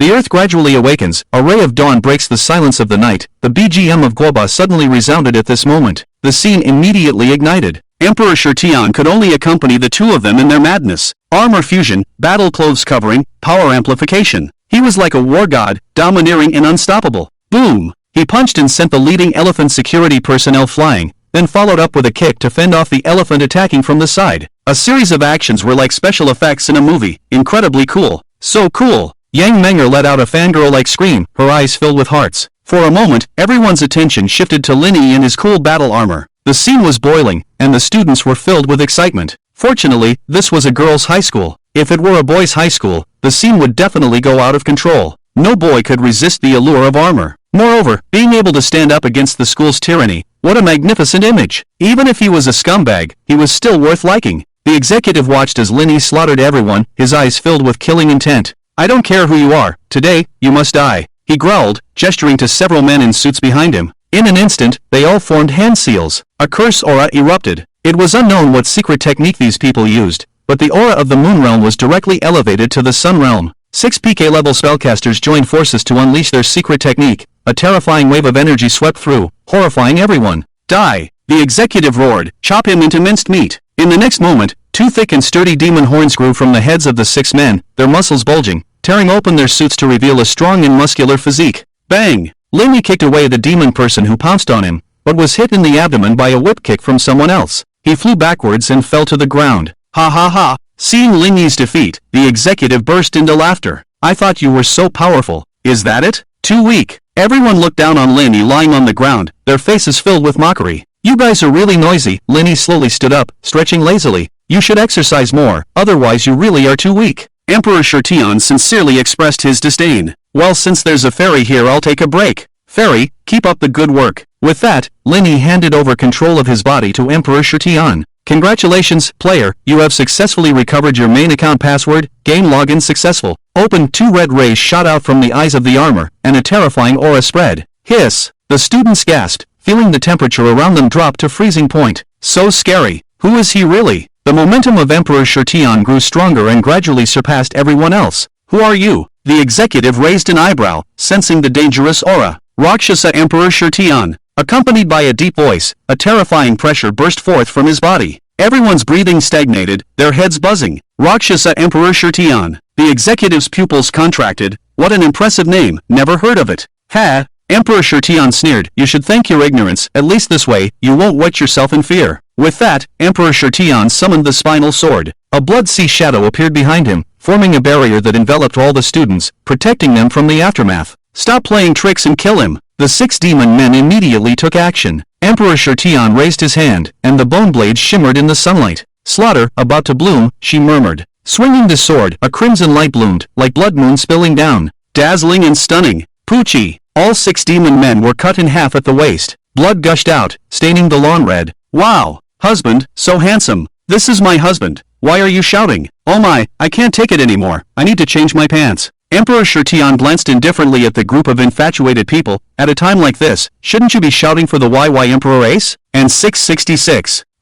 Linny. Linny felt embarrassed at this moment. What is all this? The executive was shocked by Emperor Shirtian's strength but remained calm. He took out a law enforcement manual and quickly wrote Emperor Shirtian's name on it, then bit his fingertip and pressed it down. Instantly, numerous iron chains appeared in the surrounding void, shooting towards Emperor Shirtian. This is a rule seal? Emperor Shirtian frowned. The opponent's curse ability was already showing signs of developing into rules. Half of his foot had already stepped into the S-level domain, becoming a semi-rule controller. Coupled with the fact that this was the opponent's home ground, the rule effect skyrocketed. Although Emperor Shirtian was not afraid, it was quite tricky. The most crucial point was that she was now just a curse mark, without any rules to rely on, unable to invoke any rule power. This was her weakness. In my territory, even if you are strong, you can only become a slave to the rules. The executive sneered, activating his ability suddenly. Voila! Countless iron chains appeared out of thin air, entwining Emperor Shirtian's arms and legs like pythons. The iron chains were straight and ferocious, as if they were going to dismember her. Linny, I am suppressed by the rules. You handle this mess yourself. Rakshasa armor dissipated into a shadow and disappeared. Along with it, the black chains also disappeared. What? I'm a B level. How can I deal with an S level? Lin Yi, who revealed her true appearance, was dumbfounded. The invincible Emperor Shirtian actually failed this time? Who made you so weak? A clever woman cannot cook without rice. Emperor Shirtian's voice came. Snowflakes fluttering, north wind howling. Waba understood the effect of the program. This dubbing was simply amazing. Lin Yi's mouth twitched. Was it his fault? I've only awakened for a little over a month. This speed of improvement is already heaven-defying. He couldn't help but complain. Then why do you, a B-level, go and provoke so many S-level guys every day? Do you find your own life boring? Lin Yi was speechless. I don't want to either. Who knows this instance has so many perverts? The two of them argued as if no one else was present, right in front of the executive. Shut up! The executive coldly snorted, interrupting their conversation. Do you think I'm invisible? The executive's face darkened, his eyes filled with anger. He was actually being ignored by a B-level brat. This is unacceptable. He roared. An iron chain sickle appeared in his hand, fiercely slashing towards Lin Yi. However, this attack was ineffective. Lin Yi easily dodged the attack, wielding the bone sword, flicking away the sickle, and retreating to create distance. The sickle seemed to follow closely like a shadow, slashing again. Poochie! Blood splattered, and Lin Yi's chest had a deep gash, with blood flowing out. Such speed! Lin Yi's eyelids twitched, shot. He couldn't even react to that speed just now. He didn't even see the afterimage. Is this the power of an S-class? The actor's prophecy was not wrong. Without relying on external objects, Lin Yi couldn't defeat the executive on his own. Not to mention the chief vice principal above the executive, and the true unspeakable one in the copy. No wonder Liang Yang didn't have high hopes for him. The gap was too big. Husband! Are you okay, husband? You scoundrel! Don't you dare bully my brother! You bastard! I curse you to die! Lin Yi didn't pay attention to this group of women. His gaze focused on the slowly approaching executive. Acting naturally had to be done thoroughly. Even playing dead had its techniques. At this moment, Yang Menger was full of worry. That godlike man was injured. What should she do? She was extremely anxious. If even Brother Lin couldn't defeat him, then who could save them? She was very scared. Scared of losing everything in front of her, scared of falling into the abyss again, scared of that man leaving forever. Her body trembled slightly, nervous to the extreme. The executive sneered, swinging the sickle slowly. Trash, go die. Lin Yi hurriedly dodged, but it was useless. His arm was cut off. Blood splattered. Lin Yi groaned in pain, his face twisted in agony. But his back remained straight, standing tall like a sharp spear. Another chain was swung, and Lin Yi was whipped several meters away. He struggled to get up again, trembling. Ah, husband, brother, sob sob sob, don't get up, you'll die. Sob sob sob, you scoundrel, don't touch my brother. For a while, the women cried in grief, tears streaming down their faces. Lin Yi gritted his teeth, enduring the pain. Today, even if I die, I will take you all out of this dirty world. At that moment, this majestic figure was deeply imprinted in everyone's mind. I didn't expect your acting skills to be so good. Emperor Shirtian watched the show while eating melon seeds, teasing. It's mainly the effect of great praise. The empathy effect is maxed out. Lin Yi explained, otherwise, how could there be brain-dead fans here? It relies on curses. Enough, don't delay me from winning the Oscar for Best Actor. Emperor Shirtian rolled his eyes and continued watching the show while eating melon seeds. Just you? Simply wishful thinking. The executive sneered repeatedly. He no longer had the patience to play with Lin Yi. Now, he just wanted to kill him and avenge Elena. Even if I fall, there are thousands of me standing up. The will of fire has never died, and the color of fire will never fade. Even if it burns out, I will ignite a spark and send the flames to every piece of land, every mountain. The passionate declaration echoed through the surroundings. Yang Menger couldn't stop her tears from flowing. She covered her mouth, tears streaming down her arms. Rather than a declaration, it seemed more like a last words in their eyes. It's over. They would return to the abyss of endless nightmares, waiting for endless torment. Ha! Suddenly, Yang Menger noticed that Lin Yi was blinking frantically at her. It was Morse code. Come collect my body later, don't panic, I'm fine. In the next moment, the sickle turned into countless afterimages, cutting Lin Yi into countless pieces. Does this look like someone who's fine? He's been reduced to ashes. Sob sob sob. Brother Lin, you died so tragically, sob sob sob. She sobbed, crying heartbreakingly. Lin Yi was speechless for a moment. I'm still alive and well, why are you crying like that? He didn't rush to revive, otherwise, this play would have been in vain. Previously, in order to force out the person behind the scenes, he was in the light, while the other party was in the dark. Now, the investigation had almost been completed. It was better to take advantage of this fake death to turn the situation around. Next, he is in the dark, while the enemy is in the light. The offense and defense have changed. In the distance, the actor silently turns around, looking at Lin Yimo, who has been torn to pieces. It's over. The dark clouds once again shroud the sky, the mist thickens, even denser than before. The light shining into the darkness, if it doesn't leave, then it is redemption. but if it leaves, then there is guilt. The blood barrier disappears with Lin Yi's death. The executive officer coldly looks at the women, a mocking smile on his lips. A group of ants, daring to attempt to change the world? Ridiculous. Everyone's faces are ashen, sitting paralyzed on the ground, their eyes dim. Soon, a group of staff wearing crow masks replaces the teachers who had died. Everything seems to return to square one. The books distributed by Lin Yi are torn apart, the broadcasting room is sealed off, and the heavy pressure of exams comes once again. They are once again deprived of their voices. Class 3-2, everyone is silent, bowing their heads, silently enduring. They are very afraid, very helpless, very desperate. Yesterday's beauty seems like a dream bubble. When they wake up, the bubble bursts. In the classroom, Yang Menger bites her lip, holding back tears, not letting herself cry out. But the more she does this, the more her tears surge. Her heart, like a twisted knife, is in intense pain, almost on the verge of collapse. She hates herself, hates her own uselessness, hates that she couldn't protect brother Lin. Tick, tick, tick, rhythmic tapping sounds. Yang Menger suddenly looks up. Not just her, the whole class can hear it clearly. Everyone looks in astonishment towards the window. They see a small bear doll clumsily climbing onto the windowsill, waving at everyone. Hey, good morning everyone. Tick, tick, tick. Good morning, little bear. The class resounds with the sound of synchronized tapping. They seem to see hope once again. Bang! The person wearing the crow mask on the podium slams the table fiercely, a fierce look in their eyes. Due to the angle, they didn't see the figure of the small bear, thinking that there was a troublemaker in the class. After the intimidation, the class returns to silence. But inside everyone's hearts, 1,000 waves are stirred.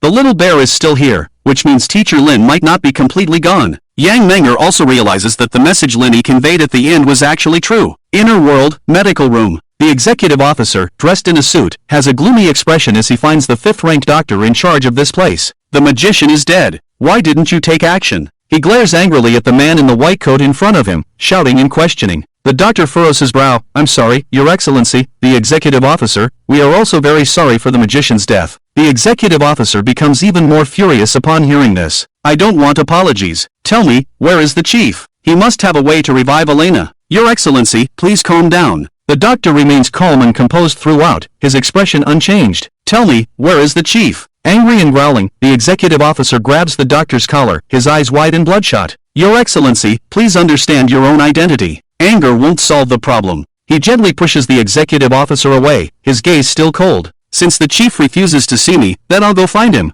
With that, the man in the suit flicks his sleeve and walks towards the depths of the inner world. Chief, he's gone. The doctor speaks calmly. Humph, he always acts like this. A cold snort comes from the side. Then, a blurry figure appears behind the doctor. It is similar to Lin Yi's mosaic, clearly a protection of the rules. Chief, what should we do next? The doctor respectfully asks. Stay put. The shadow slowly speaks. The progress of the dean's experiment is almost complete. It's not suitable to cause any more trouble. The doctor bows slightly. Understood. I will recall the members outside.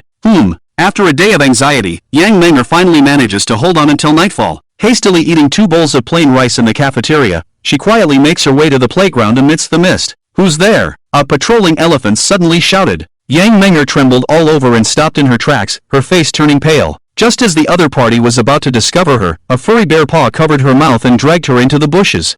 Shoo! Don't scream, it's me! A familiar voice entered her ears. Yang Menger paused for a moment before reacting, surprised. Guoba? Shoo! Guoba let go of her and quickly gestured for her to be quiet. After the patrol personnel left, the two of them continued to move forward cautiously. Once they confirmed that there was no one around, Guoba stuck its head out. Guoba, what are you doing here? Yang Menger asked in confusion. This is part of the plan, Guoba said. What plan? Guoba pondered for a while before answering. The corpse collection plan. Follow me. With that, it led Yang Menger to evade the heavy security and arrived at the shattered body of Lin Yi. Put it on, then take it back to the dormitory. Don't let anyone else find out. I'll distract the others, Guoba instructed seriously, with a glimmer of wisdom in its eyes. Yang Menger nodded and immediately crouched down, piecing together Lin Yi's body. Her movements were skilled and swift, and in no time, she had assembled the fragmented body into an unrecognizable mass. Alright, let's go. Standing up, she wrapped the body in clothes and carried it on her back. Guoba was also quick to act, finding a pile of minced meat from somewhere and replacing Lin Yi's body with it. Then, it ran off and roared loudly, drawing away all the nearby patrol guards. Yang Menger made it back to the dormitories safely, with no major obstacles along the way. When Guoba shook off all the pursuers, it quietly returned to dormitory 405. Before long, the pile of minced meat that was supposed to be Lin Yi began to wriggle. Slap, slap, slap. The minced meat wriggled and gradually gathered,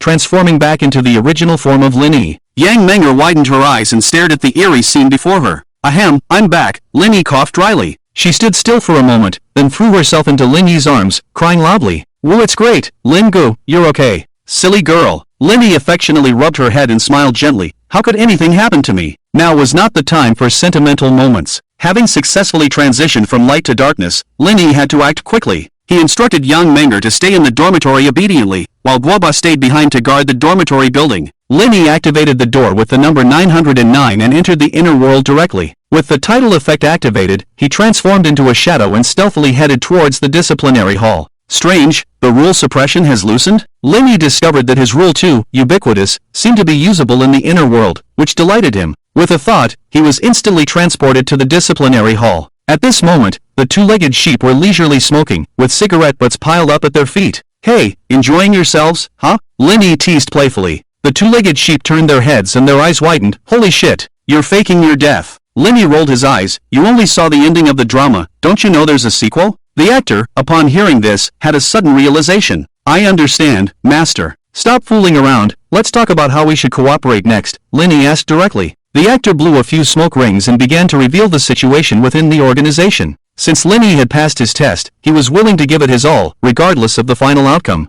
From the actor, Lin Yi learned that the Azura statue was the work of a doctor. This coincided with the information he had gathered himself. The doctor was in charge of the medical room in the inner world and was also the core area for the organization's members to gather and receive missions. The doctor controlled all the tickets inside the instance. The internal personnel deployment of the organization was also the doctor's responsibility. He was the chief's most trusted right-hand man. If Lin Yi wanted to make use of the doctor, he could only resort to force. Coercion and persuasion probably wouldn't be effective. That left two more people, the dean and the fortune teller. The former is responsible for logistics and researching the summoning of evil gods at the Research Institute. The latter is a recruitment manager who enjoys wandering through various dungeons and scouting for new members for the organization. The fortune teller has not returned yet, so the doctor and the executive should be taken note of. The director is a shut-in and rarely leaves the house, so there is no need to worry about them. As for the chief and the unspeakable, the actor says he can't help with that. He cannot speculate on their whereabouts. But Mr. Nine said that his situation is not too good. It seems like he was tricked by the chief and can only fall into a deep sleep to resist the erosion of spiritual pollution. After listening to the actor's account, Lin Yi frowned slightly. He didn't pay much attention to the unspeakable, but who exactly is this Mr. Nine that the actor mentioned? Is the Mr. Nine you mentioned the same as Agio? Lin Yi asked tentatively. Upon hearing this, the actor was taken aback. Have you seen Mr. 9? 36D+, long legs, JK, schoolgirl style, hot girl. Lin Yi listed Agio's characteristics on her fingers, and it can be said that each adjective hit the nail on the head. No mistake, with such a big presence, it must be Mr. 9 without a doubt. The two exchanged glances and smiled knowingly. Ha, men. Emperor Shirtian. Is the fairy jealous? Actually, the fairy is no worse than her. Emperor Shirtian suddenly had the urge to beat someone up. As the lord of the Rakshasa kingdom, he was actually being flirted with. Make a note of it and deal with him later. Lin Yi learned from the actor that Agio is a traveler stationed in the instance. He never cares about what happens in the instance, letting it live or die on its own. She is just a merchant independent of the instance, and even if it is unspeakable, she has no right to control the other party. The actor said with certainty. But when Lin Yi mentioned the doorplate of room 909, he could hardly believe his eyes. How did it end up in your hands? The actor was astonished. It was not just a doorplate, but also the key to Mr. 9's bedroom. Could it be that this kid had already caught Mr. 9's eye? Don't guess randomly. Lin Yi shook her head and explained, it should be Hua Zi's credit. He remembered that when they first met on the playground, he gave Agio a cigarette. It seems that the other party didn't like owing favors, so they repaid it in another way. I see. The actor suddenly realized. He suddenly felt emotional. You made a fortune with that cigarette. I gave 4, but got nothing in return. Enough about that. What's your plan now? Lin Yi changed the subject and asked. The actor pondered for a moment and said, 2 ideas, either clear the instance and break the rules, or kill the chief and dominate the inner world. And then? The actor scratched his head. That's it. Is that your plan? Yes. The actor smiled awkwardly. Do you have a misunderstanding about the concept of a plan? Lin Yi was speechless. She thought there would be a breakthrough here, but she didn't expect this guy to have no plan at all. Well, I'll have to analyze it myself. Both of two-footed sheep's methods are difficult. The former is not difficult to clear the instance, but the difficult part is that he doesn't know the conditions for clearing the instance. The main quest only asked him to play the role of the homeroom teacher for class 2 of the 3rd year, without saying anything else. If the actor's information is accurate, the unspeakable that was originally unmentionable in the instance was tricked by the chief and is now in a deep sleep. Can this be understood as the enemy of the enemy is a friend, and he is on his side? With this premise, his hidden quest is probably to rescue the unspeakable and disrupt the plans of the evil disciples. If this is the condition for clearing the instance, then what needs to be done next is clear. Shake things up directly, launch a full-scale attack, and eliminate the chief. With the power in Lin Yi's hands right now, except for the chief being a bit difficult to deal with, the rest of the small fry like Gohan and Kavita can be easily handled. What he is most worried about is the unspeakable being controlled by the chief and using the rules and advantages of the instance to kill him instead.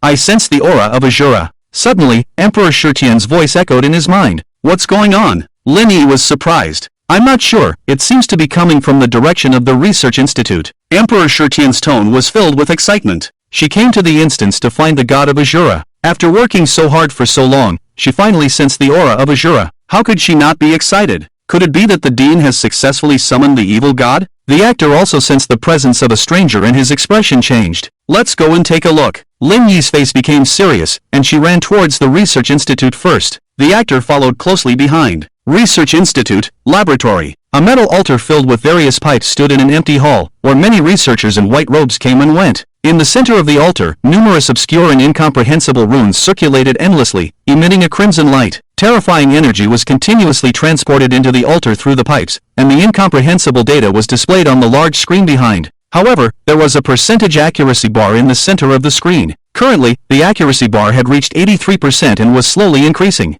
Master Dean, we don't have enough energy. An old man with a white beard said anxiously. How is that possible? We collected so much energy before, enough to sustain us for half a month. The Dean roared, his eyes turning red like a demon. Master Dean, we almost had a catastrophe in the other world before, and all the energy was used to maintain the operation of the other world, the old man urgently advised. What? These idiots, what are they good for? They can't even handle a simple task like watching a show. It's better if they die. The magician has already sacrificed himself. The Dean was just talking, but he didn't expect that the magician really died. That's a shame. Where is the magician's body? I've been wanting to study the body structure of a high-level sorcerer for a long time. This is a rare opportunity. We can't waste it. We haven't found it. Useless idiots. They're all useless. After roaring a few times, the Dean took a few deep breaths to calm down. Stop supplying energy to the other world, give all the power to the altar, at any cost, we must complete the experiment. But, the other world will collapse like this, the old man hesitated. So what? As long as we can summon the evil god, what does the mere other world matter? The Dean gritted his teeth, his face filled with madness. Besides, we have the chief, he will clean up the mess for us. Go and execute the order quickly. Okay then. The sky in the other world suddenly brightened. Lin Yi felt that the suppression of the rules had reached its lowest point. It was as if the mountain pressing on him had suddenly disappeared, and he felt relaxed all over. The opportunity had come. Without the suppression of the rules, Lin Yi had no fear at all. He teleported into the research institute and looked at the cyberpunk version of the altar filled with evil energy. Lin Yi's eyebrows twitched. Damn, they actually managed to research it. A strong smell of hell emanated from the altar, and the smell of death and decay filled the entire laboratory. When the progress bar on the large screen reached 95%, the altar began to tremble. It's done! Everyone's spirits were lifted. They all knew that the next moment would witness a miracle. When a touch of blood appeared on the altar, followed by bursts of crazy laughter. Ah, this lord is back. An image of a three-headed, six-armed demon god appeared on the altar. He was surrounded by darkness and the light of destruction, and each hand held a ferocious weapon. The appearance of 3 heads and 6 arms was the symbol of the Azura clan. The voice sounds familiar, Lin Yi frowned and muttered. Azura god, Emperor Shirtian said in a deep voice. Oh, yes, I've seen this guy before, Lin Yi remembered. The curse Rakshasa was obtained through the Azura god. But that guy wanted to devour the host, he was obviously not a good person. Unexpectedly, the two of them would meet again in this way. Ha ha, tremble, mortals. I am the Azura god, the great and supreme existence. You all, bow down. The altar resounded with a maniacal laughter, filled with extreme dominance. The aura of the Azura god became more and more terrifying, and the entire research institute shook violently. Does the fairy know this guy? Lin Yi asked. Azura god. Emperor Shirtian murmured to himself, a strange color flashing in his eyes. He was once a madman who reached the SSS level, an ambitious person who wanted to transcend, but unfortunately, he ultimately failed and could only escape into the abyss to barely survive. Emperor Shirtian's words surprised Lin Yi even more. SSS level, how terrifying that must be. Wait a minute. Shura God. Are all SSS level beings called gods? In that case, is the snake god also SSS level? Then I have some strong backing. Does the fairy have a purpose in seeking the Shura god? Do you have a grudge against him? Linny guessed. It's not about grudges, I just need the Shura heart inside him, that's all, Emperor Shurtian said calmly. What is the use of this thing? Linny asked curiously. Legend has it that the Shura, Rakshasa, Demon, and Hell tribes all come from the Abyss. By gathering the power of the three tribes, one can obtain the blessing of the abyssal laws and transcend the rules, living freely in the world. Abyssal laws? Upon hearing this term, Linny immediately thought of the explanation of the stone of the abyssal prison. You will be stared at by the abyss, could it be? He had a bold guess in his mind. In the entire cursed land, there are areas that cannot be bound by rules. The abyss is one of them. The reason why the Shura god failed in his rebellion but still survived in this world is because he hid in the abyss, making those people helpless. I wasn't so lucky. My soul was scattered, countless fragments drifting in the world, until I inexplicably resurrected and met you. At this point, Emperor Shurtian's tone carried a hint of madness. This time, I absolutely cannot fail. I must transcend this world. Linny deeply understood. How can a man born between heaven and earth remain trapped and let time pass by? While the two were talking, the actors and others had already arrived at the research room. Along with them, there was also a doctor in a white coat and a gloomy-faced executive. It seems that his attempt to find a way to resurrect Elena, which cannot be spoken of, was unsuccessful. It's unclear whether he simply didn't find the other party or if the other party didn't agree. But what Linny was most concerned about was a figure shrouded in black mist. Chief, we did it, we succeeded. The dean danced excitedly in front of the figure in the black mist, full of excitement. A cold and calm voice came from the black mist. Immediately after, the Shura god's phantom and the chief exchanged a glance. And, did you summon me? The Shura god looked down on everyone present with arrogance. His arrogant tone made everyone present furrow their brows involuntarily. They did want to summon a god, but what they wanted was an obedient god who would follow their commands, not someone like him who couldn't figure out his own position, was arrogant, and even had the potential to rebel. Stop the energy supply, the chief coldly ordered. What? Chief, this is not right. If the summoning fails, then all our efforts will be in vain? The dean anxiously said. Are you teaching me how to do things? The chief glanced coldly at the dean. I dare not, but I hope you can consider it carefully, the dean insisted. No need to consider. I don't need anything that has no value. The chief waved his sleeve, and an invisible pressure instantly spread out. Bang! The dean took 5 steps back. Puff! Blood sprayed out. The pressure was too terrifying. If he hadn't retreated, he would have burst and died long ago. The dean didn't dare to act recklessly and immediately cut off the energy supply. Soon, the progress bar on the screen stopped at 99%. The Shura phantom became somewhat panicked. He was inexplicably summoned before, and then inexplicably kicked back into the abyss. Now, after much difficulty, he was able to appear again, but the summoning ritual was abruptly terminated. What the hell is going on? Aunt, I advise you not to be foolish. If I leave the abyss, you all will suffer a great calamity, the Shura god's phantom warned sternly. You arrogant fool. If you had any brains, you should be begging for mercy right now instead of threatening, the chief sneered. He didn't like simple-minded individuals with developed limbs. He felt they were foolish. Aunt, I can kill you like slaughtering a dog. Believe me, with a single thought, I can take your life. Shura god roared in anger. As a mighty deity, he was actually despised by ants, which is unforgivable. However, the chief completely ignored the other party and allowed Shura god to rant. As the energy supply was interrupted, the Shura shadow began to fade gradually. He was furious, his eyes turned red, wishing to slap everyone to death. Ants! I give you one last chance, continue with the summoning ritual, otherwise, I will make you regret for the rest of your lives. Linisher, who was hiding in the dark, couldn't understand how such a stupid thing could advance to SSS level. He couldn't see anything and couldn't understand the situation at all. It was most appropriate to describe it as having well-developed limbs but a simple mind. This is how the Shura clan is. High emotional intelligence means a relatively pure character, low emotional intelligence means stupidity. Emperor Shurtian shook his head helplessly, apparently speechless about this guy as well. As time passed, the shadow became dimmer and Shura god became more impatient. However, his tone changed from anger to a softer one, seemingly ready to compromise. Ants, are you really not considering it anymore? I can guarantee that as long as you continue with the summoning ritual, I can bestow upon you power that surpasses everything. He began to tempt everyone, trying to reach a cooperation through negotiation. Chief, look, the dean was the most anxious among everyone. After all, these were all his hard work. Seeing that the other party was considering surrendering, he immediately looked at the shadow in front of him. After a brief thought, the chief nodded, maintained half of the energy supply and listened to what he wants to say. Yes. The dean nodded and immediately signaled a few people to continue operating the instruments. With the energy supply, the Shura shadow dissipated at a slower pace. Seeing this, Shura god breathed a sigh of relief. He thought he was going back to the abyss of eternal darkness. It can only be said that it was close, thanks to my cleverness, otherwise, who knows how long I would have to stay in that ghost place. Ahem. Shuragod cleared his throat and said, since that's the case, I will reluctantly state my conditions. Although I do not belong to this world, I am a deity. You lowly humans actually dare to try to control me, it's simply deserving of death. But considering that you are first-time offenders and I have just awakened, not yet adapted to everything in this world, therefore, I will give you a chance to pledge your loyalty and become my servants, and I will bestow upon you endless glory. Of course, if you don't know how to appreciate it, don't blame me for being impolite. As soon as he finished speaking, everyone present had black lines on their faces. Do you even know what you're saying? You can't even protect yourself, yet you still want to make others your servants. Are you out of your mind? Ha ha, the chief almost burst out laughing from anger. Cut it off, I don't have the patience to waste time with this idiot. Yes, the dean obeyed the order. This time, even the dean couldn't be bothered to talk nonsense. He directly cut off the energy supply, allowing the Shuragod shadow to roar in the air. Fairy, are you going to make a move? Seeing that the Shuragod was about to disappear, Linny couldn't help but ask. Forget it, now is not the time. Although he was extremely eager for the Shura heart, Emperor Shurtian understood that the situation was still uncertain, and it would not be wise to act rashly. This is the difference between having a brain and not having one. On the other side, the Shuragod shadow completely disappeared from the world. Stupid, extremely stupid. He was so angry that his whole body trembled, and he roared madly.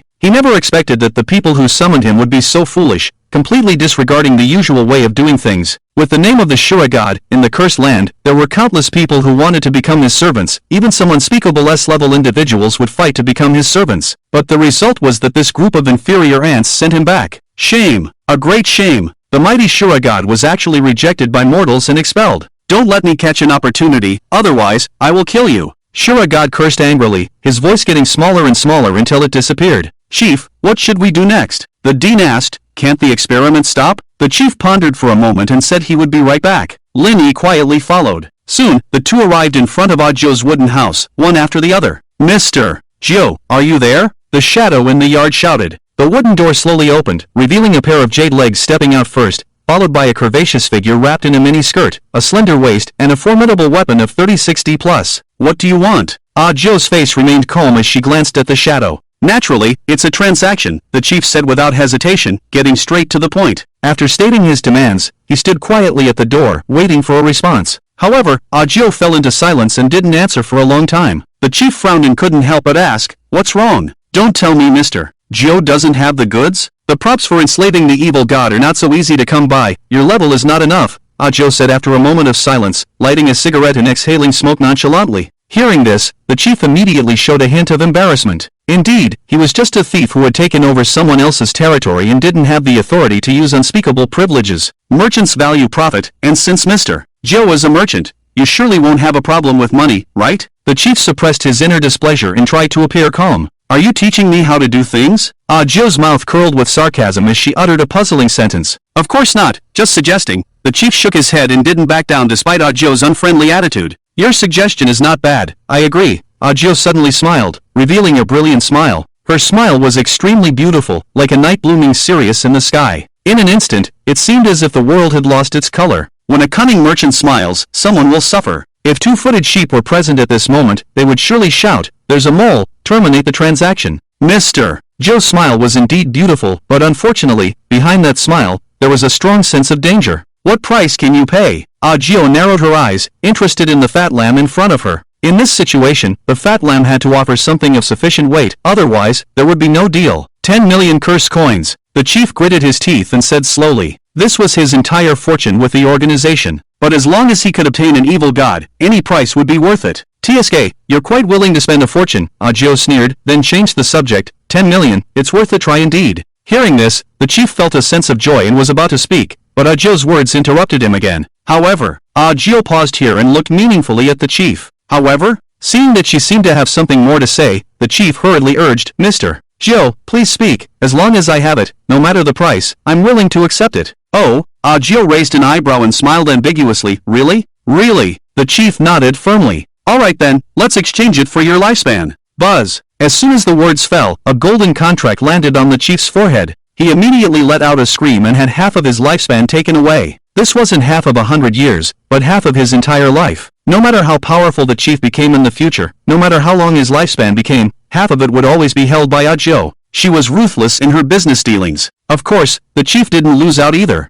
With just a payment of 10 million curse coins, he could obtain a card to enslave an evil god. Yes, a card to experience it. To enslave an SSS-level prop for just 10 million? That's wishful thinking. Only someone like the chief, who had never seen the real world, would take it seriously. You. Feeling his lifespan slipping away, the chief was filled with extreme terror. Are you scared now? Ah, Gio snorted coldly. As long as you can obtain the power of the evil god, what does this little bit of lifespan matter? Half of infinite life, isn't it still infinite? You made a big profit in this deal, so go ahead and enjoy it secretly. Hearing this, the chief's expression improved significantly. Indeed, what does this price matter if he can completely enslave the evil god? He definitely made a big profit this time. Taking out a space bag filled with 10 million curse coins, the chief exchanged it with a black, ancient-looking contract from Aju's hand. It was covered in obscure and difficult-to-understand incantations, revealing a mysterious rhythm. This is an SSS cursed demon contract, bound to the soul, never to be violated. As long as the contract is signed, the chief would effectively possess the evil god.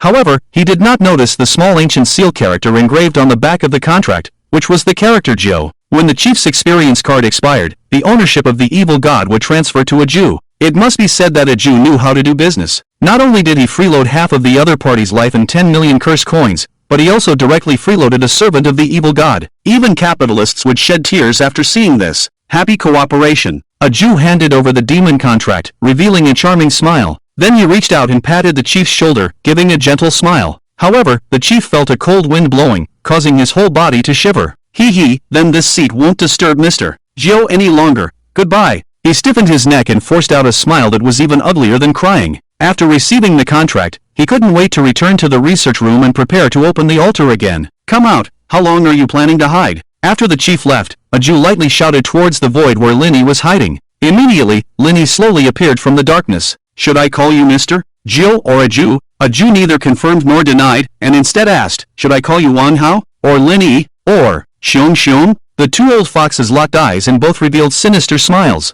Want to come in and have some fun? Aju moved her sexy body to the side, invitingly.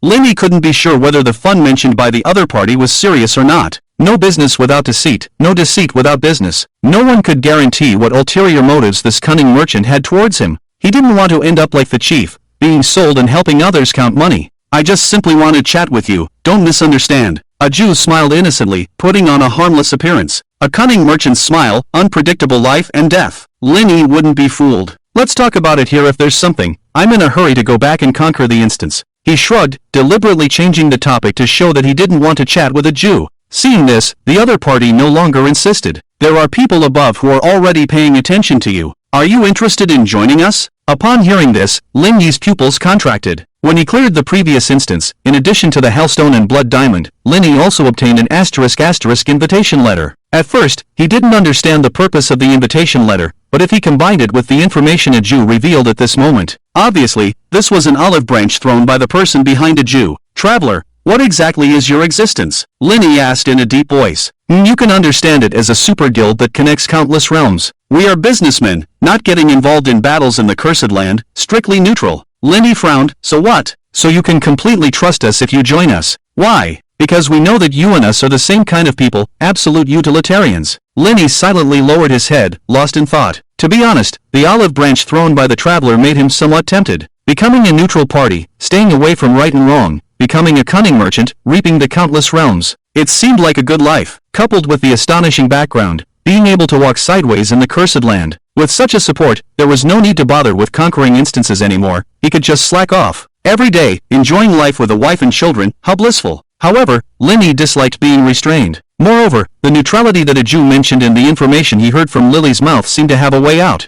You guys, aren't you the managers of the cursed place? After hesitating for a moment, he looked up at Aju and asked in confusion. Can't this be a win-win deal? Aju asked in return. We act as a bridge, establishing trade between various booths, and collecting a small fee and management fee. Isn't that reasonable? A sparrow in the Ganges. Linny nodded. But he still had doubts. Why did you come to me? Not just you, anyone who achieves an SSS rating, we will send an invitation. Only the ultimate winner is qualified to be recognized by us. You are not special. I see. Linny breathed a sigh of relief. It sounded somewhat reliable. How many people like you are there in the Chamber of Commerce? 10 gentlemen and 1 steward. If you can pass the final test, you will be the 11th gentleman. I'll think about it. Linny didn't rush to answer. He felt that this matter was not simple. Well, when you decide, you can come find me anytime. Aju smiled faintly and turned back to the wooden house. She had already revealed enough today. Continuing would be excessive. Unless Linny adds money, she can only stop here. On the other side, the chief returned to the laboratory and placed the contract on the altar, dripping his own blood on it. The dean excitedly initiated the summoning ritual again. However, this time the startup process was not so smooth. The reserved energy had been depleted and needed time to accumulate again. The progress bar on the big screen was moving slowly. The people were not in a hurry. They had waited for 3 years. A day or two wouldn't make a difference. This is up to you. Don't let any flies escape. After leaving a harsh remark, the chief prepared to leave. Wait, chief, the magician. The executive officer hurriedly caught up. The chief stopped and asked in confusion, "What's the matter? Can the magician be revived?" The executive officer asked nervously. "Naturally, but..." The chief narrowed his eyes and threatened, "I'm not very satisfied with your recent performance." He had long seen that the executive officer had no loyalty to the organization. This lapdog only cared about the magician. Therefore, the chief did not lend a hand to help when the magician was in trouble. Only in this way could the executive officer willingly and wholeheartedly do things for him. This method had proven effective time and time again. The actor was tightly controlled by him, and the others were no exception, as they all had their weaknesses in his hands. Sure enough, the executive officer looked terrified and quickly knelt down. "It's my fault. I won't dare to mess up again in the future." Looking at the kneeling executive officer, the chief nodded in satisfaction and walked away. After he left, the executive officer's eyes lit up with hope again, filled with gratitude as he watched the chief's figure. The two-legged sheep beside him looked at the hopeful expression on the other's face and couldn't help but shake their heads in sorrow. Foolish dog, just like himself back then. Sold out and still counting money for others. Pathetic. Back at the disciplinary hall, Linny met with the actor. "I have a bold plan." This time, Linny got straight to the point. "Tell me about it." The actor looked interested. "The altar in the laboratory may be the key to breaking the deadlock." Go on." What Linny wanted to do was intercept the energy in the other world through the Hellstone and the laboratory altar. Without energy support, the rules of the other world could be almost ignored. He could directly open the passage and summon Lily and the others for a massacre. In other words, through the altar, he could completely suppress the opponent's geographical advantage. At the same time, Linny could also replenish the hellfire in the Hellstone with the stolen energy. By awakening more hell creatures with the hellfire, he might even be able to directly break the curse of the Hellstone. It requires a sacrifice, right? Isn't it perfect to sacrifice the Azura god? Just need to take the heart of the Azura before the sacrifice. Wow, it's a one-shot end. At that time, he will appear again, dispelling the students' fear and depriving the other world of its energy supply. In this way, the true unspeakable might awaken. When the time comes, with a strong alliance, dealing with a mere evil disciple won't be easy. As he spoke, Linny himself became somewhat excited. This is the correct method for clearing the instance. It feels like there's no need to waste any effort. Just lie down and win. Ahem. Seeing him getting more and more excited, the actor couldn't bear it and interrupted him. "Are you blind, Dean? Can't you see your little actions?" "Ha!" Linny rolled his eyes and said impatiently, "Then can't you just take him out first?" The actor opened his mouth for a while but couldn't say anything. "Alright, just take him out, problem solved. We'll do this first, then this, and finally this." "Oh, I understand. He. GGG. As night fell, a large group of black-robed crow people appeared in front of the dormitory building. In order to speed up the experiment, the organization needed more energy. For this reason, the grievances in the dormitory building were the best source of energy. GGG, I've been wanting to taste the flavor of these women for a long time, and now it's finally our turn. A tall and thin black-robed crow person licked his lips, his gaze falling on the windows outside the dormitory building, emitting a lewd smirk. His companions echoed, their gazes lascivious, eager to rush in immediately. "Don't be impatient." The leading black-robed crow person suppressed the restlessness of his companions and whispered, "Don't forget the organization's teachings, don't let beauty distract you, and don't let personal desires ruin the organization's plans. Negative emotions are the priority." "Understood." The crow people growled in unison. The black-robed crow person nodded in satisfaction. "Alright, according to the plan, one by one." "Yes, sir." The group of black-robed figures sinisterly shouted and excitedly rushed into the dormitory building. Soon, the entire dormitory building was filled with the sound of crashing. Guoba wiped the sweat off his forehead, one slap at a time, knocking them all down. "One by one? Do you think this is a game of whack-a-mole?" He kicked the crow person foaming at the mouth by his feet and cursed as he tied them up. His professional technique made young Menger, who was watching nearby, want to learn. She'll try it with her child's father later. Without a dormitory supervisor, it's a bit troublesome to deal with these bodies. Guoba scratched his chin, feeling a bit troubled about how to handle this group of people. "If we kill them like this, won't it expose Lingo?" Yang Menger seemed to remember Linyi's situation and asked. Guoba scratched his head, feeling conflicted. If this group of people doesn't report back to the organization, it will definitely arouse suspicion. Killing them is not an option, but not killing them is also not an option. If he kills this group of people, the existence of the master might be exposed, but if he doesn't kill them, the students in the dormitory building will suffer. What should he do? Just then, an astonishing energy surged within Guoba's body. The aura that had been at the peak of A-level suddenly soared, reaching a new level in an instant. A-level Guoba underwent a super evolution. S-level Great Guoba Beast. Area instance: Corpse Village, Horror Festival, Eerie Tomb, Blood Factory, Wilderness Horror, Coffin Bearers. Completed. Initiating instance settlement. Total participating players: 47. Deaths: 39. Escapes: 3. Number of successful completions: 5. Highest rating: E. Deducting instance maintenance fees, deducting 50% of the share. Congratulations for obtaining 86,660 curse power. 20,000 curse coins have been automatically repaid to Lily. Remaining debt, 980,000. After waiting for several days, the 6 instances in the small town finally brought Linny some profit. However, when he saw the news of the curse coins being automatically repaid, his face fell. Debt is debt, and dividends are dividends. How can they be mixed together? He's not someone who doesn't pay back. Why treat him like this? Linny felt helpless about Lily's lack of trust. If it weren't for Kunkia's milk money, he wouldn't have accumulated such a huge debt. Fortunately, Elena left behind a considerable inheritance, enough for him to live freely outside. As the curse power arrived, Linny's panel changed. Character: Linny. Level: A-level sorcerer. Starlight. Curse power: 284,666. Curses: Cursed items, Blood Curse Diamond Ring, Paper Doll Clothes, Basidiomycetes Prison Stone, Dung Extractor, Bloodstained Suspenders. Omitted. Title: Spirit Hidden Town Mayor with huge debts. Affiliated creatures: Agglomerate, S+, Guoba, S, Covey, A+,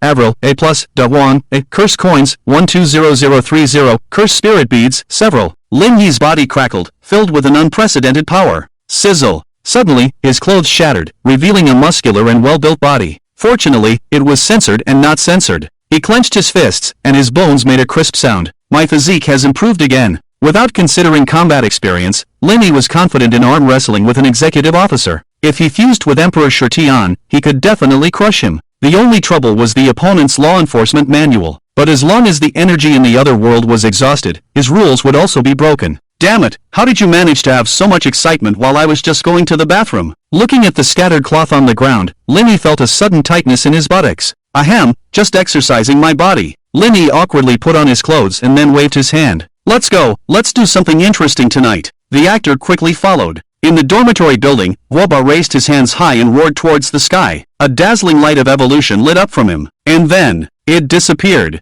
Ha! He looked down at his own paws, then at his furry belly. It seemed nothing had changed. Although there was not much change in appearance, the surging and powerful force inside him couldn't be faked. Guoba looked at his panel and found that he had gained a new skill. Puppeteer? They are all puppets. Why should they kill each other? TSK TSK TSK. Although he said that, his movements were not slow at all. He grabbed a few bear hairs from his body and blew on them twice. In the next moment, small bears the size of palms appeared out of thin air. He hummed lightly, "Go, my little ones." Roar! The little bears saluted in unison and jumped into the robes of the crow people, disappearing without a trace. Soon, a look of confusion flashed in the eyes of the crow people, then they became dull. But it didn't take long for them to regain their clarity. Guoba untied the ropes on them, and they all stood up with eerie smiles. Now, everyone was on the same side. Everyone is here, let's distribute the tasks. Number 1. Here. You go to dormitory 201 and cause some commotion. Yes, sir. Number 2. You go to 301. Understood.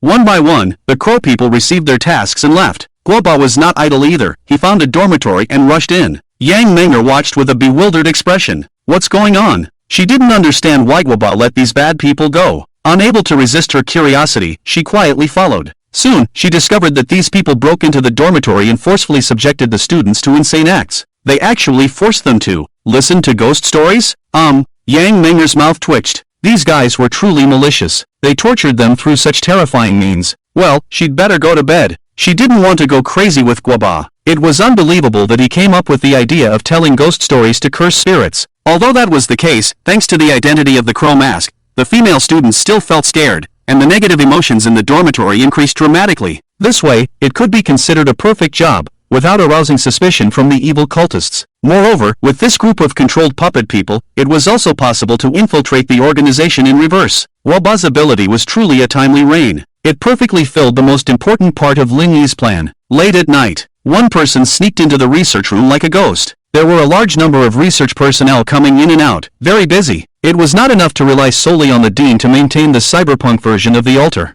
Hey Dean, busy? The actor approached familiarly, completely ignoring the executive officer standing nearby. Go away, don't bother me, I'm busy. The dean stared at the tablet in his hand, not even lifting his head, his tone very perfunctory. What are you busy with? Just stand here and stare at the screen, you're the most idle in the organization, right? As soon as these words came out, the dean's face turned red. Indeed, despite the dean's appearance of being a workaholic every day, it was all just an act. All of this was thanks to the so-called workplace truth of having work in your eyes that had poisoned him. In the eyes of outsiders, one must pretend to be busy so that colleagues won't ask for help and leaders will be very satisfied with your performance. But only the person themselves knows that they've just been slacking off all day and haven't actually done any work. This is much more clever than getting paid to take a shit. Get lost, or I'll beat you up. The dean waved his hand like shooing away a fly, his eyes glued to the computer screen. The actor rolled his eyes, but didn't continue to bother him, deliberately saying loudly, "All right, then I won't disturb you. By the way, I just received news that the magician's body has been found. Do you want to go take a look?"